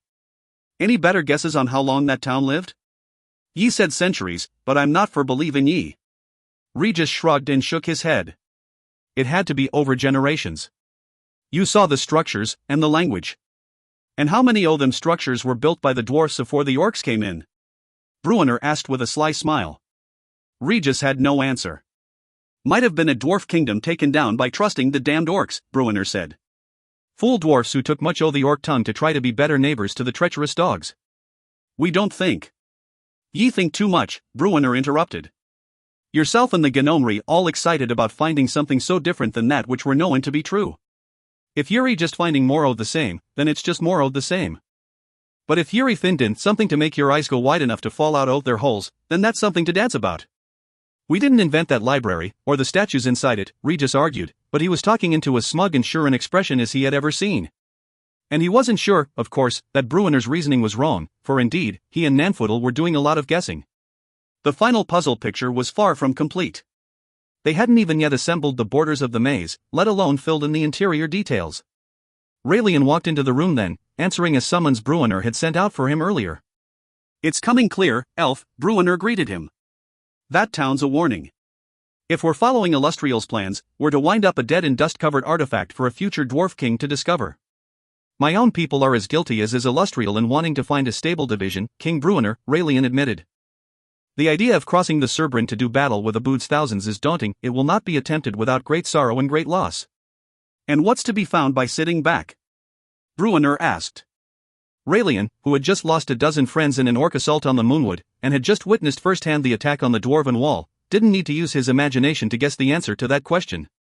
We can't be fighting them straight up, Bruenor reasoned. That's the way o' doom. Too many o' the stinking things. He paused and grinned, nodding his hairy head. Unless they're attacking us, and in bits and pieces. Like the group that went into the Moonwood and the one that come over me wall. If we were ready for them, then there'd be a lot o' dead orcs. Raelian gave a slight bow in agreement. So Drizzt was right, said Bruenor. It's all about the one on top. He tried to get rid of Oboud, and almost did. That'd been the answer, and still is. If we can just get rid o' the derned Oboud, we'll be tearing it all down. A difficult task, said Raelian. It's why Moradin gave me back to me boys, said Bruenor. We're going to kill him, elf. We're? Asked Raelian. Are you to spearhead an army to strike into the heart of Oboud's kingdom? Nah, that's just what the dogs want in. We'll do it the way Drizzt tried it. A small group, better en, he paused and a cloud passed over his face. Me girl won't be going, Bruenor explained. Too hurt. And Wolfgar has left for the west, said Raelian, catching on to the source of Bruenor's growing despair. They'd be help in, don't ye doubt. I do not doubt at all, Raelian assured him. Who, then? Myself and yourself, if you're up for the fight. The elf gave a half bow, seeming to agree but not fully committing, and Bruenor knew he'd have to be satisfied with that. The dwarf looked over to Regis, who nodded with increased determination, his face as grim as his cherubic features would allow. And Rumblebelly there, the dwarf said. Regis took a step back, shifting uncomfortably as Raelian cast a doubtful look his way. He's knowing how to find his place, Bruenor assured the elf. And he's knowing me fightin' ways, and them o' Drizzt. We will collect Drizzt on our road? Can ye think o' anyone ye'd want beside ye more than the drow? Indeed, no, unless it was Lady Illustrial herself. Bah! Bruenor snorted. Ye won't be getting that one to agree. Myself and a few o' me boys, yourself and Drizzt, and Rumblebelly. To kill Oboud. Crush his thick skull, said Bruenor. Me and some o' me best boys. We'll be cuttin' a quiet way, right to the head o' th ugly beast, and then let it fall where it may. He is formidable, Raelian warned.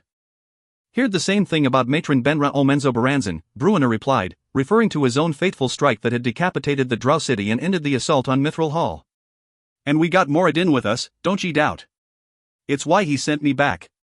Raelian's posture and expression didn't show him to be completely convinced by any of it, but he nodded his agreement just the same. Ye help me find me drow friend, Bruenor said to him, seeing that unspoken doubt. Then ye make your mind up.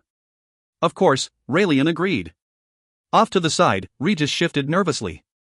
He wasn't afraid of adventuring beside Bruenor and Drizzt, even if it would be behind orc lines. But he did fear that Bruenor was reading it all wrong, and that their mission would turn out badly, for them perhaps, and for the world.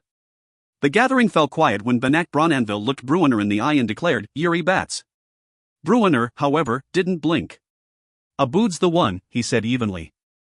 "Not doubtin' that," replied the irrepressible Banach, who seemed to tower over Bruenor at that moment despite the fact that he was confined to a sitting position because of his injury in the Orc War. "So send Puent and your boys to go and get him, like Yuri wantin' not. It's me own job. Only because Yuri a thick-headed battlehammer." A few gasps filtered about the room at that proclamation, but they were diffused by a couple of chortles, most notably from the priest Cordio. Bruenor turned on Cordio with a scowl, but it fast melted against the reality of Banach's words. Truer words regarding the density of Bruenor's skull, Cordio and Bruenor knew, had never been spoken. "Was myself that went to Gauntlgrim," Bruenor said. He snapped his head to Regis's direction, as if expecting the halfling to argue that it wasn't Gauntlgrim. Regis, though, wisely stayed silent. "Was myself that anchored the retreat from Keeper's Dale. Was myself that battled Oboud's first attack in the north." He was gaining speed and momentum, not to bang drums for myself, as the dwarven saying went, but to justify his decision that he would personally lead the mission. "Was myself that went to Kalimport to bring back Rumblebelly. Was myself that cut the damned Benray in half. I drunk enough toasts to ye to appreciate the effort," said Banach. "And now I'm seeing one more task afore me. The King o' Mithral Hall's plannin' to march off behind an orc army and kill the Orc King," Banach remarked. "And if Yuri caught on the way? Won't your kin here be in fine straits then in trying to bargain with Oboud? If Yuri thinkin' I'm to be caught livin', then Yuri not knowing what it is to be a battlehammer," Bruenor retorted. "Besides, ain't no different than if Drizzt got himself caught already, or any o' the rest of us. Yuri not for changing your ways with orcs for myself any more than ye would for any of our boys." Banach started to respond, but really had no answer for that.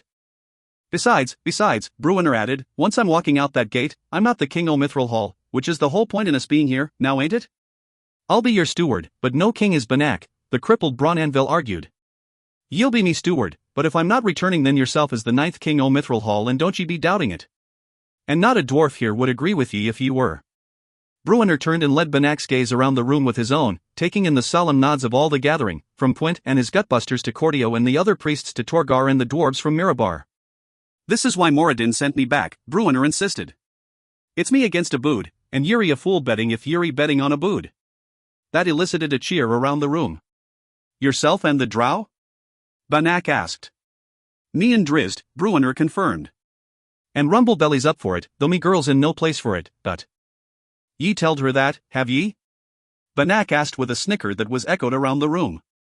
"Bah, but she can't be running, if running were needing, and she'd not ever put her friends in a spot o' staying behind to protect her," said Bruenor. "Then ye ain't telled her," said Banach, and again came the snorts. "Bah!" Bruenor said, throwing up his hands. "So yourself, Drizzt, and Regis," said Banach. "And Fibbledorf Puent?" "Try to stop me," Puent replied, and the Gutbuster Brigade cheered. "And Puent," said Bruenor, and the Gutbusters cheered again. Nothing seemed to excite that group quite so much as the prospect of one of their own walking off on an apparent suicide mission. "Begging your pardon, King Bruenor," Torgar Hammerstriker said from the other side of the room. "But me thinking is that the Mirabar boys should be represented on your team, and me thinkings that myself and Shingles here," he reached to the side and pulled forward the scarred old warrior, Shingles McRuff, "be just the two to do Mirabar proud." As he finished, the other 5 Mirabaran dwarves in the room exploded into cheers for their mighty leader and the legendary Shingles. "Make it 7, then," Cordio Muffinhead added. "For ye can't be going on a march for Moradin without a priest o' Moradin, and I'm that priest." 8, then, Bruenor corrected, "for I'm thinking that Raelian o' the Moonwood won't be leaving us after we find Drizzt." 8 for the road and 8 for Oboud. Came the cheer, and it grew louder as it was repeated a second then a third time. Then it ended abruptly, as a scowling Cadibri came in through the door, staring hard at Bruenor with a look that had even the doubting Banach Bronanville looking at the Dwarf King with sympathy. "Go and do what needs doin'," Bruenor instructed them all, his voice suddenly shaky, and as the others scattered through every door in the room, Cadibri limped toward her father. "So you're going for Oboud's head, and you're to lead it?" she asked. Bruenor nodded. "It's me destiny, girl. It's why Moradin put me back here. Regis brought you back, with his pendant. Moradin let me go from his hall," Bruenor insisted. "And it was for a reason." Cadibri stared at him long and hard. "So now you're to go out, and to take my friend Regis with you, and to take my husband with you." "But I'm not welcome?" "Ye can't run," Bruenor argued. "Ye can hardly walk more than a few dozen yards. If we're turning from orcs, then are we to wait for yourself?" There'll be less turning from orcs if I'm there. Not for doubtin' that, said Bruenor. But ye know ye can't do it. Not now. Then wait for me. Bruenor shook his head. Catti-brie's lips grew tight and she blinked her blue eyes as if fighting back tears of frustration. I could lose all of you, she whispered. Bruenor caught on then that part of her difficulty at least had to do with Wulfgar. He'll come back, the dwarf said. He'll walk the road that's needin' walking, but don't ye doubt that Wulfgar'll be coming back to us. Catti-brie winced at the mention of his name, and her expression showed her to be far less convinced of that than was her father. But will you? She asked. Bah! Bruenor snorted, throwing up a hand as if the question was ridiculous. And will Regis come back? And Drizzt? Drizzt is out there already, Bruenor argued. Are ye doubtin' him? No. Then why re ye doubting me? Asked Bruenor. I'm out for doing the same thing Drizzt set out to do afore the winter. And he went out alone. I won't be out there alone, girl, and you'd be smarter if you was worrying about the damned orcs, but... Catti-brie continued to look at him, and had no answer. Bruenor opened wide his arms, inviting her to a hug that she could not resist. Ye won't be alone, girl. Ye won't ever be alone, he whispered into her ear. He understood fully her frustration, for would his own have been any less if he was to be left out of such a mission, when all of his friends were to go? Catti-brie pulled back from him far enough to look him in the eye and ask, Are you sure of this? Obould's got to die, and I'm the dwarf to kill him, said Bruenor. Drizzt tried, and failed. Well, Drizzt'll try again, but this time he's got friends trying with him. When we come back to ye, the orc lines'll be breaking apart. Ye'll find plenty o' fighting then, to be sure, and most of it outside our own doors. But the orcs'll be scattered and easy to kill. Take me bet now, girl, that I'll kill more than yourself. You're going out now, and getting a head start, Catti-brie answered, her face brightening a bit. Bah, but I won't count the ones I'm killing on the road, said Bruenor. When I get back here and the orcs come on, as they're sure in to do when Oboud's no more, then I'll be killing more orcs than Catti-brie's to fell. Catti-brie wore a sly grin. I'll have me bow back from Drizzt then, she said, assuming a dwarvish accent as she threw out the warning. Every arrow's taking one down. Some'll take down two, or might even be three. And every swipe o' me axe is cutting three in half, Bruenor countered. And I'm not for tiring when there are orcs to cut. The two stared at each other without blinking as each extended a hand to shake on the bet. The loser represents Mithral Hall at the next ceremony in Nezem, Catti-brie said, and Bruenor feigned a grimace, as though he hadn't expected the stakes to be quite so high. Ye'll enjoy the journey, the dwarf said. He smiled and tried to pull back, but Catti-brie held his hand firmly and stared him in the eye, her expression solemn. Just get back to me, alive, and with Drizzt, Regis, and the others alive, she said. Plannin' on it, said Bruenor, though he didn't believe it any more than did Catti-brie. And with Oboud's ugly head. Catti-brie agreed. With Oboud's head. Chapter. Taking care in what they wished for. Clan Wolfjaw lined both sides of the trail, their formidable array of warriors stretching out for hundreds of feet, beyond the bend and out of Chieftain Grguch's line of sight. None moved to block the progress of Clan Carrick, or to threaten the hulking orcs in any way, and Grguch recognized the pair who did step out in the middle of the trail. Greetings again, Dnark, Grguch said. You have heard of our assault on the ugly dwarves? All the tribes of Many-Arrows have heard of the glory of Grguch's march, Nark answered, and Grguch smiled, as did Tugwik-Tuk, who stood to the side and just behind the ferocious chieftain. You march west, remarked Dnark, glancing back over his shoulder. To the invitation of King Obould? Grguch spent a few moments looking over Dnark and his associate, the shaman Unthal. Then the huge orc warrior glanced back at Tugwik-Tuk and beyond him, motioning to a trio of soldiers, two obviously of Clan Carrick, with wide shoulders and bulging muscles, and a third that Dnark and Unthal had parted company with just a few days earlier. Oboud has sent an emissary, requesting parley, Grguch explained. Behind him, Ochil saluted the pair and bowed repeatedly. We were there among King Oboud's entourage when Ochil was sent forth, Dnark replied. Know you, though, that he was not the only emissary sent out that day. He finished and met Grguch's hard stare for a few heartbeats, then motioned behind to the Wolfjaw ranks. Several warriors stepped out, dragging a beaten and battered orc. They took him around Dnark, and on his signal closed half the distance to Grguch before dropping their living cargo unceremoniously onto the dirt. Priest Knuckles groaned as he hit the ground, and squirmed a bit, but Unthal and Dnark had done their work extremely well and there was no chance of him getting up from the ground. An emissary sent to you? Grguch asked. But you said that you were with Oboud. No, Tugwik-Tuk explained, reading correctly the smug expressions worn by his co-conspirators. He stepped forward, daring to pass Grguch as he moved toward the battered priest. No, this is Knuckles, he explained, looking back at Grguch. Grguch shrugged, for the name meant nothing to him. King Obould's advisor, Grguch explained. He would not be sent to deliver a message to Chieftain Gnark. No, not even to Chieftain Grguch. What? Grguch demanded, and though his tone was calm and even, there remained behind it a hint of warning to Grguch to tread lightly, where he seemed on the verge of insult. This emissary was for no orc, Grguch explained. He looked to Gnark and Umthal. Nor was he heading north, to Gertie Orlsdottir, was he? South, Gnark answered. Southeast, precisely, added Umthal.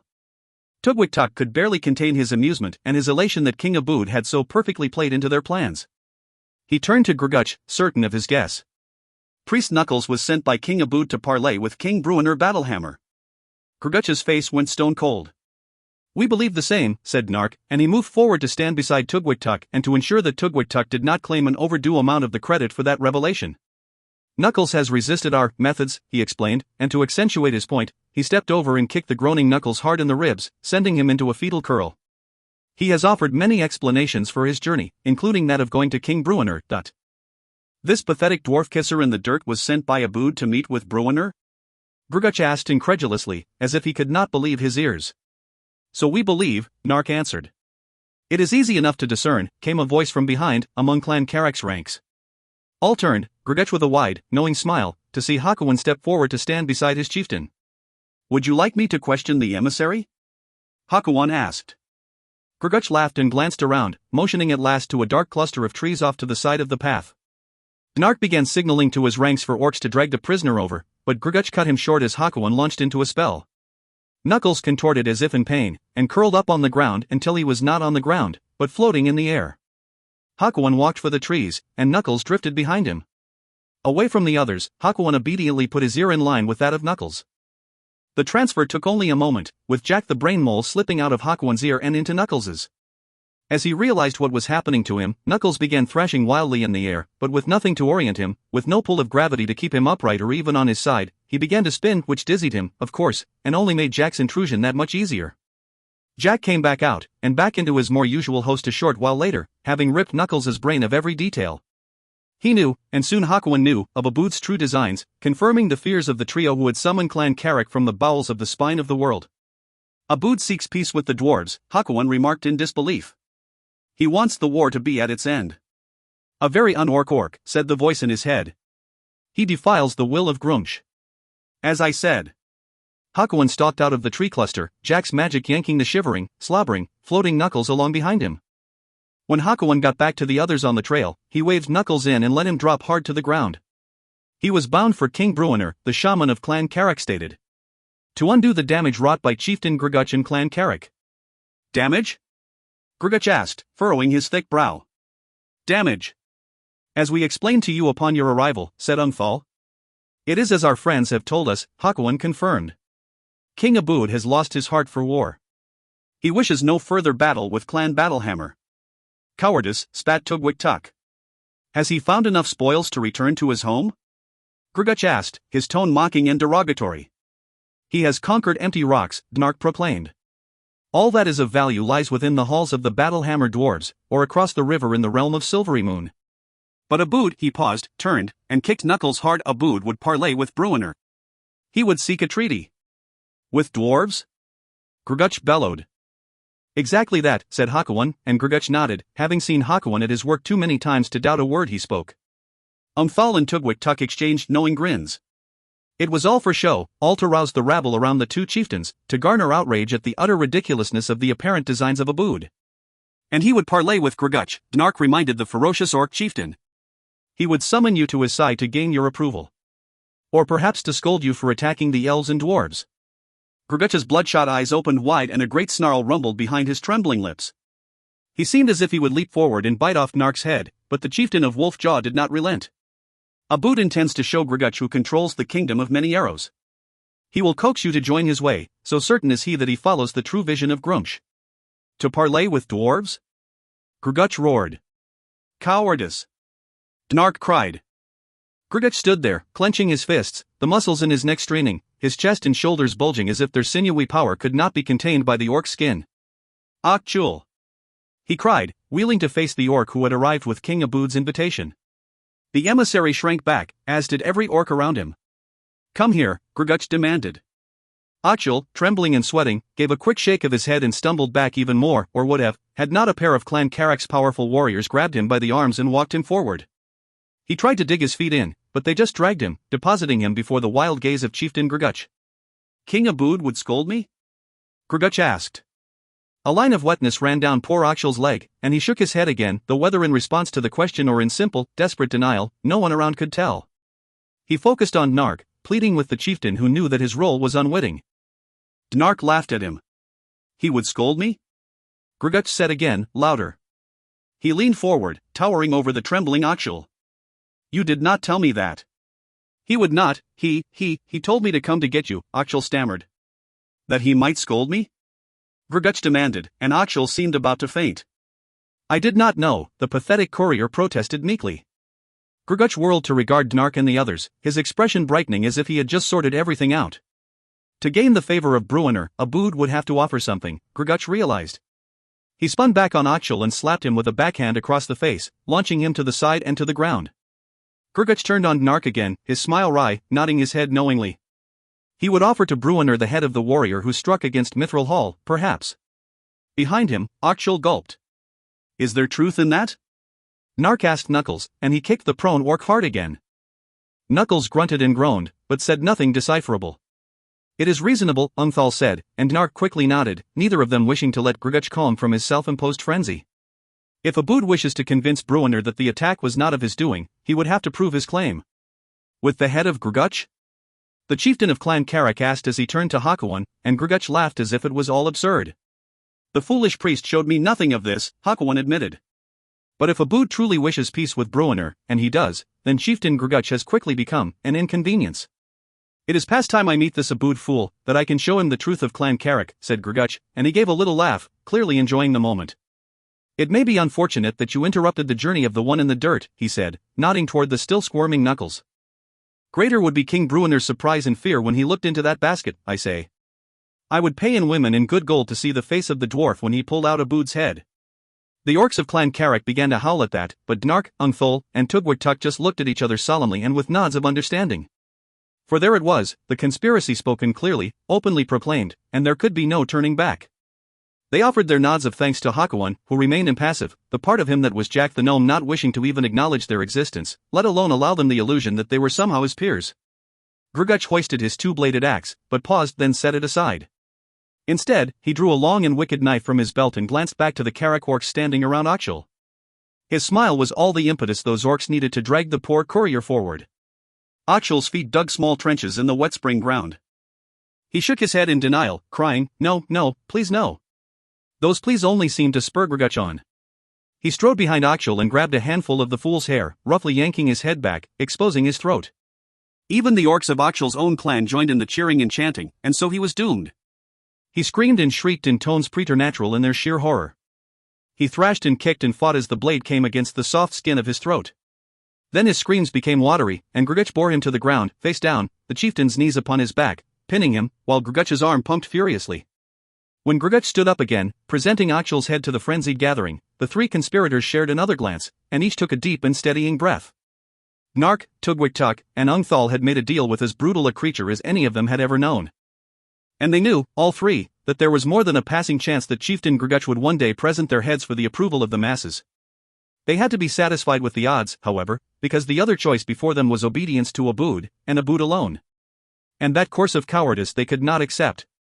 There will be nothing subtle about Grguch's challenge to Obould, Ungthal warned his comrades when the three were alone later that same night. Diplomacy is not his way. There is no time for diplomacy, nor is there any need, said Tugwik, who clearly stood as the calmest and most confident of the trio. We know the options before us, and we chose our road long ago. Are you surprised by Grguch and Clan Carrick?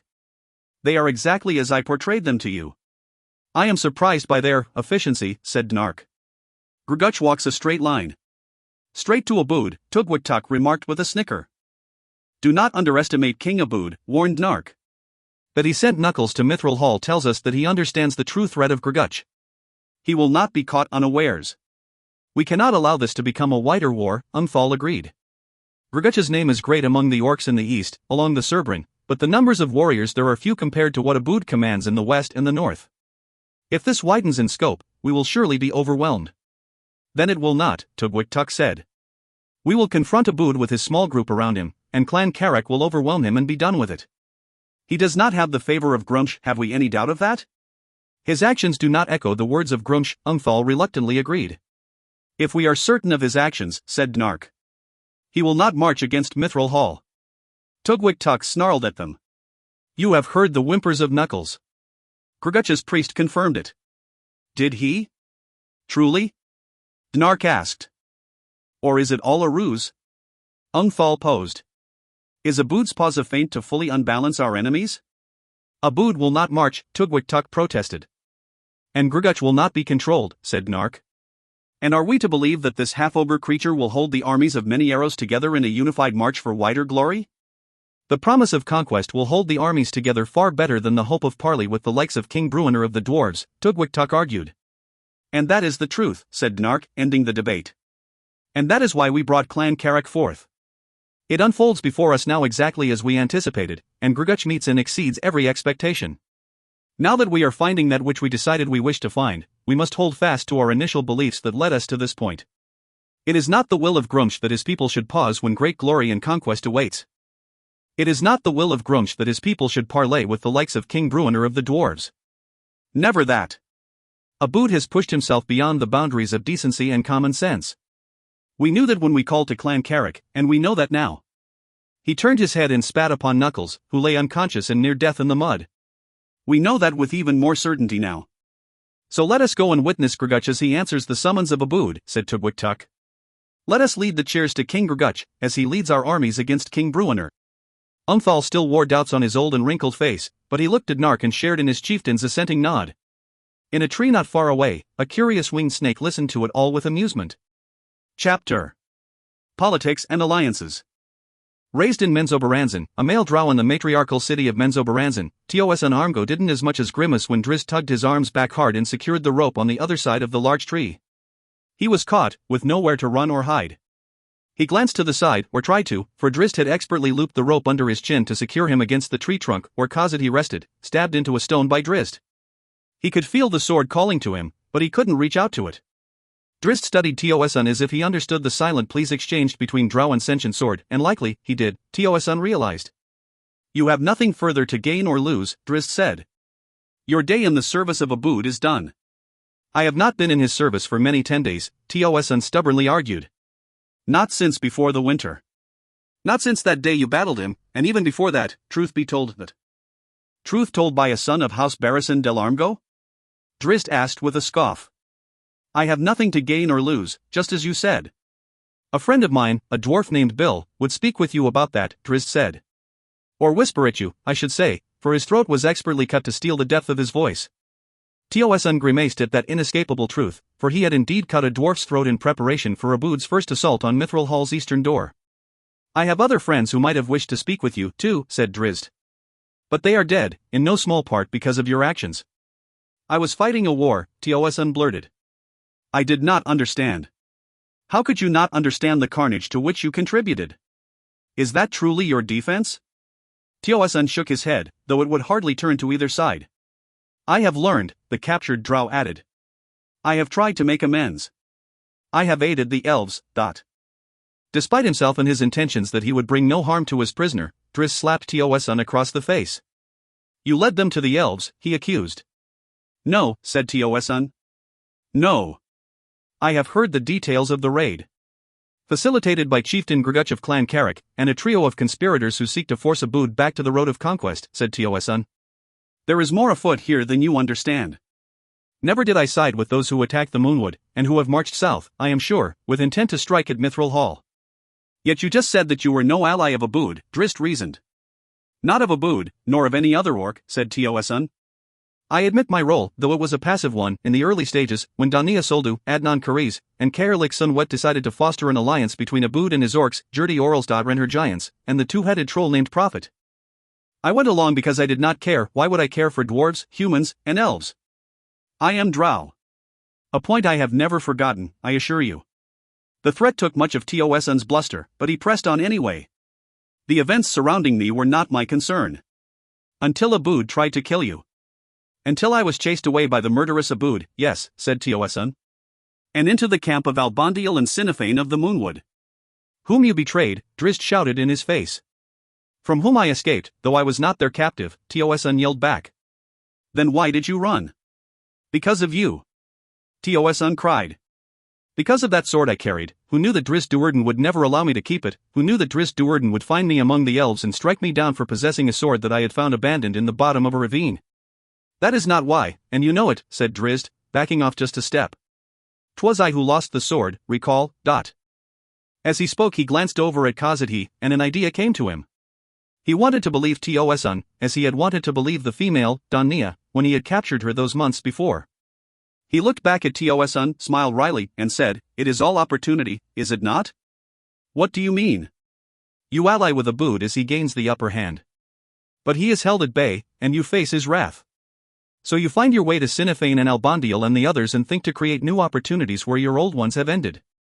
Or to recreate the old ones, at the expense of your new friends. Once you have gained their trust and learned their ways, you again have something to offer to the orcs, something that will perhaps bring Obould back to your side. By helping Grguch? You do not understand. But I shall, Drizzt promised, moving off to the side, toward Khazad-dû. Without hesitation, he grabbed the sword by the hilt. Metal scraped and screeched as he withdrew the blade from the stone, but Drizzt didn't hear that, for Khazad-dû already invaded his thoughts. I had thought you lost to me. But Drizzt wasn't listening to any of that, had not the time for it. He forced his thoughts into the sword, demanding of Khazad-dû a summary of its time in the hands of Tioeson Armgo. He did not coddle the sword with promises that together they would find glory. He did not offer to the sword anything. He simply asked of it, "Were you in the Moonwood? Have you tasted the blood of elves?" Sweet blood. Khazad-dû admitted, but with that thought came to Drizzt a sense of a time long past. And the sword had not been in the Moonwood. Of that much, the drow was almost immediately certain. In light of Khazad-dû's open admission of its fondness for elf blood, Drizzt considered the unlikely scenario that Tioeson could have been an integral part of the planning for that raid and yet still have remained on the western side of the Cerbrin. Would Khazad-dû have allowed that participation from afar, knowing that blood was to be spilled, and particularly since Khazad-dû had been in Tioeson's possession when he had been with the elves? Drizzt glanced back at the captured drow and considered the relationship between Tioeson and the sword. Had Tioeson so dominated Khazad-dû? As that very question filtered through Drizzt's thoughts, and thus was offered to the telepathic sword, Khazad-dû's mocking response chimed in. Drizzt put the sword down for a few moments to let it all sink in. When he retrieved the blade, he directed his questioning toward the newcomer. Grguch, he imparted. A fine warrior. Fierce and powerful. A worthy wielder for Khazad-dû? Drizzt asked.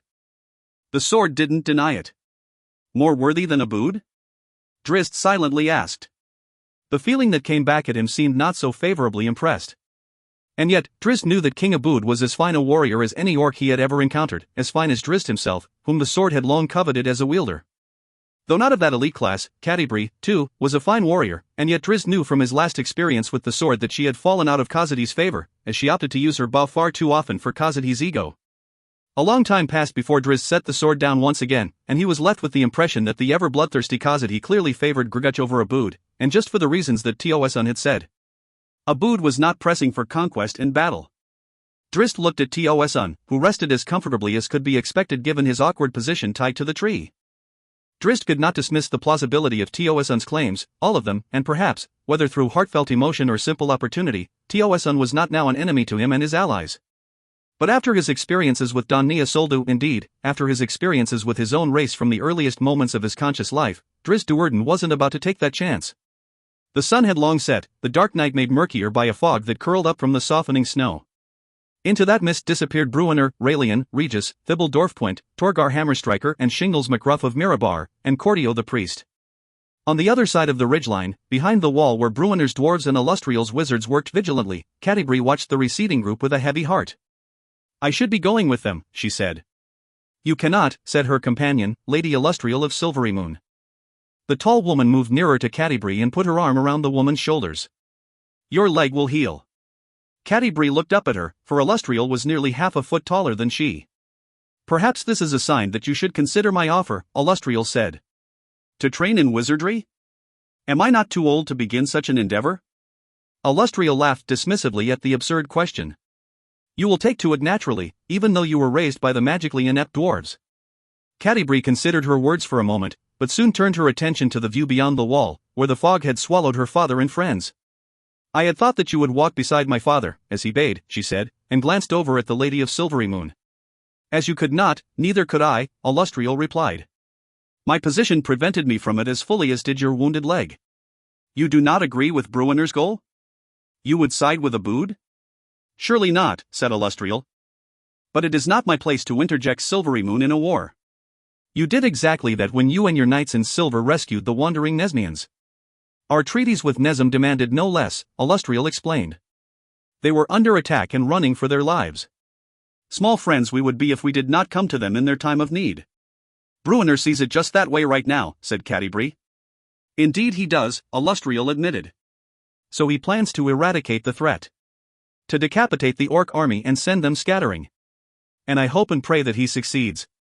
To have the orcs gone is a goal agreed upon by all the folk of the Silver Marches, of course. But it is not my place to bring Silvery Moon into this provocative attack. My council has determined that our posture is to remain defensive, and I am bound to abide by their edicts. Catti-brie shook her head and did not hide her disgusted look. You act as if we are in a time of peace, and Bruenor is breaking that peace, she said. Does a needed pause in the war because of the winter snows cancel what has gone before? Alustriel hugged the angry woman a bit tighter. It is not the way any of us wish it to be, she said. But the Council of Silvery Moon has determined that Obould has stopped his march, and we must accept that. Mithral Hall was just attacked, Catti-brie reminded. Are we to sit back and let them strike at us again and again? Alustriel's pause showed that she had no answer for that. I cannot go after Obould now, she said. In my role as leader of Silvery Moon, I am bound by the decisions of the Council. I wish Bruenor well. I hope with all my heart and soul that he succeeds and that the orcs are chased back to their holes. Catti-brie calmed, more from the sincerity and regret in Alustriel's tone than from her actual words. Alustriel had helped, despite her refusal to go along, for she had given to Bruenor a locket enchanted to lead the dwarf toward Drizzt, an identical locket to the one she had given to Catti-brie many years before when she, too, had gone off to find a wandering Drizzt.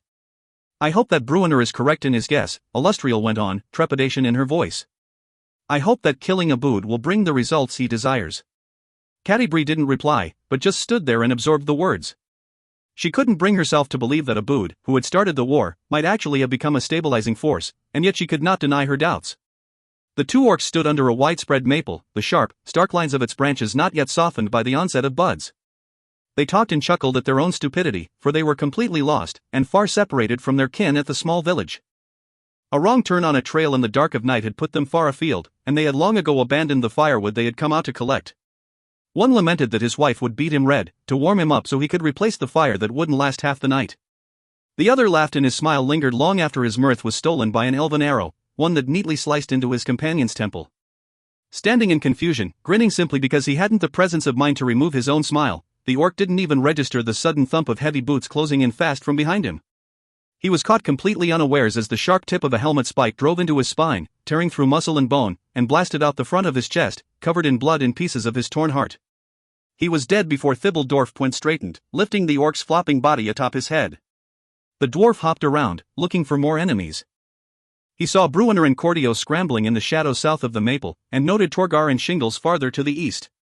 With Raelian in the northwest, and Regis following in the shadows behind Puent, the group soon surmised that the pair had been out alone. Good enough, then, said Bruenor, nodding his approval.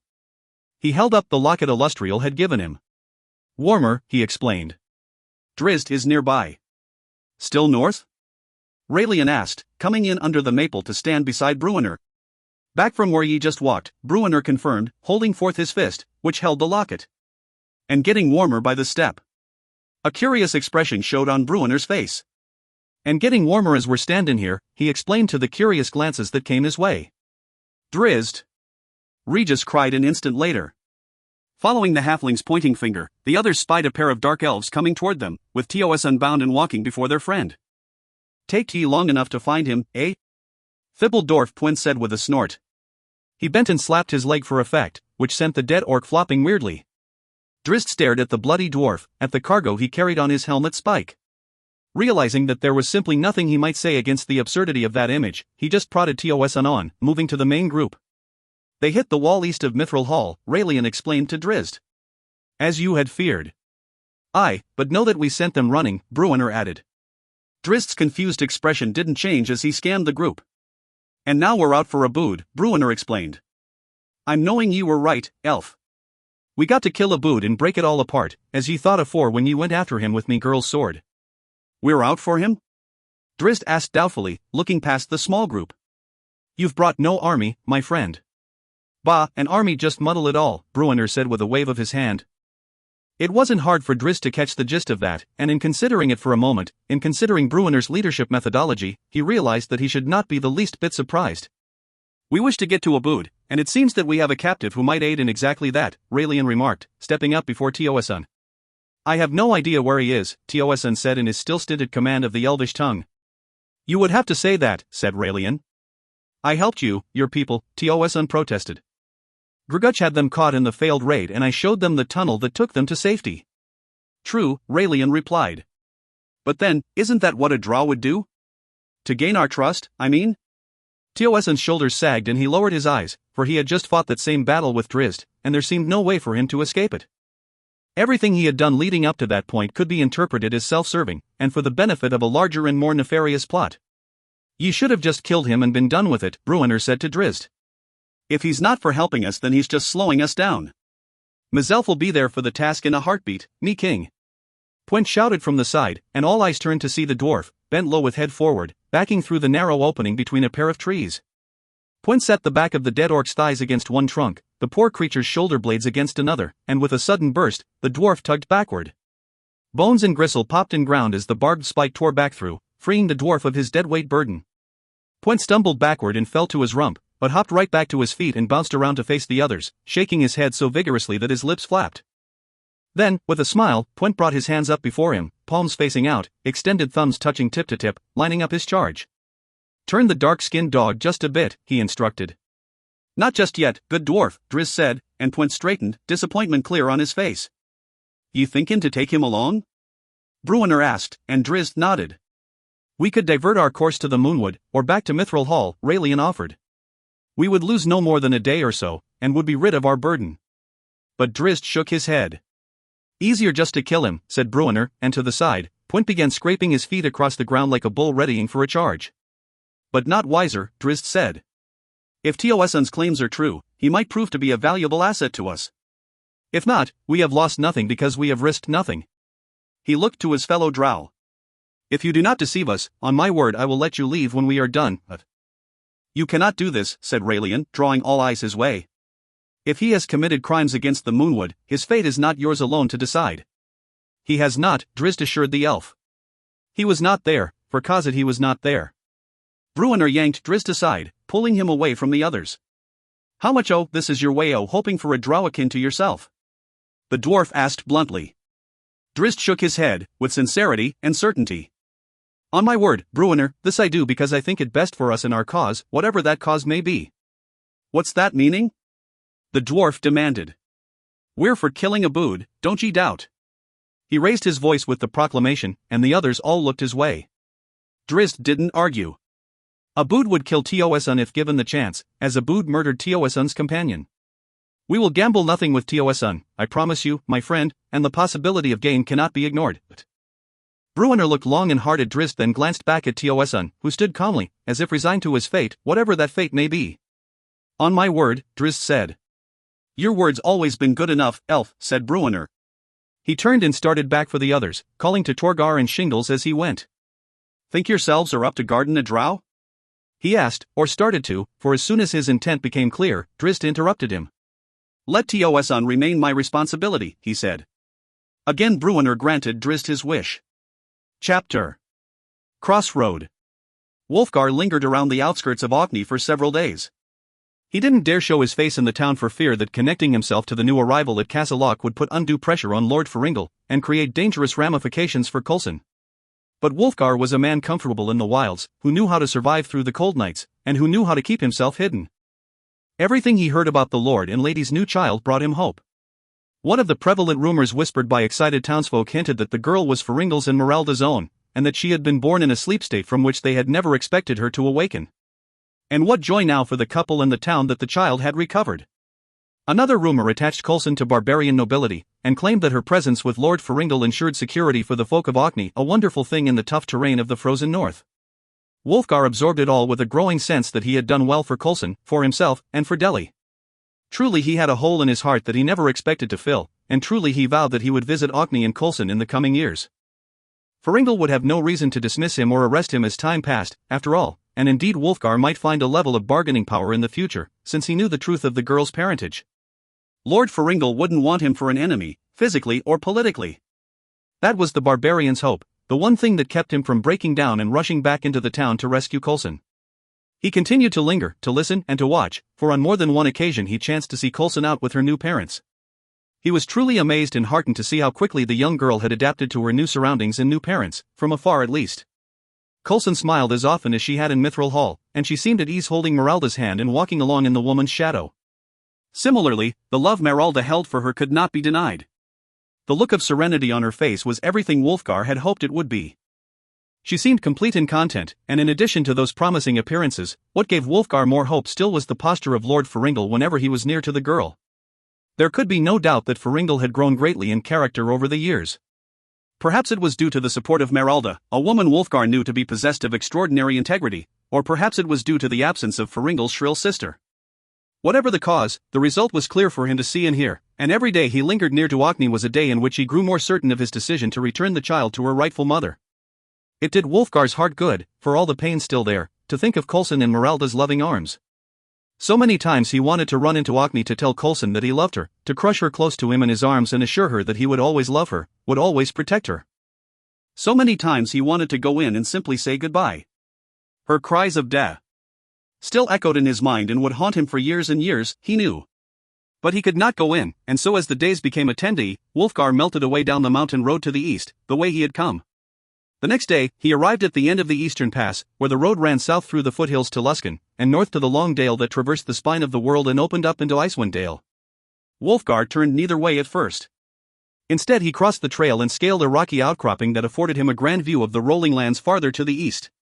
He perched upon the stone and let his mind's eye rove beyond the physical limitations of his vision, imagining the landscape as it neared Mithral Hall and his dearest friends. The place he had called home. He turned suddenly back to the west, thinking of his daughter and realizing just how badly he missed her, much more so than he'd anticipated. Then back to the east went his thoughts and his eyes, to the tomb of Deli, lying cold in Mithral Hall. "I only ever tried to do the best I could," he whispered as if talking to his dead wife. It was true enough. For all of his failures since his return from the abyss, Wulfgar had tried to do the best he could manage. It had been so when he'd first rejoined his friends, when he'd failed and assaulted Catti after a hallucinatory dream. It had been so during his travels with Morag, through Luskan and up to Orkney. So many times had he failed during those dark days. Looking west then looking east, Wulfgar accepted the responsibility for all of those mistakes. He did not couch his admission of failure with self-serving whining about the trials he had suffered at the claws of Ertu. He did not make excuses for any of it, for there were none that could alter the truth of his behavior. All he could do was do the best he could in all matters before him. That was what had led him to retrieve Deli's body. It was the right thing to do. That was what had led him not only to retrieve Coulson from Catti and the refugees, but to bring her home to Meralda. It was the right thing to do. And now? Wulfgar had thought he'd sorted it all out, had thought his plans and rode determined. But with the stark reality of those plans before him, he was unsure. He knelt upon the stone and prayed to Deli for guidance. He called upon her ghost to show him the way. Was Oboud pounding on the doors of Mithral Hall yet again? Bruenor might need him, he knew. His adoptive father, who had shown him nothing but love for all those years, might need his strength in the coming war. Wulfgar's absence could result in Bruenor's death. The same could be true of Drizzt, or Regis, or Catti. They might find themselves in situations in the coming days where only Wulfgar could save them. Might, Wulfgar said, and as he heard the word, he recognized that that would forever be the case. They might need him as he might need any of them, or all of them. Or perhaps even all of them together would one day soon be overcome by a black tide like the one of Oboud. Might, he said again. Always might. Aside from the grim possibilities offered by the nearly perpetual state of war, however, Wulfgar had to remind himself of important questions. What of his own needs? What of his own desires? What of his own legacy? He was approaching middle age. Reflexively, Wulfgar turned from the east to face north, looking up the trail that would lead him to Icewind Dale, the land of his ancestors, the land of his people. Before he could fully turn that way, however, he looked back to the east, toward Mithral Hall, and envisioned Obould the Awful towering over Bruenor.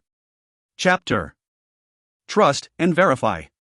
This Tugwik is aggressive, Grguch said to Hakowan, and to Jack, though of course Grguch didn't know that. They stood off to the side of the gathering force as it realigned itself for a march to the west. He would have us wage war with Obould. He claims that Obould would wage war with us, the shaman agreed after a quick internal dialogue with Jack. Grguch grinned as if nothing in the world would please him more. I like this Tugwik, he said. He speaks with Grumsh.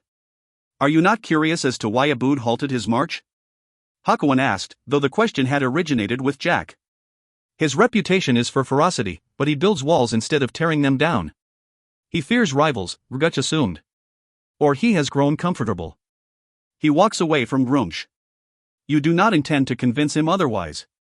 Grguch grinned even more wickedly. I intend to kill him and take his armies. I speak to Grumsh, and I will please Grumsh. Your message will be blunt, or coaxed at first? Grguch looked at the shaman curiously, then motioned with his chin toward a bag set off to the side, a sack that held Akshul's head. A wry smile widened on Hakowan's face. I can strengthen the message, he promised, and Grguch was pleased. Hakowan looked back over his shoulder and spoke a few arcane words, strung together with dramatic inflection. Jack had predicted all of it, and had already worked the primary magic for it. Out of the shadows walked Akshul, headless and grotesque. The animated zombie strode stiff-legged to the sack and shifted aside the flaps. It stood straight a moment later and moved slowly toward the pair, cradling its lost head in both hands at its midsection. Hakowan looked to Grguch and shrugged sheepishly. The chieftain laughed. Blunt, he said. I only wish that I might view Obould's face when the message is delivered. Inside Hakowan's head, Jack whispered, and Hakowan echoed to Grguch, it can be arranged. Grguch laughed even louder. With a bellow of Cocto-Gung Carrick, Grguch's orc force, 1,000 strong and growing, began its march to the west, the clan of the Wolfjaw taking the southern flank, Clan Carrick spearheading the main mass. In the very front walked the zombie Akshul, holding a message for Obould. They heard the resonating grumble of Cocto-Gung Carrick, and from a high mountain ridge not far northeast of Mithral Hall, Drizzt, Bruenor, and the others saw the source of that sound, the march of Clan Carrick and its allies. It is Grguch, Tosun told the group. The conspirators are leading him to Obould. To fight him? Bruenor asked. Or to convince him, said Tosun. Bruenor snorted at him, but Tosun just looked at Drizzt and Raelian and shook his head, unwilling to concede the point. Obould has shown signs that he wishes to halt his march, Drizzt dared say. Tell it to the families of me boys who died at the wall a couple o' nights ago, elf, Bruenor growled. That was Grguch, perhaps, Drizzt offered, careful to add the equivocation. That was orcs, Bruenor shot back. Orcs is orcs, and only thing they're good for is fertilizing the fields. Might that their rotting bodies'll help grow trees to cover the scars in your moonwood, he added, addressing Raelian, who blanched and rocked back on his heels. To cover the blood of Inavindel, Bruenor added, glaring at Drizzt. But Drizzt didn't back from the stinging comment. Information is both our weapon and our advantage, he said. We would do well to learn more of this march, its purpose, and where it might turn next. He looked down into the north, where the black swarm of Grguch's army was clear to see along the rocky hills. Besides, our trails parallel anyway. Bruenor waved his hand dismissively and turned away, Twin following him back to the food spread out at the main encampment. We need to get closer to them, Drizzt told the remaining half a dozen. We need to learn the truth of their march. Regis took a deep breath as Drizzt finished, for he felt the weight of the task on his shoulders. The little one will be killed, Tosun said to Drizzt, using the drow language, low drow, that only he and Drizzt understood. Drizzt looked at him hard. They are warriors, fierce and alert, Tosun explained. Regis is more than he seems, Drizzt replied in the same underdark language. So is Grguch. As he finished, Tosun glanced at Raelian, as if to invite Drizzt to speak to the elf for confirmation. Then I will go, said Drizzt. There is a better way, Tosun replied. I know of one who can walk right in and speak with the conspirators, That gave Drizzt pause, an expression of doubt clouding his face and obvious to everyone nearby. Ye plannin' to tell us what ye're talking about? Torgar said impatiently. Drizzt looked at him then back at Tosun. He nodded, to both. After a brief private conversation with Cordio, Drizzt pulled Tosun off to the side to join the priest. Ye sure? Cordio asked Drizzt when they were alone. Ye're just gonna have to kill him. Tosun tensed at the words, and Drizzt fought hard to keep the smile from his face. He might be full of more information that we can coax out of him, Cordio went on, playing his role perfectly. Might be that a few tendays o torture'll bring us answers about Obould. Or lies to stop the torture, Drizzt replied, but he ended the forthcoming debate with an upraised hand, for it didn't matter anyway. I am sure, he said simply, and Cordio heaved an oh if I must sigh, the perfect mix of disgust and resignation. Cordio began to chant and slowly dance around the startled Tosun. The dwarf cast a spell, a harmless dwemer that would have cured any diseases that Tosun might have contracted, though of course, Tosun didn't know that, and recognized only that the dwarf had sent some magical energy into his body. Another harmless spell followed, then a third, and with each casting, Cordio narrowed his eyes and sharpened his inflection just a bit more, making it all seem quite sinister. The arrow, the dwarf commanded, holding a hand out toward Drizzt, though his intense stare never left Tosun. What? Drizzt asked, and Cordio snapped his fingers impatiently. Drizzt recovered quickly and drew an arrow from his magical quiver, handing it over as demanded. Cordio held it up before his face and chanted. He waggled the fingers of his free hand over the missile's wicked tip. Then he moved it toward Tosun, who shrank back but did not retreat. The dwarf lifted the arrow up to Tosun's head, then lowered it. The head, or the heart? He asked, turning to Drizzt. Drizzt looked at him curiously. Telled ye it was a good spell, Cordio lied. Not that it'll much matter with that derned bow o' yours. Blast his head from his shoulders or take out half his chest? Your choice. The head, said the amused drow. No, the chest. Shoot center mass. Ye can't miss either way, the dwarf promised. Tosun stared hard at Drizzt. Cordio has placed an enchantment upon you, Drizzt explained as Cordio continued to chant and wave the arrow before Tosun's slender chest. The dwarf ended by tapping the arrowhead against the drow, right over his heart. This arrow is now attuned to you, Drizzt said, taking the arrow from the dwarf. If it is shot, it will find your heart, unerringly. You cannot dodge it. You cannot deflect it. You cannot block it. Tosun's look was skeptical. Show him, elf, Cordio said. Drizzt hesitated for effect. We're shielded from the damned orcs, the priest insisted. Show him. Looking back at Tosun, Drizzt still saw doubt, and that he could not allow. He drew Talmaril from his shoulder, replaced the enchanted arrow in his quiver and took out a different one. As he said it, he turned and targeted, then let fly at a distant boulder. The magical bolt split the air like a miniature lightning bolt, flashing fast and true. It cracked into the stone and blasted through with a sharp retort that had Regis and the other dwarves jumping with surprise. It left only a smoking hole in the stone where it had hit. The magic of the surface dwellers is strange and powerful, do not doubt, Drizzt warned his fellow drow. Ye ain't got a chestplate thick enough, Cordio added, and he tossed an exaggerated wink at Tosun, then turned with a great laugh and ambled away. What is this about? Tosun asked in the drow tongue. You wish to play the role of scout, so I will let you. But with the specter of death walking beside me. Of course, said Drizzt. Were it just me, I might trust you. Tosun tilted his head, curious, trying to get a measure of Drizzt. Fool that I am, Drizzt added. But it is not just me, and if I am to entrust you with this, I need to ensure that my friends will not be harmed by my decision. You hinted that you can walk right into their camp. The conspirators know that I am no friend of Obould's. Then I will allow you to prove your worth. Go and learn what you may. I will be near, bow in hand. To kill me if I deceive you. To ensure the safety of my friends. Tosun began to slowly shake his head. You will not go? Drizzt asked. You need not do any of this, but I understand, Tosun replied. I will go as I offered. You will come to know that I am not deceiving you about. By the time the two dark elves got back to the rest of the group, Cordio had informed the others of what had transpired, and of the plan going forward. Bruenor stood with his hands on his hips, clearly unconvinced, but he merely gave a harumph and turned away, letting Drizzt play out his game. The two drow set off from the others after nightfall, moving through the shadows with silent ease. They picked their way toward the main orc encampment, dodging guards and smaller camps, and always with Tosun several steps in the lead. Drizzt followed with Talmaril in hand, the deadly enchanted arrow set on its string. At least, Drizzt hoped he had taken out the same arrow Cordio had played with, or that if he had not, Tosun hadn't noticed. As they neared the main group, crossing along the edge of a clearing that was centered by a large tree, Drizzt whispered for Tosun to stop. Drizzt paused for a few heartbeats, hearing the rhythm of the night. He waved for Tosun to follow out to the tree. Up Drizzt went, so gracefully that it seemed as if he had walked along a fallen log rather than up a vertical trunk. On the lowest branch, he paused and looked around, then turned his attention on Tosun below. Drizzt dropped a sword belt, both of Tosun's weapons sheathed. You would trust me? The son of House Barrison de Larmgo signaled up with his fingers, using the intricate silent language of the drow. Drizzt's answer was simple, and reflected on his impassive expression. I have nothing to lose. I care nothing for that sword, it destroys more than it helps. You will drop it and your other blade to the ground when you return to the tree, or I will retrieve it from the grasp of the dying orc who took it from you after I put an arrow through your heart. Tosun stared at him long and hard, but had no retort against the simple and straightforward logic. He looked down at the sword belt, at the hilt of Khazadi, and truly he was glad to have the sword back in hand. He disappeared into the darkness a moment later, and Drizzt could only hope that his guess regarding Tosun's veracity had been correct. For there had been no spell, of course, Cordio's grand exhibition being no more than an elaborate ruse. Tosun was truly torn as he crossed the orc lines to the main encampment. Known by the Wolfjaw orcs sprinkled among the clan Carrick sentries, he had no trouble moving in, and found Dnark and Ungthal easily enough.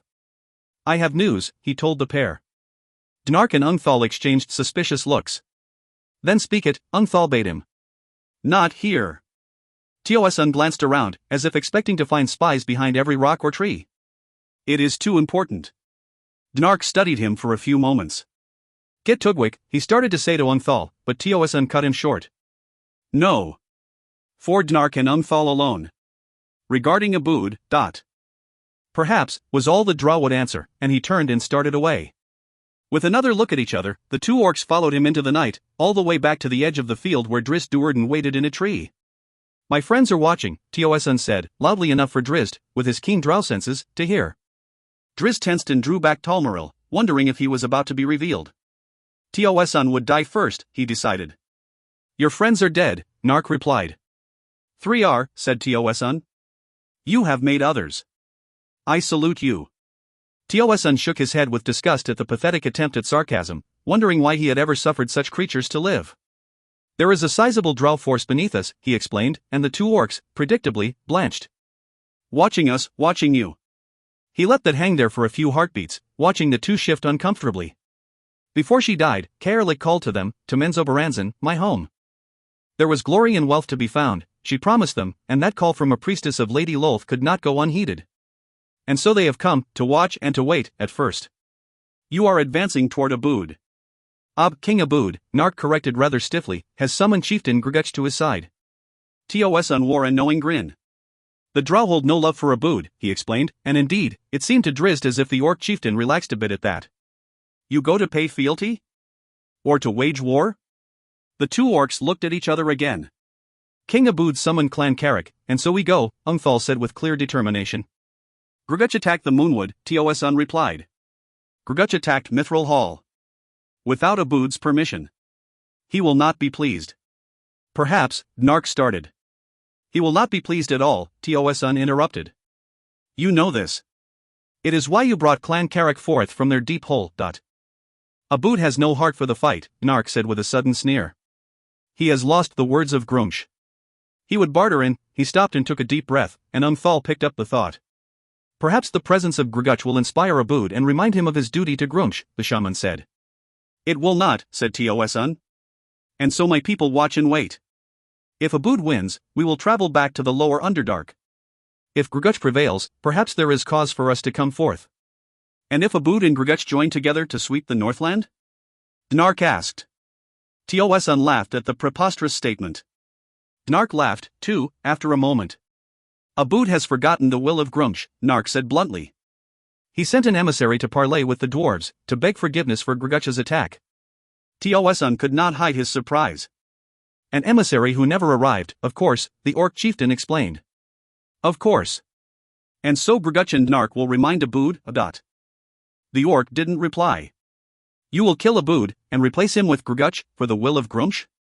No answer again, but it was apparent from the posture and expressions of the two orcs that the last remark hit closer to the truth.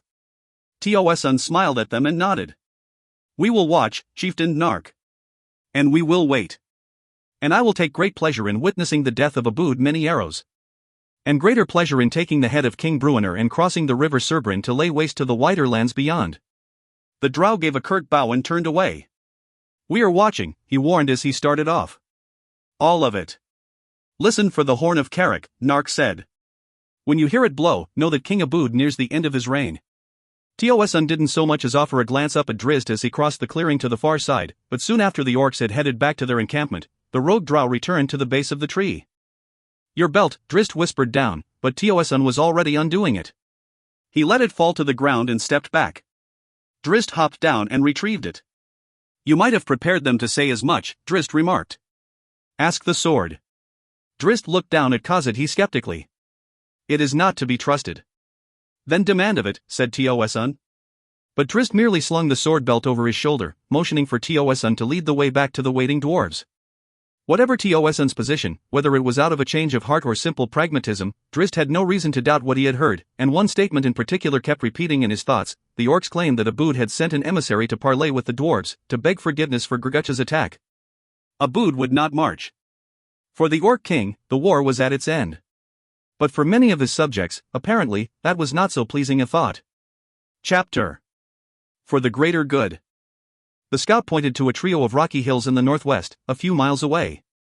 "Oboud's flag flies atop the centermost," he explained to Grguch, Hakuon, and the others. "He has rallied his clan around him in a formidable defense." Grguch nodded and stared toward his distant enemy. "How many?" "Hundreds." "Not thousands?" the chieftain asked. "There are thousands south of his position, and thousands north," the scout explained. "They could close before us and shield King Oboud. Or swing around and trap us," said Hakuon, but in a tone that showed he was not overly concerned, for Jack, answering that particular question through Hakuon's mouth, held little fear of being trapped by orcs. "If they remain loyal to King Oboud," Grguch dared interject, and all eyes turned his way. "Many are angry at his decision to halt his march. They have come to know Grguch as a hero." Gnark started as if to speak, but changed his mind. He had caught Grguch's attention, though, and when the fierce half-orc, half-ogre turned his gaze Gnark's way, Gnark said, "Do we even know that Oboud intends to do battle? Or will he just posture and paint with pretty words? Oboud rules through wit and muscle. He will see the wisdom of coaxing Grguch. To build walls?" The chieftain of Clan Karak said with a dismissive snicker. "He will not march." Grguch insisted. "He will speak enough words of war to create doubt," said Gnark. "The only word I wish to hear from the coward Oboud is mercy," Grguch stated. "It pleases me to hear a victim beg before he is put to my axe." Gnark started to respond, but Grguch held up his hand, ending any further debate. With a scowl that promised only war, Grguch nodded to Hakuon, who commanded forth the grotesque zombie of Akshul, still holding its head before it.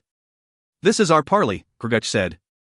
He swung his gaze out to the side, where the battered knuckles hung by his ankles from poles suspended across the broad shoulders of a pair of ogres. "And our advanced emissary," Grguch added with a wicked grin. He took up his dragon-fashioned axe and stalked toward Knuckles, who was too beaten and dazed to even register his approach. Knuckles did see the axe, though, at the last moment, and he gave a pathetic yelp as Grguch swung it across, cleanly severing the rope and dropping Knuckles on his head to the ground. Grguch reached down and hoisted the shaman to his feet.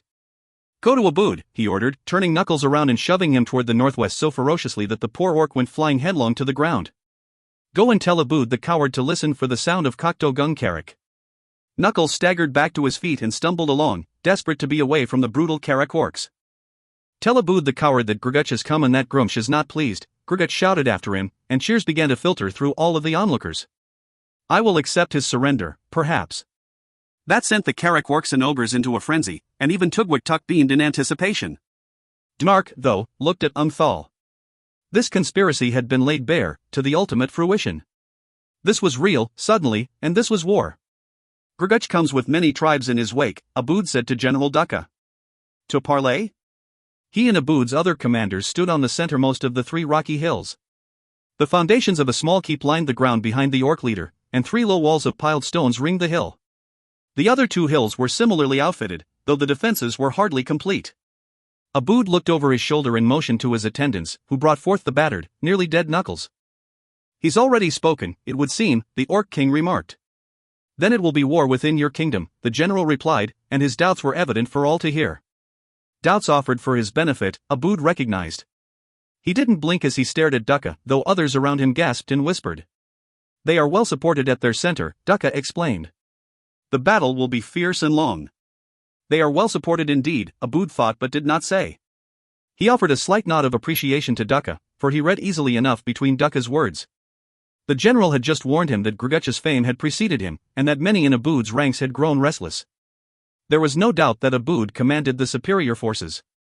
He could send orcs 10-1 against the march of Clan Grguch and its allies.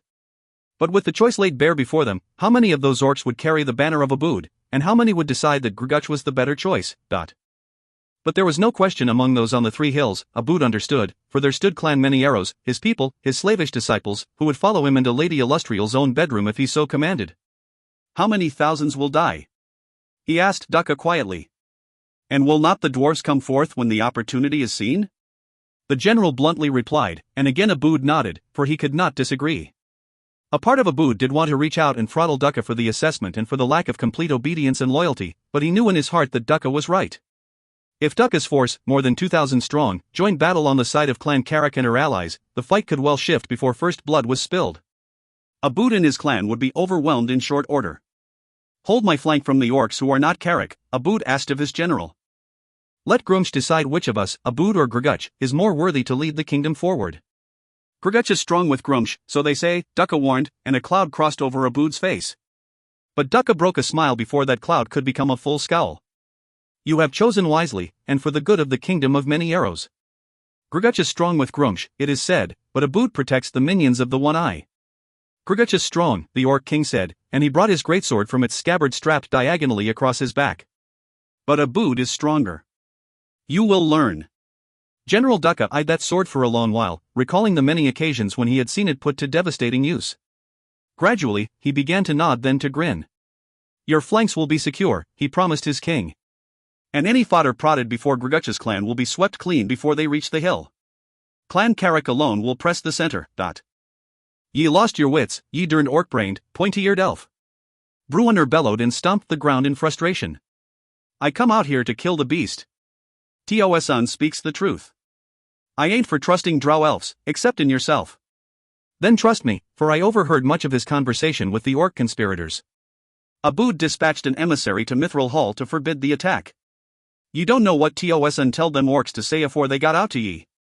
True enough, Drizzt conceded, but I suspected that which Tosun reports long before I ever caught up to him. Obould's pause has run too long. He attacked me wall. And the Moonwood. Are ye so quick in forgetting Inavindle? The accusation rocked Drizzt back on his heels, and he winced, profoundly stung. For he had not forgotten Inavindle, not at all. He could still hear her sweet voice all around him, coaxing him to explore his innermost thoughts and feelings, coaching him on what it was to be an elf. Inavindle had given to him a great and wondrous gift, and in that gift, Drizzt Do'Urden had found himself, his heart and his course. With her lessons, offered in the purest friendship, Inavindle had solidified the sand beneath Drizzt Do'Urden's feet, which had been shifting unsteadily for so many years. He hadn't forgotten Inavindle. He could see her. He could smell her. He could hear her voice and the song of her spirit. But her demise was not the work of Obould, he was certain. That terrible loss was the consequence of the absence of Obould, a prelude to the chaos that would ensue if that new threat, the beast Grguch, assumed command of Obould's vast and savage army. What are ye a-skin me for, elf? Bruenor said after the long and uncomfortable pause. It wasn't Gauntlgrim. Bruenor locked his gaze, unblinking. But it was beautiful, was it not? Drizzt asked. A testament. An abomination, Bruenor interrupted. Was it? Would Dagna and Dagnabbit think it so? Would Shaudra? Ye ask me to dishonor them. I ask you to honor them with the most uncommon courage, will and vision. In all the recorded and violent histories of all the races, there are few who could claim such. Bruenor tightened his grip on his many-notched axe and lifted it before him. No one doubts the courage of King Bruenor Battlehammer, Drizzt assured the dwarf. Any who witnessed your stand against the tide of orcs on the retreat into Mithral Hall places you among the legends of dwarf warriors, and rightly so. But I seek in you the courage not to fight. Yuri bats, elf, and I knowed ye'd be nothing but trouble when I first laid eyes on ye on the side o' Keldanscairn. Drizzt drew out Twinkle and Icing Death and tapped them on either side of Bruenor's axe. I'll be watchin' the fight afore us, Bruenor promised. And when I find me place in it, don't ye be blocking me axe, where'er it's aimed at. Drizzt snapped his scimitars away and bowed before Bruenor. You are my king. My counsel has been given. My blades are ready. Bruenor nodded and started to turn away, but stopped abruptly and swiveled his head back at Drizzt, a sly look in his eye. And if ye send your dern cat to pin me down, elf, I'll be cooking kitty, don't ye doubt. Bruenor stomped away and Drizzt looked back at the probable battlefield, where the distant lines of orcs were converging. He pulled the onyx figurine from his belt pouch and summoned Genwavar to his side, confident that the fight would ensue long before the panther began to tire. Besides, he needed the surety of Genwavar, the non-judgmental companionship. For as he had asked for courage from Bruenor, so Drizzt had demanded it of himself. He thought of Tarathiel and Shaudra and all the others, dead now because of the march of Obould, dead at Oboud's own hand. He thought of Inavindle, always he thought of Inavindle, and of Sunset, and he knew that he would carry that pain with him for the rest of his life. And though he could logically remove that last atrocity from the bloody hands of Oboud, would any of it have happened in the Moonwood, in Mithral Hall, in Shallows and Nezem, and all throughout the Silver Marches, had not Oboud come forth with designs of conquest? And yet, there he was, asking for uncommon courage from Bruenor, betting on Tosun, and gambling with all the world, it seemed. He brought his hand down to stroke Genwavar's sleek black coat, and the panther sat down then collapsed onto her belly, her tongue hanging out between her formidable fangs. If I am wrong, Genwavar, my friend, and to my ultimate loss, then I ask of you this one thing: dig your claws deep into the flesh of King Oboud of the orcs. Leave him in agony upon the ground, dying of mortal wounds. Genwavar gave a lazy growl and rolled to her side, calling for a scratching on her ribs. But Drizzt knew that she had understood every word, and that she, above all others, would not let him down. Chapter Dwarven King, Dwarven Arrow. Shingles and Torgar stood quietly, staring at Bruenor, letting him lead without question, while an eager Pwent hopped around them. Cordio kept his eyes closed, praying to Moradin and to Clangeddon, for he understood that the road to battle was clear. For Raelian, there showed only grim determination, and beside him, the bound Tosun matched that intensity. Regis shifted from foot to foot nervously. And Drizzt, who had just delivered the assessment that battle was soon to be joined, and that the time had come for them to either leave or engage, waited patiently. All focus fell to Bruenor, and the weight of that responsibility showed clearly on the face of the agitated dwarf. He had brought them there, and on his word they would either flee to safety or leap into the jaws of a tremendous battle, a battle they could not hope to win, or likely even survive, but one that they might, if their gods blessed them, influence. To the south, Oboud saw Dukka's force rolling forward like a dark cloud, streaming toward a line of orcs moving west to flank the hills. The clan of the Wolfjaw, he knew, and he nodded and growled softly, imagining all the horrors he would inflict upon Nark when his business with Grguch was over. Confident that General Dukka would keep Wolfjaw at bay, Oboud focused his gaze directly to the east, where rising dust showed the approach of a powerful force, and yellow banners shot with red proclaimed Clan Carrick. The Orc King closed his eyes and fell within his thoughts, imagining again his great kingdom, full of walls and castles, and teeming cities of orcs living under the sun and sharing fully in the bounty of the world. Kna's shriek brought him from his quiet meditation, and as soon as he opened his eyes, Oboud understood her distress. An orc approached, a zombie orc, holding its head plaintively in its hands before it. Before any of his warriors and guards could react, Oboud leaped the low wall before him and charged down, drawing his greatsword as he went. A single swing cleaved the zombie in half and sent the head flying. So it was, the Orc King knew as he executed the swing. Grguch had stated his intent and Oboud had answered. There was no more to be said. Not so far to the east, a great horn blared. From over the very next ridge came the sound of a skirmish, orc against orc. Oboud and Grguch, Tosun stated.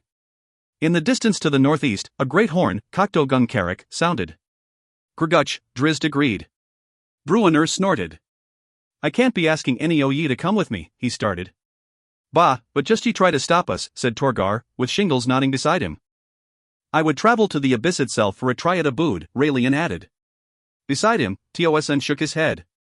Oboud's to be found on them hills, Bruenor said, waving his axe in the general direction of the trio of rocky mounds they had determined to be Oboud's main encampment. And I'm meaning to get there. Right through, one charge, like an arrow shot from me girl's bow.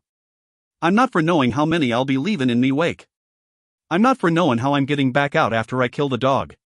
And I'm not for caring. Torgar slapped the long handle of his great axe across his open palm, and Shingles banged his hammer against his shield. We'll get ye there, Torgar promised. The sounds of battle grew louder, some close and some distant. The great horn blew again, its echoes vibrating the stones beneath their feet. Bruenor nodded and turned to the next ridge, but hesitated and glanced back, focusing his gaze on Tosun.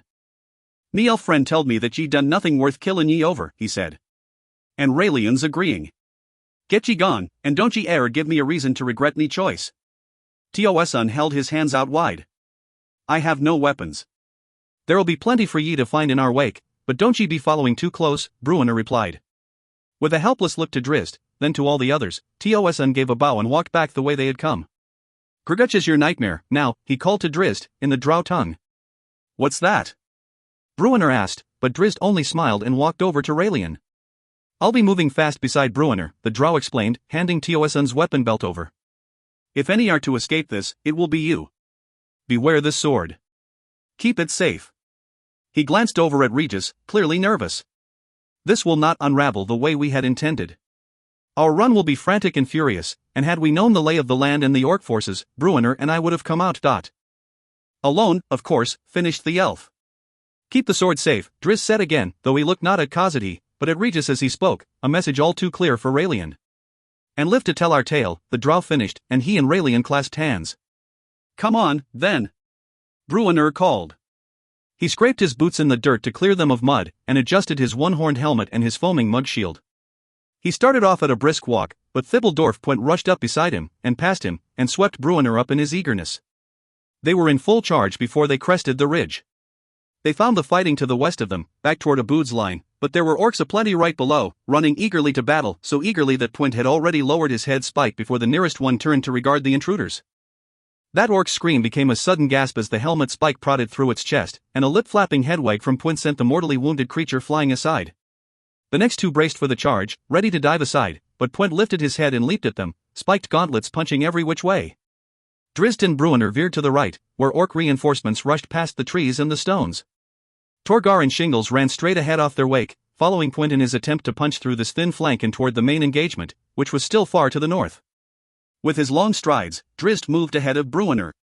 He lifted Talmaril, holding the bow horizontal before his chest, for the orcs were close enough and plentiful enough that he didn't even need to aim. His first shot took one in the chest and blasted it backward and to the ground. His second went through another orc so cleanly that the creature hardly jerked, and Drizzt thought for a moment that he had somehow missed. He even braced for a counter. But blood poured forth, chest and back, and the creature died where it stood, too fast for it to even realize that it should fall over. Bend right!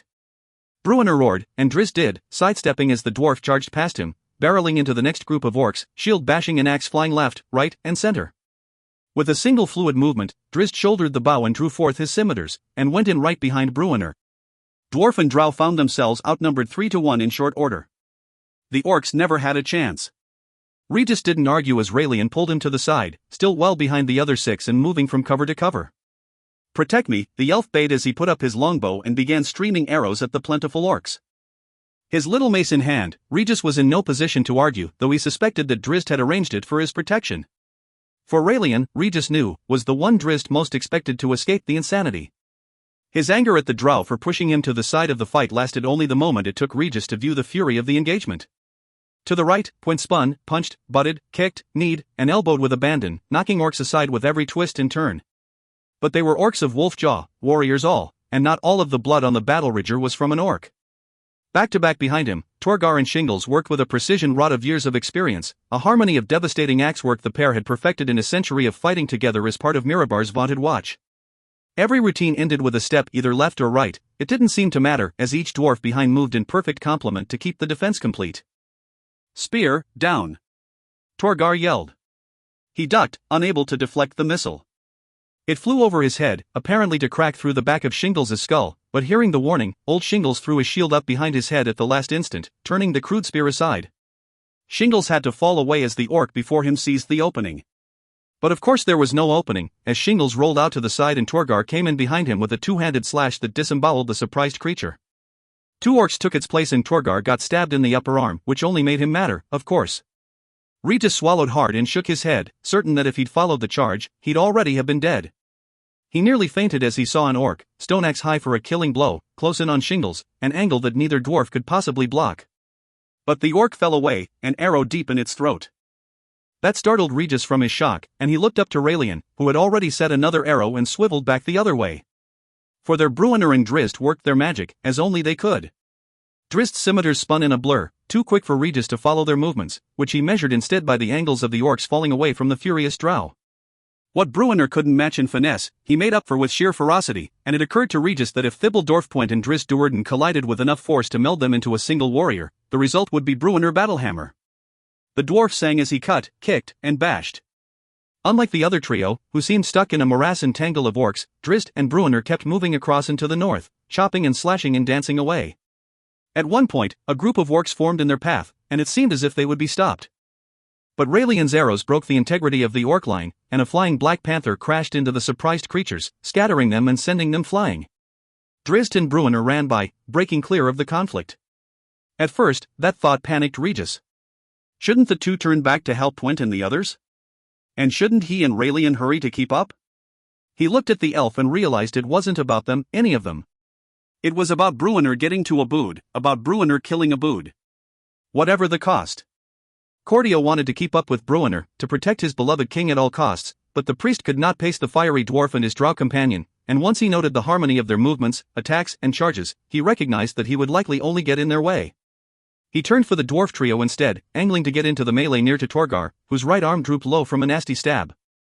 Still fighting fiercely, the Mira Baron dwarf nevertheless grunted his approval as Cordio reached toward him, sending waves of magical healing energy into him. When Torgar turned to note his appreciation more directly, he saw that Cordio's help hadn't come without cost, for the priest had sacrificed his own position against one particularly large and nasty orc for the opportunity to help Torgar. Cordio bent low under the weight of a rain of blows against his fine shield. "Twent!" Torgar roared, motioning for the priest as the battle rager turned his way. "For Moradin!" Came Twent's roar, and he disengaged from the pair he was battering and charged headlong for Cordio. The two orcs gave close chase, but Torgar and Shingles intercepted and drove them aside. By the time Twent reached Cordio, the priest was back to an even stance against the orc.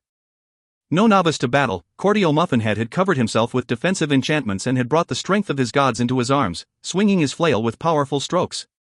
That didn't slow Twent, of course, who rushed past the startled priest and leaped at the orc.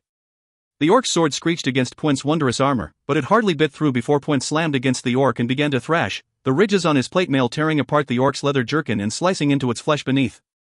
With a howl of pain, the orc tried to disengage, but a sudden left and right hook from Twent's spiked gauntlets held it in place like harvest corn. Cordio used the opportunity to cast some healing magic into the battle rager, though he knew that Twent wouldn't feel any difference. Twent didn't really seem to feel pain. The back of the small clearing dipped even lower, down into a dell full of boulders and a few scraggly tree skeletons. Drizzt and Bruenor rushed through, leaving their fighting companions behind, and with his longer strides, Drizzt took the lead. Their goal was to avoid battle while they closed the ground to the trio of Rocky Hills and King Obould. As they came up the far side of the dell, they saw the Orc King, picking him out from the flames engulfing his magical greatsword. An ogre tumbled away from him, then he shifted back and stabbed up over his shoulder, skewering another 10-foot behemoth. With strength beyond all reason, Obould used his sword to pull that ogre right over his shoulder and send it spinning down the side of the hillock. All around him the battle raged, as Clan Grguch and Clan Many-Arrows fought for supremacy. And in truth, with Obould and his minions holding the high ground, it didn't seem as if it would be much of a fight. But then a fireball exploded, intense and powerful, right behind the highest wall on the hill to Obould's left, the northernmost of the three, and all of the Many-Arrows archers concealed their flailed about, immolated by the magical flames. They shrieked and they died, curling up on the ground in blackened, smoking husks. Clan Grguch warriors swarmed over the stones. "What in the nine hells?" Bruenor asked Drizzt. "Since when are them orcs throwing fireballs?" Drizzt had no answer, other than to reinforce his feelings about the entire situation, simply by stating, "Grguch." "Bah!" Bruenor snorted, so predictably, and the pair ran on. "Keep to the high ground," Raelian instructed Regis as he led the halfling along to the east. They pulled up amidst a boulder tumble, beside a single maple tree, Raelian sighting targets and lifting his bow. "We have to go and join them," Regis cried, for the four dwarves moved out of sight over the near ridge of the dell. "No time, dot." Regis wanted to argue, but the frantic hum of Raelian's bowstring, the elf firing off arrow after arrow, denied him his voice. More orcs swarmed along before them from the east, and a darker cloud had formed in the west as a vast army began its approach. Regis cast a plaintive gaze to the north, where Drizzt and Bruenor had gone, where Cordio, Twent, and the others had run. He believed that he would never see his friends again. Drizzt had done it, he knew. Drizzt had put him with Raelian, knowing that the elf would likely find a way out, where there could be no retreat for Drizzt and Bruenor. Bitterness filled the back of Regis's throat. He felt betrayed and abandoned. In the end, when the circumstances had grown darkest, he had been set aside. Logically he could understand it all, he was, after all, no hero. He couldn't fight like Bruenor, Drizzt, and Twent. And with so many orcs around, there really wasn't any way for him to hide and strike from points of opportunity. But that did little to calm the sting. He nearly jumped out of his boots when a form rose up beside him, an orc springing from concealment. Purely on instinct, Regis squealed and shouldered the thing, knocking it off balance just enough so that its stab at Raelian only grazed the distracted archer. Raelian turned fast, smashing his bow across the orc's face. The bow flew free as the orc tumbled, Raelian going for his sword. Regis lifted his mace to finish the orc first, except that as he retracted his arm for the strike, something grabbed him and yanked that arm back viciously. He felt his shoulder pop out of joint. His hand went numb as his mace fell away. He managed to half-turn then to duck, bringing his other arm up over his head defensively as he noted the descent of a stone hammer. A blinding explosion spread over the back of his head, and he had no idea of whether his legs had buckled or simply been driven straight into the ground as he fell face down in the stony dirt. He felt a soft boot come in tight against his ear and heard Raelian battling above him.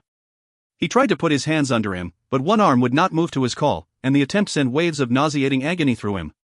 He managed to lift his head, just a bit, and tasted the blood streaming down from the back of his skull as he half-turned to try to get his bearings. He was back on the ground again, though he knew not how. Cold fingers reached up at him, as if from the ground itself. He had his eyes open, but the darkness crept in from the edges. The last thing he heard was his own ragged breathing. Orc armor proved no match for the fine elven sword as Raelian slid the blade deep into the chest of the newest attacker, who held a stone hammer wet with Regis's blood. The elf slashed out to the side, finishing the first one, who stubbornly tried to regain its footing, then spun to meet the charge of a third creature coming in around the tree. His sword flashed across, turning the orc's spear in against the bark and knocking the creature off balance. The tree alone stopped it from falling aside, but that proved an unfortunate thing for the orc, as Raelian leaped out to the side and stabbed back in, catching the creature through the armpit. It shrieked and went into a frenzy, spinning and stumbling away, grabbing at the vicious wound. Raelian let it go, turning back to Regis, who lay so very still on the cold ground. More orcs had spotted him, he knew. He had no time. He grabbed the halfling as gently as he could and slid him down into a depression at the base of the maple, between two large roots. He kicked dirt and twigs and leaves, anything he could find to disguise the poor halfling. Then, for the sake of the fallen Regis, Raelian grabbed up his bow and sprang away, running again to the east. Orcs closed on him from behind and below. More rose up before him, running at an angle to prevent him from going over the ridge to the south. Raelian dropped his second sword belt, the one Drizzt had given him, and threw aside his bow, needing to be nimble. He charged ahead, desperate to put as much ground between himself and Regis as possible, in the faint hope that the orcs would not find the wounded halfling. The run lasted only a few strides, though, as Raelian skidded to a stop, turning frantically to bring his sword around to deflect a flying spear. Swords came in at him from every angle, orcs closing for the kill. Raelian felt the hot blood of his elders coursing through his veins. All the lessons he had learned in 2 centuries of life flooded through him, driving him on. There was no thought, only instinct and reaction, his shining sword darting to block, angling to turn a spear and stabbing ahead to force an attacker into a short retreat. Beautiful was his dance, magnificent his turns, and lightning-quick his thrusts and riposts. But there were too many for him to even consider them separately as he tried to find some answer to the riddle of the battle. Images of Innovindle flitted through his mind, along with those others he had lost so recently. He took hope in the fact that they had gone before him, that they would greet him in Arvindor when a single mist block let a sword or a spear slip through. Behind him, back the way he had come, Regis sank deeper into the cold darkness. And not so far away, perhaps halfway to the tree, a black hand closed over Khazadi's hilt. They had intended to follow in the wake of Bruenor and Drizzt, but the 4 dwarves found the route blocked by a wall of orcs. They came out of the dell to the east instead, and there, too, they met resistance. For Mirabar and Mithral Hall.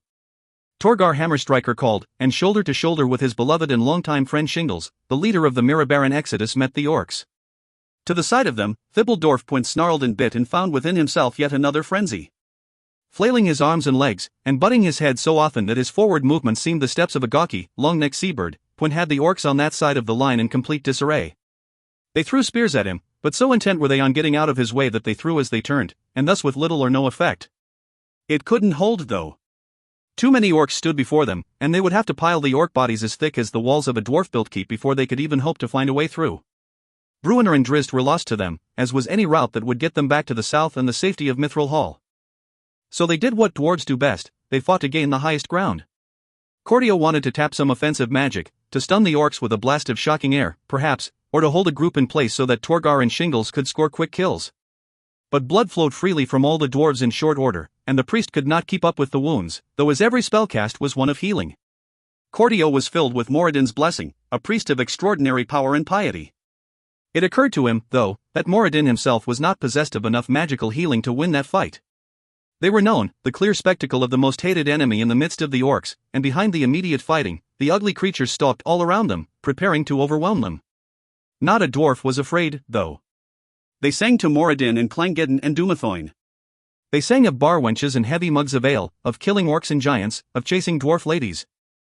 And Cordio led a song to King Bruenor, of the fall of Shimmergloom and the reclamation of Mithral Hall. They sang and they fought. They killed and they bled, and they looked continually to the north, where Bruenor their king had gone. For all that mattered was that they had served him well that day, that they had given him enough time and enough of a distraction to get to the hills and to end, once and for all, the threat of Obould. Raelian felt the sting of a sword across his forearm, and though the wound was not deep, it was telling. He was slowing, and the orcs had caught on to the rhythms of his dance. He had nowhere to run. An orc to his right came on suddenly, he thought, and he spun to meet the charge, then saw that it was no charge at all, for the tip of a sword protruded from the falling creature's chest. Behind the orc, Tosan Armgo retracted Khazadi and leaped out to the side. An orc lifted its shield to block, but the sword went right through the shield, right through the arm, and right through the side of the creature's chest. Before it had even fallen away, another orc fell to Tosan's second weapon, an orc-made sword. Raelian had no time to watch the spectacle or to even consider the insanity of it all. He spun back and took down the nearest orc, who seemed dumbfounded by the arrival of the drow. On the elves pressed, light and dark, and orcs fell away, or threw their weapons and ran away, and soon the pair faced off, Raelian drawing a few much-needed deep breaths. Clan Wolfjaw, Tosan explained to Raelian. They fear me. With good reason, Raelian replied. The sound of battle to the north, and the sound of dwarf voices lifted in song, stole their conversation, and before Tosan could begin to clarify, he found that he did not have to, for Raelian led their rundown from the ridgeline. Chapter. Old and new before him. It had to come down to the two of them, for among the orcs, struggles within and among tribes were ultimately personal. King Obould leaped atop a stone wall and plunged his sword into the belly of a Carrick ogre. He stared the behemoth in the face, grinning wickedly as he called upon his enchanted sword to burst into flame. The ogre tried to scream.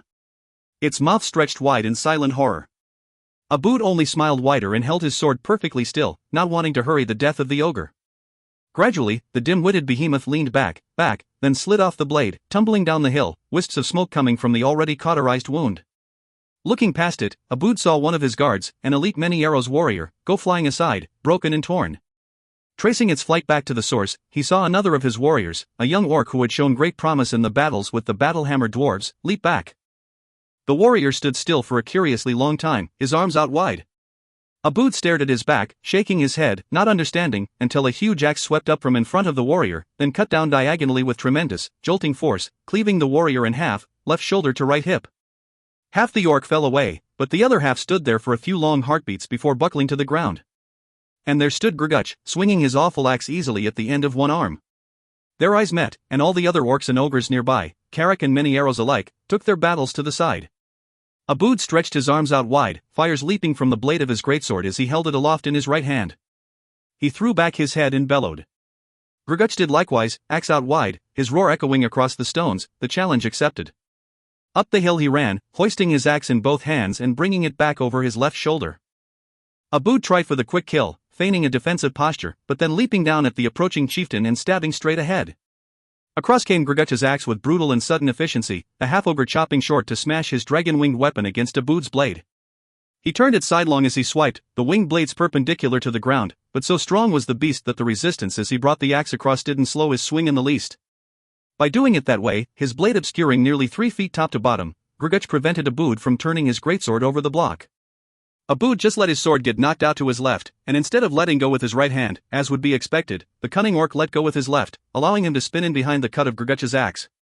He went forward as he went around, lowering his soon leading left shoulder as he collided with Grguch. The pair slid down the stony hill, and to Obould's amazement, Grguch did not fall. Grguch met his heavy charge with equal strength. He was taller than Obould by several inches, but Obould had been blessed by Grumsh, had been given the strength of the bull, a might of arm that had allowed him to bowl over Gerdi Orlsdottir of the Frost Giants. But not Grguch. The two struggled, their weapon arms, Obould's right and Grguch's left, locked at one side. Obould slugged Grguch hard in the face, snapping his head back, but as he recoiled from that stinging blow, Grguch snapped his head forward, inside the next punch, and crunched his forehead into Obould's nose. They clutched, they twisted, and they postured, and both tried to shove back at the same time, sending themselves skidding far apart. Right back they went with identical blows, axe and sword meeting with tremendous force, so powerfully that a gout of flames flew free of Obould's sword and burst into the air. As Tosan told us, Drizzt said to Bruenor as they slipped between fights to come in view of the great struggle. Think they'd forget each other and turn on us, elf? Bruenor asked hopefully. Likely not Obould, at least, Drizzt replied dryly, stealing Bruenor's mirth, and he led the dwarf around a pile of stones that hadn't yet been set on the walls. Bah! Yeary bats.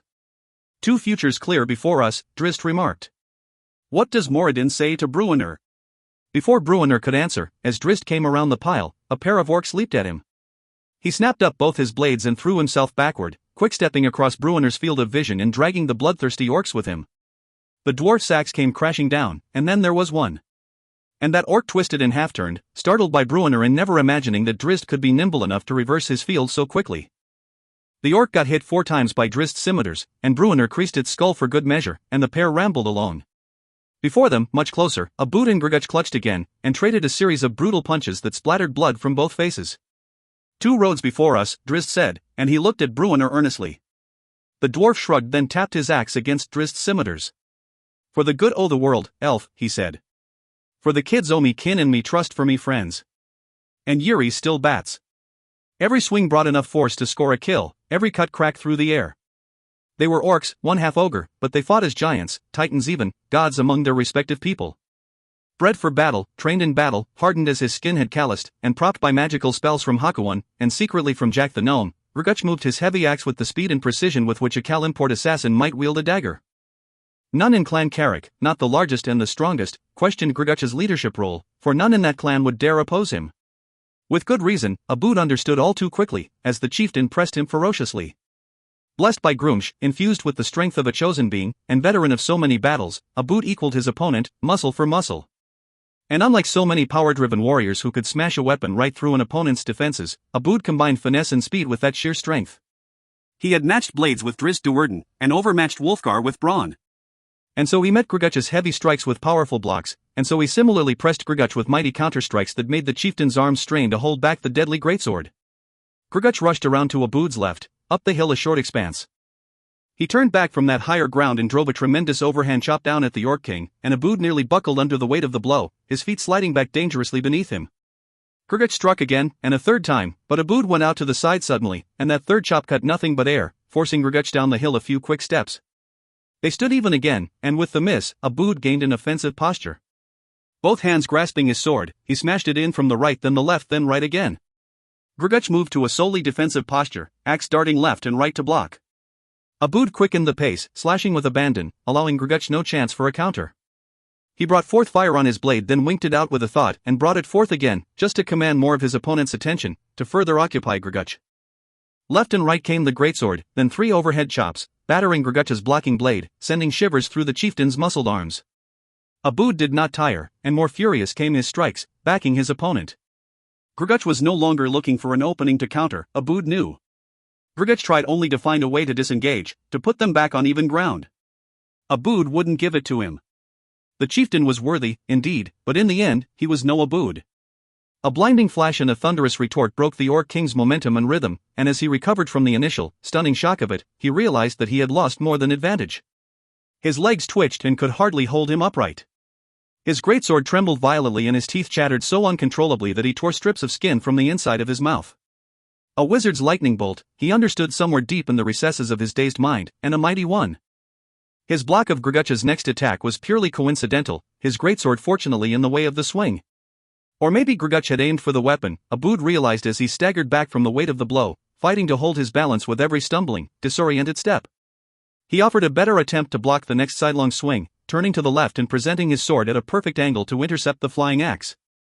A perfect parry, except that Aboud's twitching legs gave out under the weight of the blow. He skidded half backward and half sidelong down the hill and went down to one knee. Grguch hit his sword again, knocking it aside, and as the chieftain stepped forward, bringing his blade back yet again, Obould realized that he had little defense. A booted foot stomped hard on the back of Aboud's neck, driving him low, and he tried to turn and lash out at what he deemed to be a new attacker. But Bruenor Battlehammer's target was not Oboud, and he had used the battered and dazed Orc King merely as a springboard to launch himself at his real quarry. Grguch twisted frantically to get his axe in line with the dwarf's weapon, but Bruenor, too, turned as he flew, and his buckler, emblazoned with the foaming mug of Clan Battlehammer, crashed hard into Grguch's face, knocking him back. Grguch leaped up and came right back at Bruenor with a mighty chop, but Bruenor rushed ahead under the blow, butting his one-horned helmet into Grguch's belly and sweeping his axe up between the Orc chieftain's legs. Grguch leaped, and Bruenor grabbed and leaped back and over with him, the pair flying away and tumbling down the hill. As they unwound, Grguch, caught with his back to the dwarf, rushed away and shoulder-rolled over the hill's lowest stone wall. Bruenor pursued furiously, springing atop the wall, then leaping from it, swooping down from on high with a mighty chop that sent the blocking Grguch staggering backward. The dwarf pressed, axe and shield, and it took Grguch many steps before he could begin to attain even footing with his newest enemy. Back on the hill, Obould stubbornly gained his feet and tried to follow, but another crackling lightning bolt flattened him. Raelian darted out in front as the pair crossed the narrow channel. He leaped a stone, started right, then rolled back left around the trunk of a dead tree, coming around face up against an unfortunate orc, whose sword was still angled the other way to intercept his charge. The elf struck hard and true, and the orc fell away, mortally wounded. Raelian retracted the blade as he ran past the falling creature, which left his sword arm out behind him. As his sword pulled free, a sudden sting broke the elf's grasp on it, and he glanced back in shock to see Tioson flipping the blade over between his two swords. With amazing dexterity, the drow slid his own sword into its sheath and caught Raelian's flipping weapon by the hilt. Treacherous dog! Raelian protested as the dark elf moved in behind him, prodding him along. Just shut up and run, Tioson scolded him. Raelian stopped, though, and the tip of Khazad he nicked him. Tioson's hand came against his back then, and shoved him roughly forward. Run! He demanded. Raelian stumbled forward and Tioson didn't let him dig in, keeping up and pushing him along with every stride. Drizzt hated breaking away from Bruenor with both the orc leaders so close, but the magic-using orc, nestled in a mixed copse of evergreen and deciduous trees to the east of Obould's defenses, demanded his attention. Having lived and fought beside the wizards of the drow school sorcerer, who were skilled in the tactics of wizardry combined with swordfighters, Drizzt understood the danger of those thunderous, blinding lightning bolts. And there was something more, some nagging suspicion in Drizzt's thoughts. How had the orcs taken Inavindal and Sunset from the sky? That puzzle had nagged at Drizzt since Raelian had delivered the news of their fall. Did he have his answer? The wizard wasn't alone, for he had set other orcs, large Karak half-ogre orcs, around the perimeter of the copse. One of them confronted Drizzt as he reached the tree line, leaping forward with a growl and a thrusting spear. But Drizzt had no time for such nonsense, and he shifted, throwing himself to the left, and brought both of his scimitars down and back to the right, double striking the spear and driving it harmlessly aside. Drizzt continued right past the off-balance spear wielder, lifting Twinkle expertly to slash a line across the orc's throat. As that one fell away, though, two more charged at the drow, from left and right, and the commotion also drew the attention of the wizard, still some 30 feet away. Drizzt pasted an expression of fear on his face, for the benefit of the wizard, then darted out to the right, quick-stepping to intercept the charging orc.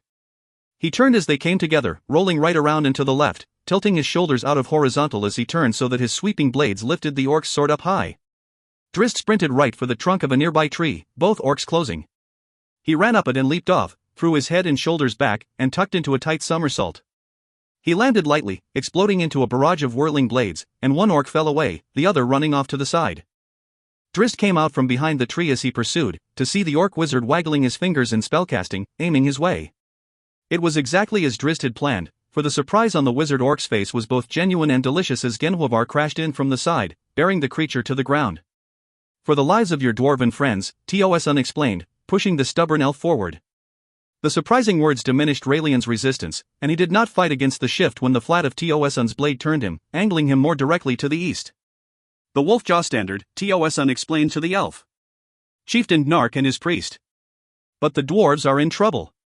Raelian protested, for not far away, Quentin Torgar and the others fought furiously against an orc force thrice their number. To the head of the serpent. Tioson insisted, and Raelian could not disagree. He began to understand as they passed several orcs, who glanced at the dark elf deferentially and did not try to intercept them. They sprinted around some boulders and broken ground, down past a cluster of thick pines and across a short expanse to the heart of Gnark's army. Tioson spotted the chieftain immediately, took Wiktuk and Unthal at his side as expected. A present for Gnark, the drow called at the stunned expressions, and he pushed Raelian harder, nearly toppling the elf. Gnark waved some guards toward Raelian to take the elf from Tioson. General Dukkha and his thousands approach, Gnark called to the drow. But we will not fight until it is settled between the chieftains. Obould and Grguch, Tioson agreed, and as the orc guards approached, he went past Raelian. Left hip, the dark elf whispered as he crossed past Raelian, and he brushed close enough for the surface elf to feel the hilt of his own belted sword. Tioson paused and nodded at both the orcs, drawing their attention and giving Raelian ample time to draw forth the blade. And so Raelian did, and even as the orc guards noted it and called out in protest, the flash of elven steel left them dead.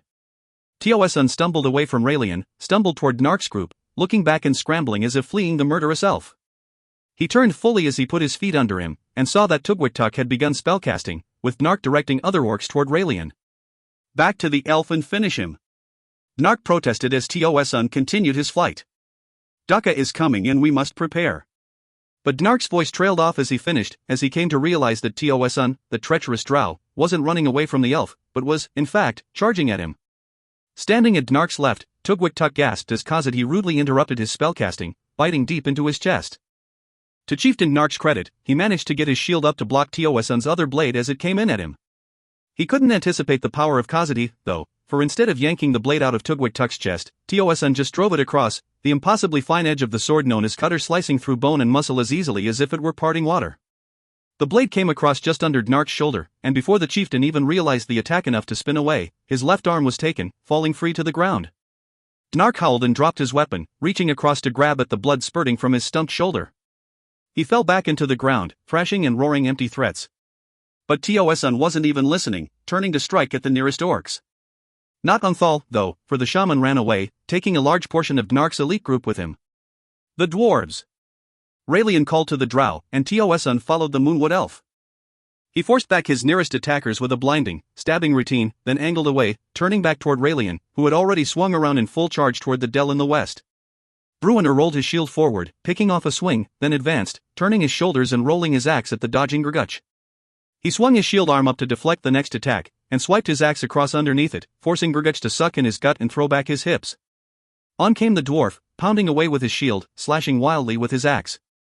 He had the much larger half-ogre off balance, and knew from the craftsmanship and sheer size of Grguch's axe that he would do well to keep it that way. The song of Moradin poured from his lips. He swung across and reversed in a mighty backhand, nearly scoring a hit, then charged forward, shield leading. That is why he had been returned to his people, Bruenor knew in his heart. That was the moment when Moradin needed him, when Clan Battlehammer needed him. He threw off the confusion of the lost city and its riddles, of Drizzt's surprising guesses. None of that mattered, it was he and that newest, fiercest foe, battling to the death, old enemies locked in mortal combat. It was the way of Moradin and the way of Grumsh, or at least, it was the way it had always been. Light steps propelled the dwarf, spinning, advancing and retreating out of every swing and every block with perfect balance, using his speed to keep his larger, stronger foe slightly off balance. Every time Grguch tried to wind up for a mighty stroke of that magnificent axe, Bruenor moved out of range, or came in too close, or too far to the same side as the retracted weapon, shortening Grguch's strike and stealing much of its power. And always Bruenor's axe slashed at the orc. Always, the dwarf had Grguch twisting and dodging, and cursing. Like sweet music to Bruenor's ears did those orc curses sound. In utter frustration, Grguch leaped back and roared in protest, bringing his axe up high. Bruenor knew better than to pursue, dropping one foot back instead, then rushing back into the side, under the branch of a leafless maple. Grguch, too outraged by the frustrating dwarf to hold back, rushed forward and swung with all his might anyway, and the dragon axe crashed right through that thick limb, splintering its base and driving it back at the dwarf. Bruenor threw up his shield at the last second, but the weight of the limb sent him staggering backward. By the time he recovered, Grguch was there, roaring still, his axe cutting a line for Bruenor's skull. Bruenor ducked and threw up his shield, and the axe hit it solidly, too solidly. The foaming mug shield, that most recognizable of Mithral Hall's artifacts, split in half, and below it, the bone in Bruenor's arm cracked, the weight of the blow driving the dwarf to his knees. Agony burned through Bruenor's body, and white flashes filled his vision. But Moradin was on his lips, and Moradin was in his heart, and he scrambled forward, slashing his axe with all his might, forcing Grguch before him in his frenzy. Twent, Torgar, and Shingles formed a triangle around Cordio. The priest directed their movements, mostly coordinating Shingles and Torgar with the wild leaps and surges of the unbridled fury that was Thibildorf Twent. Twent had never viewed battle in terms of defensive formations. To his credit, though, the wild-eyed battle-rager did not completely compromise the integrity of their defensive stand, and the bodies of dead orcs began to pile up around them. But more took the places of the fallen, many more, an endless stream. As weapon arms drooped from simple weariness, the three frontline dwarves took more and more hits, and Cordio's spells of healing came nearly constant from his lips, depleting his magical energies. They couldn't keep it up for much longer, all three knew, and even Twent suspected that it would be their last, glorious stand. The orc immediately before Torgar rushed forward suddenly. The Mirabaran dwarf turned the long handle of his axe at the last moment to deflect the creature aside, and only when it started to fall away did Torgar recognize that it was already mortally wounded, blood pouring from a deep wound in its back. As the dwarf turned to face any other nearby orcs, he saw the way before him cleared of enemies, saw Raelian and Teosan fighting side by side. They backed as Torgar shifted to his right, moving beside Shingles, and the defensive triangle became 2, 2, and 1, and with an apparent escape route open to the east. Raelian and Teosan started that flight, Cordio bringing the others in behind. But they became bogged down before they had ever really started, as more and more orcs joined the fray, orcs thirsty for vengeance for their fallen chieftain, and orcs simply thirsty for the taste of dwarf and elf blood. The panther's claws raked the fallen orc's body, but Jack's wards held strong and Genhuavar did little real damage. Even as Genhuavar thrashed, Hakuan began to mouth the words of a spell as Jack took control. Genhuavar understood well the power of wizards and priests, though, and the panther clamped her jaws over the orc's face, pressing and twisting. Still the wizard's defensive wards held, diminishing the effect. But Hakuan began to feel the pain, and knowing that the magical shields were being torn asunder, the orc panicked. That mattered little to Jack, safe within Hakuan's head. Wise old Jack was worldly enough to recognize Genhuavar for what she was. In the shelter of Hakuan's thick skull, Jack calmly went about his task. He reached into the weave of magical energy, found the nearby loose ends of enchanting emanations, and tied them together, filling the area with countering magical force. Hakuan screamed as panther claws tore through his leather tunic and raked lines of blood along his shoulder. The cat retracted her huge maw, opened wide and snapped back at his face, and Hakuan screamed louder, certain that the wards were gone and that the panther would crush his skull to dust. But that had dissipated as the panther bit down, and grey mist replaced the dispelled Genhuavar. Hakuan lay there, trembling. He felt some of the magical wards being renewed about his disheveled frame. "Get up, you idiot!" Jack screamed in his thoughts. The orc shaman rolled to his side and up to one knee. He struggled to stand, then stumbled away and back to the ground as a shower of sparks exploded beside him, a heavy punch knocking him backward. He collected his wits and looked back in surprise to see the drow lifting a bow his way. A second lightning arrow streaked in, exploding, throwing him backward. But inside of Hakuan, Jack was already casting, and while the shaman struggled, one of his hands reached out, answering the drow's third shot with a bolt of white-hot lightning. When his blindness cleared, Hakuan saw that his enemy was gone. Destroyed to a smoking husk, he hoped, but only briefly, as another arrow came in at him from a different angle. Again Jack answered with a blast of his own, followed by a series of stinging magical missiles that weaved through the trees to strike at the drow. Dual voices invaded Hakuan's head, as Jack prepared another evocation and Hakuan cast a spell of healing upon himself. He had just finished mending the panther's fleshy tear when the stubborn drow hit him with another arrow. He felt the magical wards flicker dangerously. "Kill him!" Hakuan begged Jack, for he understood that one of those deadly arrows, maybe the very next one, was going to get through. They had fought minor skirmishes, as anticipated, but nothing more, as word arrived along the line that Grguch and Obould had met in battle. Never one to play his hand fully, General Ducka moved his forces deliberately and with minimal risk. However things turned out, he intended to remain in power. The Wolfjaw orcs gave ground to Ducka's thousands, rolling down the channel on Oboud's southern flank like floodwaters. Always ready for a fight, Ducka stayed near the front, and so he was not far away when he heard a cry from the south, along the higher ridge, and when he heard the sound of battle to the northeast, and to the north, where he knew Oboud to be. Lightning flashes filled the air up there, and Ducka could only imagine the carnage. His arm ached and hung practically useless, and Bruenor understood that if he lost his momentum, he would meet a quick and unpleasant end. So he didn't relent. He drove on and on, slashing away with his many-notched axe, driving the oversized orc before him. The orc could hardly keep up, and Bruenor scored minor hits, clipping him across one hand and nicking his thigh as he spun away. The dwarf could win. He knew he could. But the orc began calling out, and Bruenor understood enough orcish to understand that he called for help. Not just orc help, either, the dwarf saw, as a pair of ogres moved over at the sight of his vision, lifting heavy weapons. Bruenor couldn't hope to win against all three.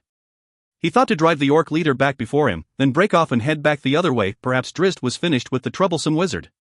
But the dwarf shook his head stubbornly. He had come to win against Oboud, of course, until his dark-skinned friend had shown him another way.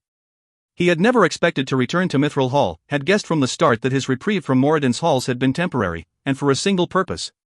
That purpose stood before him in the form of one of the largest and ugliest orcs he had ever had the displeasure to lay eyes on. So Bruenor ignored the ogres and pressed his attack with even more fury. He would die, and so be it, but that bestial orc would fall before him. His axe pounded with wild abandon, cracking against the blocking weapon of his opponent. He drew a deep line in one of the heads on Grguch's axe, then nearly cracked through the weapon's handle when the orc brought it up horizontally to intercept a cut. Bruenor had intended that cut to be the coup de grace, though, and he winced at the block, expecting that his time was over, that the ogres would finish him. He heard them off to the side, stalking in, growling, screaming. Before him, the orc roared in protest, and Bruenor managed to glance back as he wound up for another strike. One of the ogres had fallen away, its leg cleaved off at the hip. The other had turned away from Bruenor to battle King Obould. Bah! Ha ha! Bruenor howled at the absurdity of it all, and he brought his axe in at the same chopping downward angle, but more to his right, more to his opponent's left. The orc shifted appropriately and blocked, and Bruenor did it again, and again more to his right. The orc decided to change the dynamics, and instead of just presenting the horizontal handle to block, he angled it down to his left. Since Bruenor was already leaning that way, there was no way for him to avoid the rightward slide. The huge orc howled, advantage gained. The orc had dispelled Genovar. From its back, claws and fangs digging at it, the orc had sent Drizzt's feline companion back to the astral plane. At least, that's what the stunned drow prayed had happened, for when he had finished with the pair of orcs at the trees, he had come in sight just in time to watch his friend dissolve into smoky nothingness. And that orc, so surprising, so unusual for one of the brutish race, had taken the hits of Drizzt's arrows, and had met his barrage with lightning bolt retorts that had left Drizzt dazed and wounded. Drizzt continued to circle, firing as he found opportunities between the trees. Every shot hit the mark, but every arrow was stopped just short, exploding into multicolored sparks. And every arrow was met with a magical response, lightning and insidious magic missiles, from which Drizzt could not hide. He went into the thickness of some evergreens, only to find other orcs already within. Bow in hand instead of his scimitars, and still dazed from the magical assaults, Drizzt had no intention of joining combat at that difficult moment, and so he cut to his right, back away from the magic-using orc, and ran out of the copse. And just in time, for without regard to its orc comrades, the wizard dropped a fireball on those trees, a tremendous blast that instantly consumed the copse and everyone within. Drizzt continued his run farther to the side before turning back at the orc. He dropped Talmaril and drew forth his blades, and he thought of Genovar, and called out plaintively for his lost cat. In sight of the wizard again, Drizzt dived behind a tree. A lightning bolt split it down the middle before him, opening the ground to the orc wizard again, stealing Drizzt's protective wall, and so he ran on, to the side again. I won't run out of magic, foolish drow. The orc called, and in high drow, with perfect inflection. That unnerved Drizzt almost as much as the magical barrage, but Drizzt accepted his role, and suspected that Bruenor was no less hard-pressed. He swung out away from the orc wizard, then veered around, finding a direct path to his enemy that would take him under a widespread maple and right beside another cluster of evergreens. He roared and charged. He saw a telltale movement beside him, and grinned as he recognized it. Drizzt reached inside himself as the wizard began casting, and summoned a globe of absolute darkness before him, between him and the mage. Into the darkness went Drizzt. To his right, the evergreens rustled, as if he had cut fast and leaped out that way. Dull pain and cold darkness filled Regis's head. He was far from consciousness, and sliding farther with every passing heartbeat. He knew not where he was, or what had put him there, in a deep and dark hole. Somewhere, distantly, he felt a heavy thud against his back, and the jolt sent lines of searing pain into the halfling. He groaned, then simply let it all go. The sensation of flying filled him, as if he had broken free of his mortal coil and was floating. Not so clever, drow, Jack said through Hakuan's mouth as they both noted the movement in the limbs of the evergreens. A slight turn had the fiery pea released from Jack's spell lofting out that way, and an instant later, those evergreens exploded into flames, with Jack and Hakuan both presumed the troublesome drow inside. But Drizzt had not gone out to his right.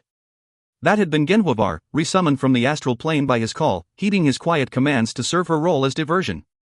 Genovar had gone across right behind Drizzt to leap into the evergreens, while Drizzt had tumbled headlong, gaining momentum, into the darkness. In there, he had leaped straight up, finding the maple's lowest branch. "Begone, Gwen," he whispered as he ran along that branch, feeling the heat of the flames to his side. "Please be gone," he begged as he came out of the blackness, bearing down on the wizard, who was still looking at the evergreens, still apparently oblivious to Drizzt. The drow came off the branch in a leaping somersault, landing lightly in a roll before the orc, who nearly jumped out of his boots and threw his hands up defensively. As Drizzt came out of that roll, he sprang and rolled again, going right past the orc, right over the orc's shoulder as he turned back upright. Anger drove him, memories of Inavindal. He told himself that he had solved the riddle, that creature had been the cause. Fury driving his arms, he slashed back behind him and down with icing death as he landed, and felt the blade slash hard through the orc's leather tunic and bite deeply into flesh. Drizzt skidded to an abrupt stop and pirouette, slashing hard with Twinkle, gashing the back-bending orc across the shoulder blades. Drizzt stepped back toward him, moving around him on the other side, and cut Twinkle down hard across the creature's exposed throat, driving it to the ground on its back. He moved for the kill, but stopped short, realizing that he needn't bother. A growl from over by the burning pine showed him that Genovar hadn't heeded his call to be gone, but neither had the panther, so swift and clever, been caught in the blast. Relief flooded through Drizzt, but with the diversion, he didn't take notice of a small winged snake slithering out of the dead orc's ear. Bruenor's axe slid down hard to the side, and Bruenor stumbled that way. He saw the huge orc's face twist in glee, in the belief of victory. But that was exactly the look he had hoped for. For Bruenor was not stumbling, and had forced the angled block for that very reason, to disengage his axe quickly and down to the side, far to the right of his target. In his stumble, Bruenor was really just resetting his stance, and he spun away from the orc, daring to turn his back on it for a brief moment. In that spin, Bruenor sent his axe in a roundabout swing at the end of his arm, and the orc, readying a killing strike, could not redirect his heavy two-bladed axe in time. Bruenor whirled around, his axe flying out wide to the right, setting himself in a widespread stance, ready to meet any attack. None came, for his axe had torn the orc's belly as it had come around, and the creature crumbled backward, holding its heavy axe in its right hand, but clutching at its spilling entrails with its left. Bruenor stalked forward and began battering it once more. The orc managed to block a blow, then a second, but the third slipped past and gashed its forearm, tearing its hand clear of its belly. Guts spilled out. The orc howled and tried to back away. But a flaming sword swept in over Bruenor's one-horned helmet and cut Grguch's misshapen head apart.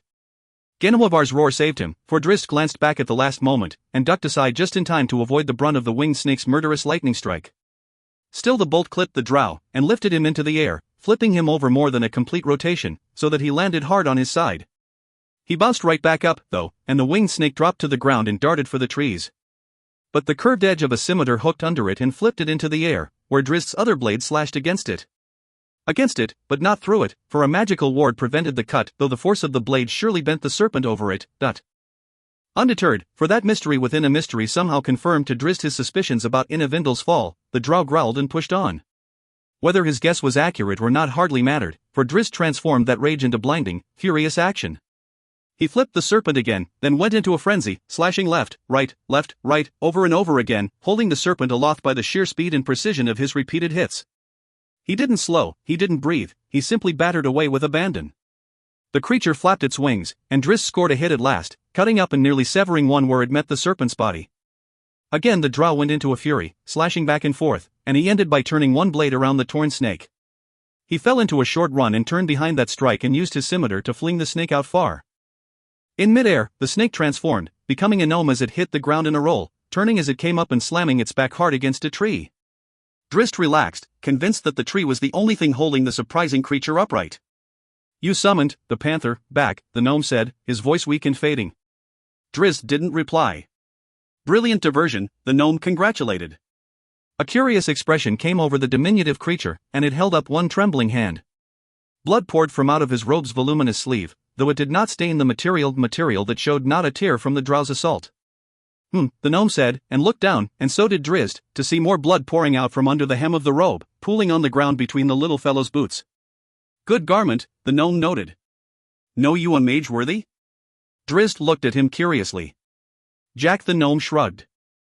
His left arm fell off then, sliding out of his garment, the tiny piece of remaining skin that attached it to his shoulder tearing free under the dead weight. Jack looked at it, Drizzt looked at it, and they looked at each other again. And Jack shrugged. And Jack fell face down. And Jack the gnome was dead. Chapter Garam's Gorge. Bruenor tried to stand straight, but the pain of his broken arm had him constantly twitching and lowering his left shoulder. Directly across from him, King Obould stared hard, the fingers of his hand kneading the hilt of his gigantic sword. Gradually that blade inched down toward the ground, and Obould dismissed its magical flames. "Well, what of it, then?" Bruenor asked, feeling the eyes of orcs boring into him from all around. Obould let his gaze sweep across the crowd, holding them all at bay. "You came to me," he reminded the dwarf. "I heard you wanted to talk, so I come to talk." Obould's expression showed him to be less than convinced. He glanced up the hill, motioning to Knuckles the priest, the emissary, who had never made it near to Bruenor's court. Bruenor, too, looked up at the battered shaman, and the dwarf's eyes widened indeed when Knuckles was joined by another orc, dressed in decorated military garb, who carried a bundle of great interest to Bruenor.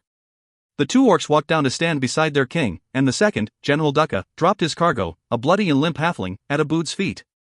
All around them, the orcs stirred, expecting the fight to erupt anew. But Obould silenced them with an upraised hand, as he looked Bruenor in the eye. Before him, Regis stirred, and Obould reached down and with surprising gentleness, lifted the halfling to his feet. Regis could not stand on his own, though, his knees buckling.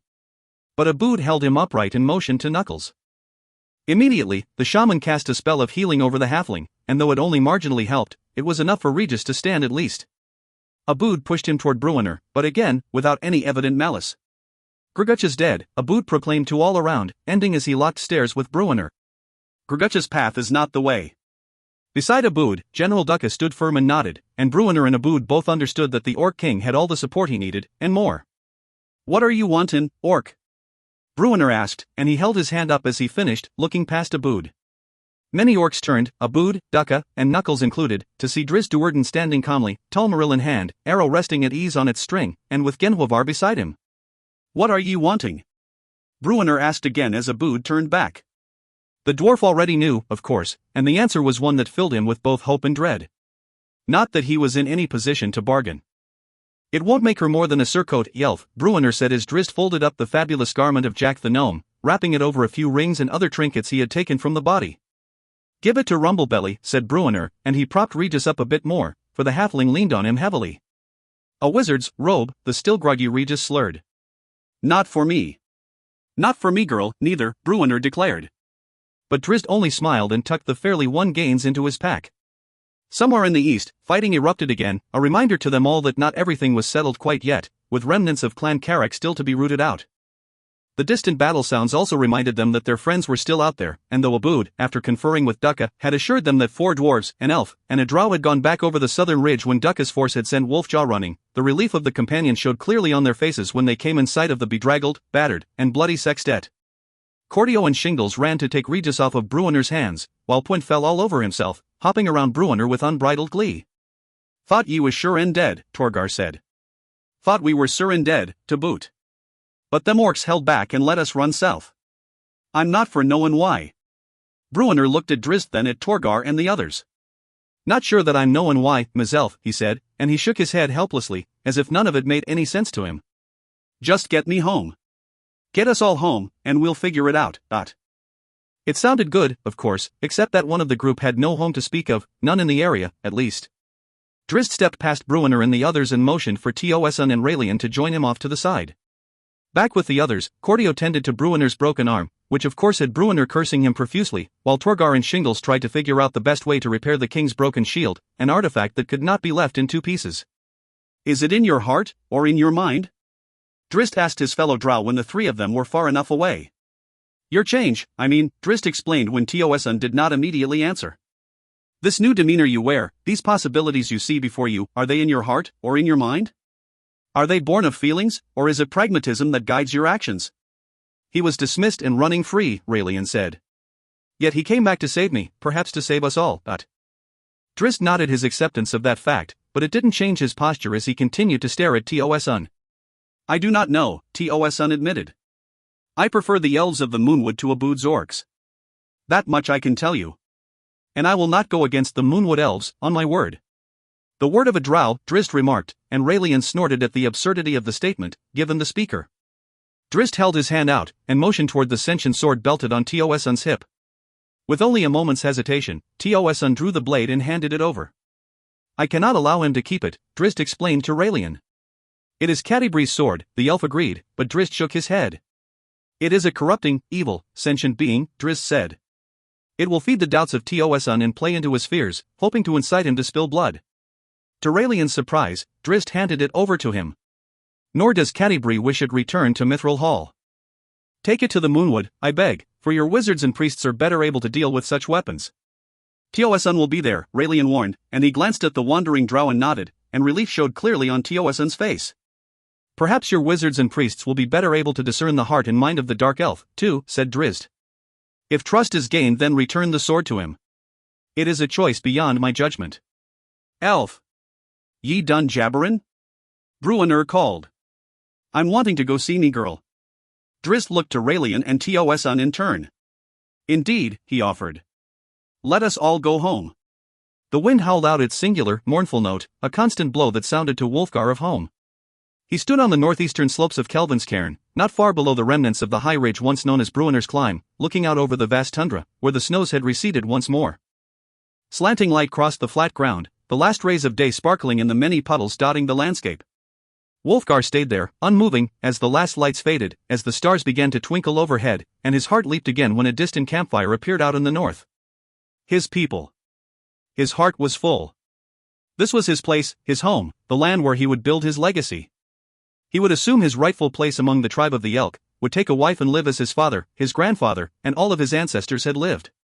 The simplicity of it, the lack of the deceitful trappings of civilization, welcomed him, heart and soul. His heart was full. The son of Bjorniger had come home. The dwarven hall in the great chamber known as Garam's Gorge, with its gently arcing stone bridge and the new statue of Shimmergloom the Shadow Dragon, ridden to the bottom of the gorge to its death by heroic King Bruenor, had never looked so wondrous. Torches burned throughout the hall, lining the gorge and the bridge, their firelight changing through the spectrum of colors due to the enchantments of Lady Illustrial's wizards. On the western side of the gorge before the bridge stood hundreds of Battlehammer dwarves, all dressed in their full, shining armor, pennants flying, spear tips gleaming in the magical light. Across from them stood a contingent of orc warriors, not nearly as well outfitted, but standing with equal discipline and pride. Dwarf masons had constructed a platform at the center of the long bridge, and on it had built a three-tiered fountain. Nanfudl's alchemy and Illustrial's wizards had done their work there, as well, for the water danced to the sound of haunting music, its flowing streams glowing brightly in changing colors.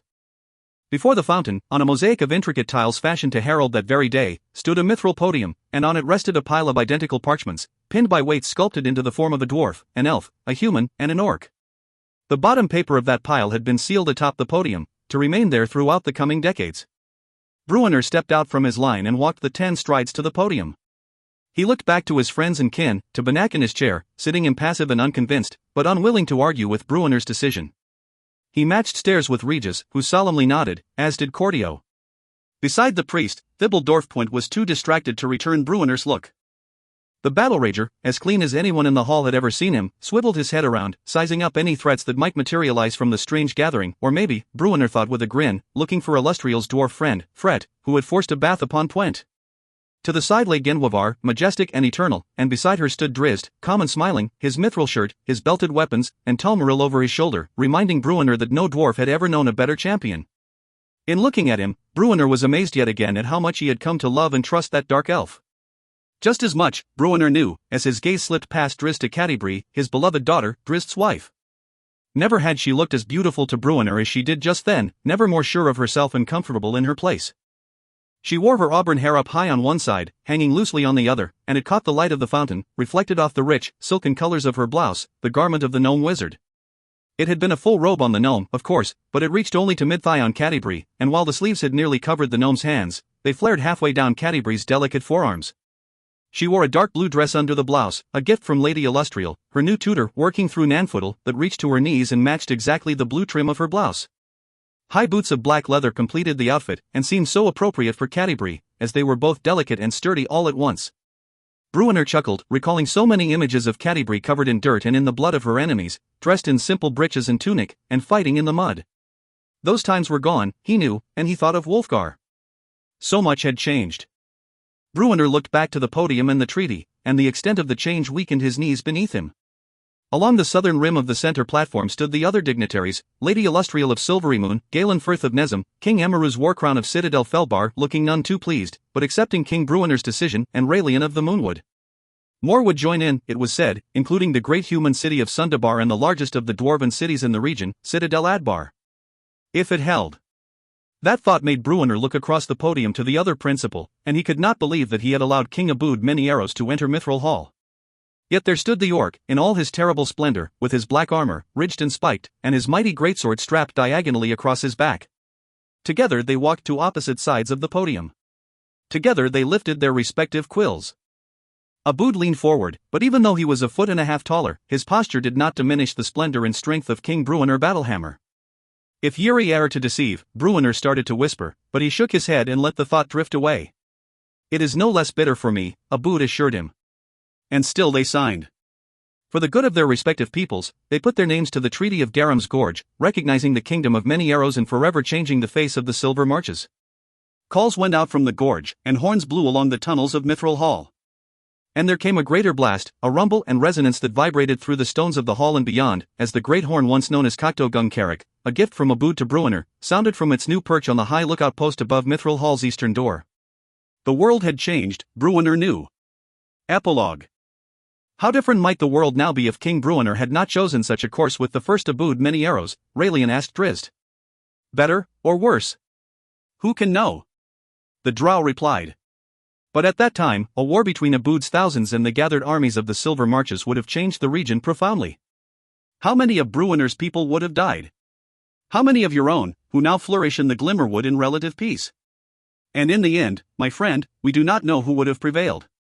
And yet here we stand, a century beyond that ceremony, and can either of us say with absolute truth that Bruenor chose correctly? He was right, Drizzt knew, to his ultimate frustration. He reminded himself of the roads he had walked over the last decades, of the ruins he had seen, of the devastation of the spell plague. But in the north, instead of that, because of a brave dwarf named Bruenor Battlehammer, who threw off his baser instincts, his hatred and his hunger for revenge, in light of what he believed to be the greater good, the region had known a century and more of relative peace. More peace than ever it had known before. And that while the world around had fallen to shadow and despair. Raelian started away, but Drizzt called after him. We both supported Bruenor on that day when he signed the Treaty of Garam's Gorge, he reminded. Raelian nodded as he turned. As we both fought alongside Bruenor on the day he chose to stand beside Obould against Grguch and the old ways of Grguch, Drizzt added. If I recall that day correctly, a younger Raelian was so taken by the moment that he chose to place his trust in a dark elf, though that same drow had marched to war against Raelian's people only months before. Raelian laughed and held up his hands in surrender. And what resulted from that trust? Drizzt asked. How fares Tos an Armgo, husband of Sinifane, father of Tirflin and Dunwiel? I will ask him when I return to the Moonwood, the beaten Raelian replied, but he managed to get in the last arrow when he directed Drizzt's gaze to the prisoners they had taken that day. Drizzt conceded the point with a polite nod. It wasn't over.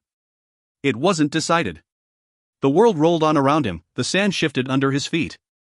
He reached down to pet Genwavar, needing to feel the comfort of his panther friend, the one constant in his surprising life, the one great hope along his ever-winding road.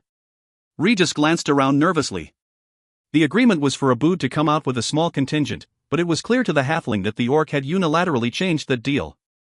Scores of orc warriors and shamans had been set all over main encampment, hiding behind rocks or in crevices, cunningly concealed and prepared for easy and swift egress. As soon as Elastil's emissaries had delivered the word that the Arcane Brotherhood meant to move on the Silver Marches, and that enlisting Obould would be their first endeavor, the Orc King's every move had been increasingly aggressive. Lady Illustrial and King Bruenor had reached out to Obould immediately, but so too had Obould begun to reach out to them.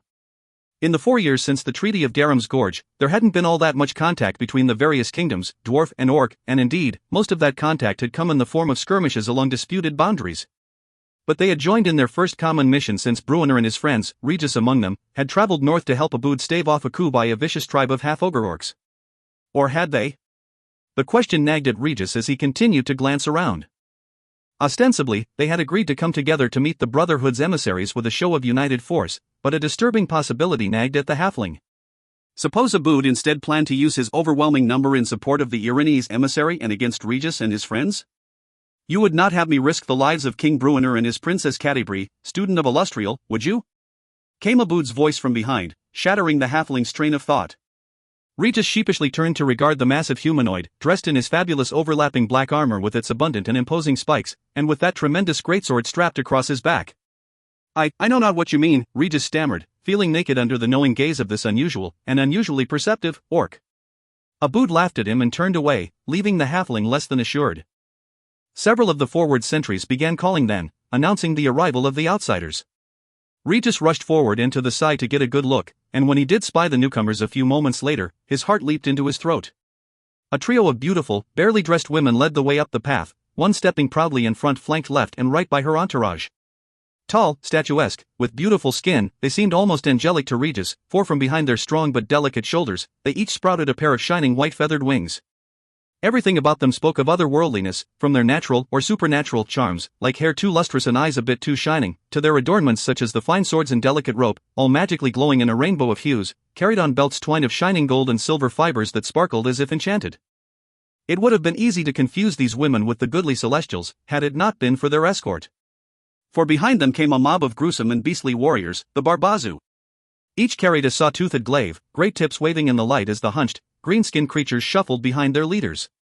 They were also known as bearded devils because of a shock of facial hair that ran ear to ear down under their jawline, beneath a toothy mouth far too wide for their otherwise emaciated faces.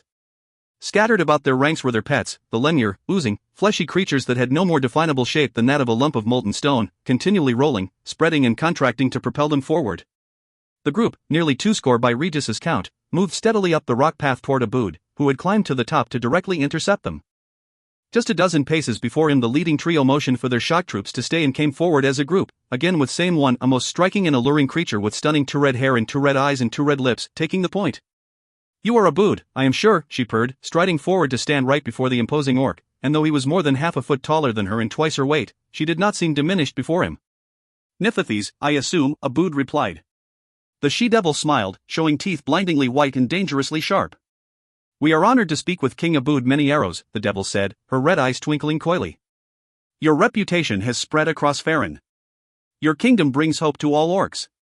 "And hope to the arcane brotherhood, it would seem," Obould said, as Niphathes's gaze drifted over to the side, where Regis remained half hidden by a large rock. The Iranese grinned again and Regis felt his knees go weak before finally, mercifully, looking back to the imposing Orc King. "We make no secret of our wishes to expand our influence," she admitted. "Not to those with whom we wish to ally, at least. To others?" Her voice trailed off as she again looked Regis's way. "He is a useful infiltrator," Obould remarked. "One whose loyalty is to whoever pays him the most gold." "I have much gold." Niphathes's accepting nod seemed less than convincing. "Your army is mighty, by all accounts," said the devil. "Your healers capable. Where you fail is in the arcane art, which leaves you dangerously vulnerable to mages, who are so prevalent in Silvery Moon." "And this is what the Brotherhood offers," Obould reasoned. "We can more than match Illustrial's power. And so with you behind me, the Kingdom of Many-Arrows will overrun the Silver Marches." Regis's knees went weak again at Obould's proclamation. The halfling's thoughts screamed of double-cross, and with his friend so dangerously exposed and with himself so obviously doomed. "It would be a beautiful coupling," the Iranese said, and ran her delicate hand across Obould's massive chest. "A coupling is a temporary arrangement." "A marriage, then," said Niphathes. "Or an enslavement." The Iranese stepped back and looked at him curiously. "I would provide you the fodder to absorb the spears and spells of your enemies," Obould explained. "My orcs would become to you as those Barbizu." "You misunderstand." "Do I, Niphathes?" Obould said, and it was his turn to offer a toothy grin. "The Brotherhood seeks to enhance trade and cooperation. Then why do you approach me under the cloak of secrecy? All the kingdoms of the Silver Marches value trade. Surely you do not consider yourself kin and kind with the dwarves of Mithral Hall, or with Illustrial and her delicate creatures. You are a god among orcs. Grguch adores you, I know this, as I have spoken with him."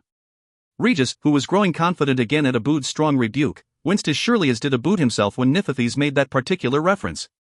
"Grguch has guided the vision that is Many-Arrows," Obould replied after a moment of collecting himself. "I know his will." Niphathes beamed. "My master will be pleased. We will send." Obould's mocking laughter stopped her, and she looked at him both curiously and skeptically. "War brought us to this, our home," Obould explained. "But peace sustains us." "Peace with dwarves?" the devil asked incredulously. Obould stood firm and did not bother to reply. "My master will not be pleased. He will exact punishment upon me?"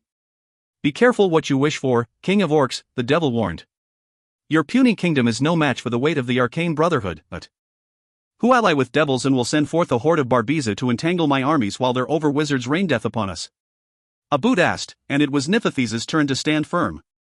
"While my own allies support my ranks with elven arrows, dwarven war machines, and Lady Illustrial's own knights and wizards," the orc said and drew out his greatsword, willing its massive blade to erupt with fire as it came free of its sheath. To Niphathes and her 2 Iranese companions, none of whom were smiling, he yelled, "Let us see how my orc fodder fares against your Barbizu and flesh beasts." From all around, orcs leaped out of hiding. Brandishing swords and spears, axes and flails, they howled and rushed forward, and the devils, ever eager for battle, fanned out and met the charge with one of their own. Available in hardcover. October 2008. From A Reader's Guide to R.A. Salvatore's The Legend of Drizzt. The Legend. When TSR published The Crystal Shard in 1988, a Drow Ranger first drew his enchanted scimitars, and a legend was born. The Legacy. 20 years and 20 books later, readers have brought his story to the world. Drizzt. Celebrate 20 years of the greatest fantasy hero of a generation. This fully illustrated, full-color, encyclopedic book celebrates the whole world of the legend of Drizzt, from the Dark Elf's steadfast companions, to his most dangerous enemies, from the gods and monsters of a world rich in magic, to the exotic lands he's visited. Mixing classic renditions of characters, locales, and monsters from the last 20 years with artwork by Todd Lockwood and other cutting-edge illustrators, this is a must-have book for every Drizzt fan. Forgotten Realms, The Legend of Drizzt, Wizards of the Coast, and their respective logos are trademarks of Wizards of the Coast, W Inc. In the USA and other countries.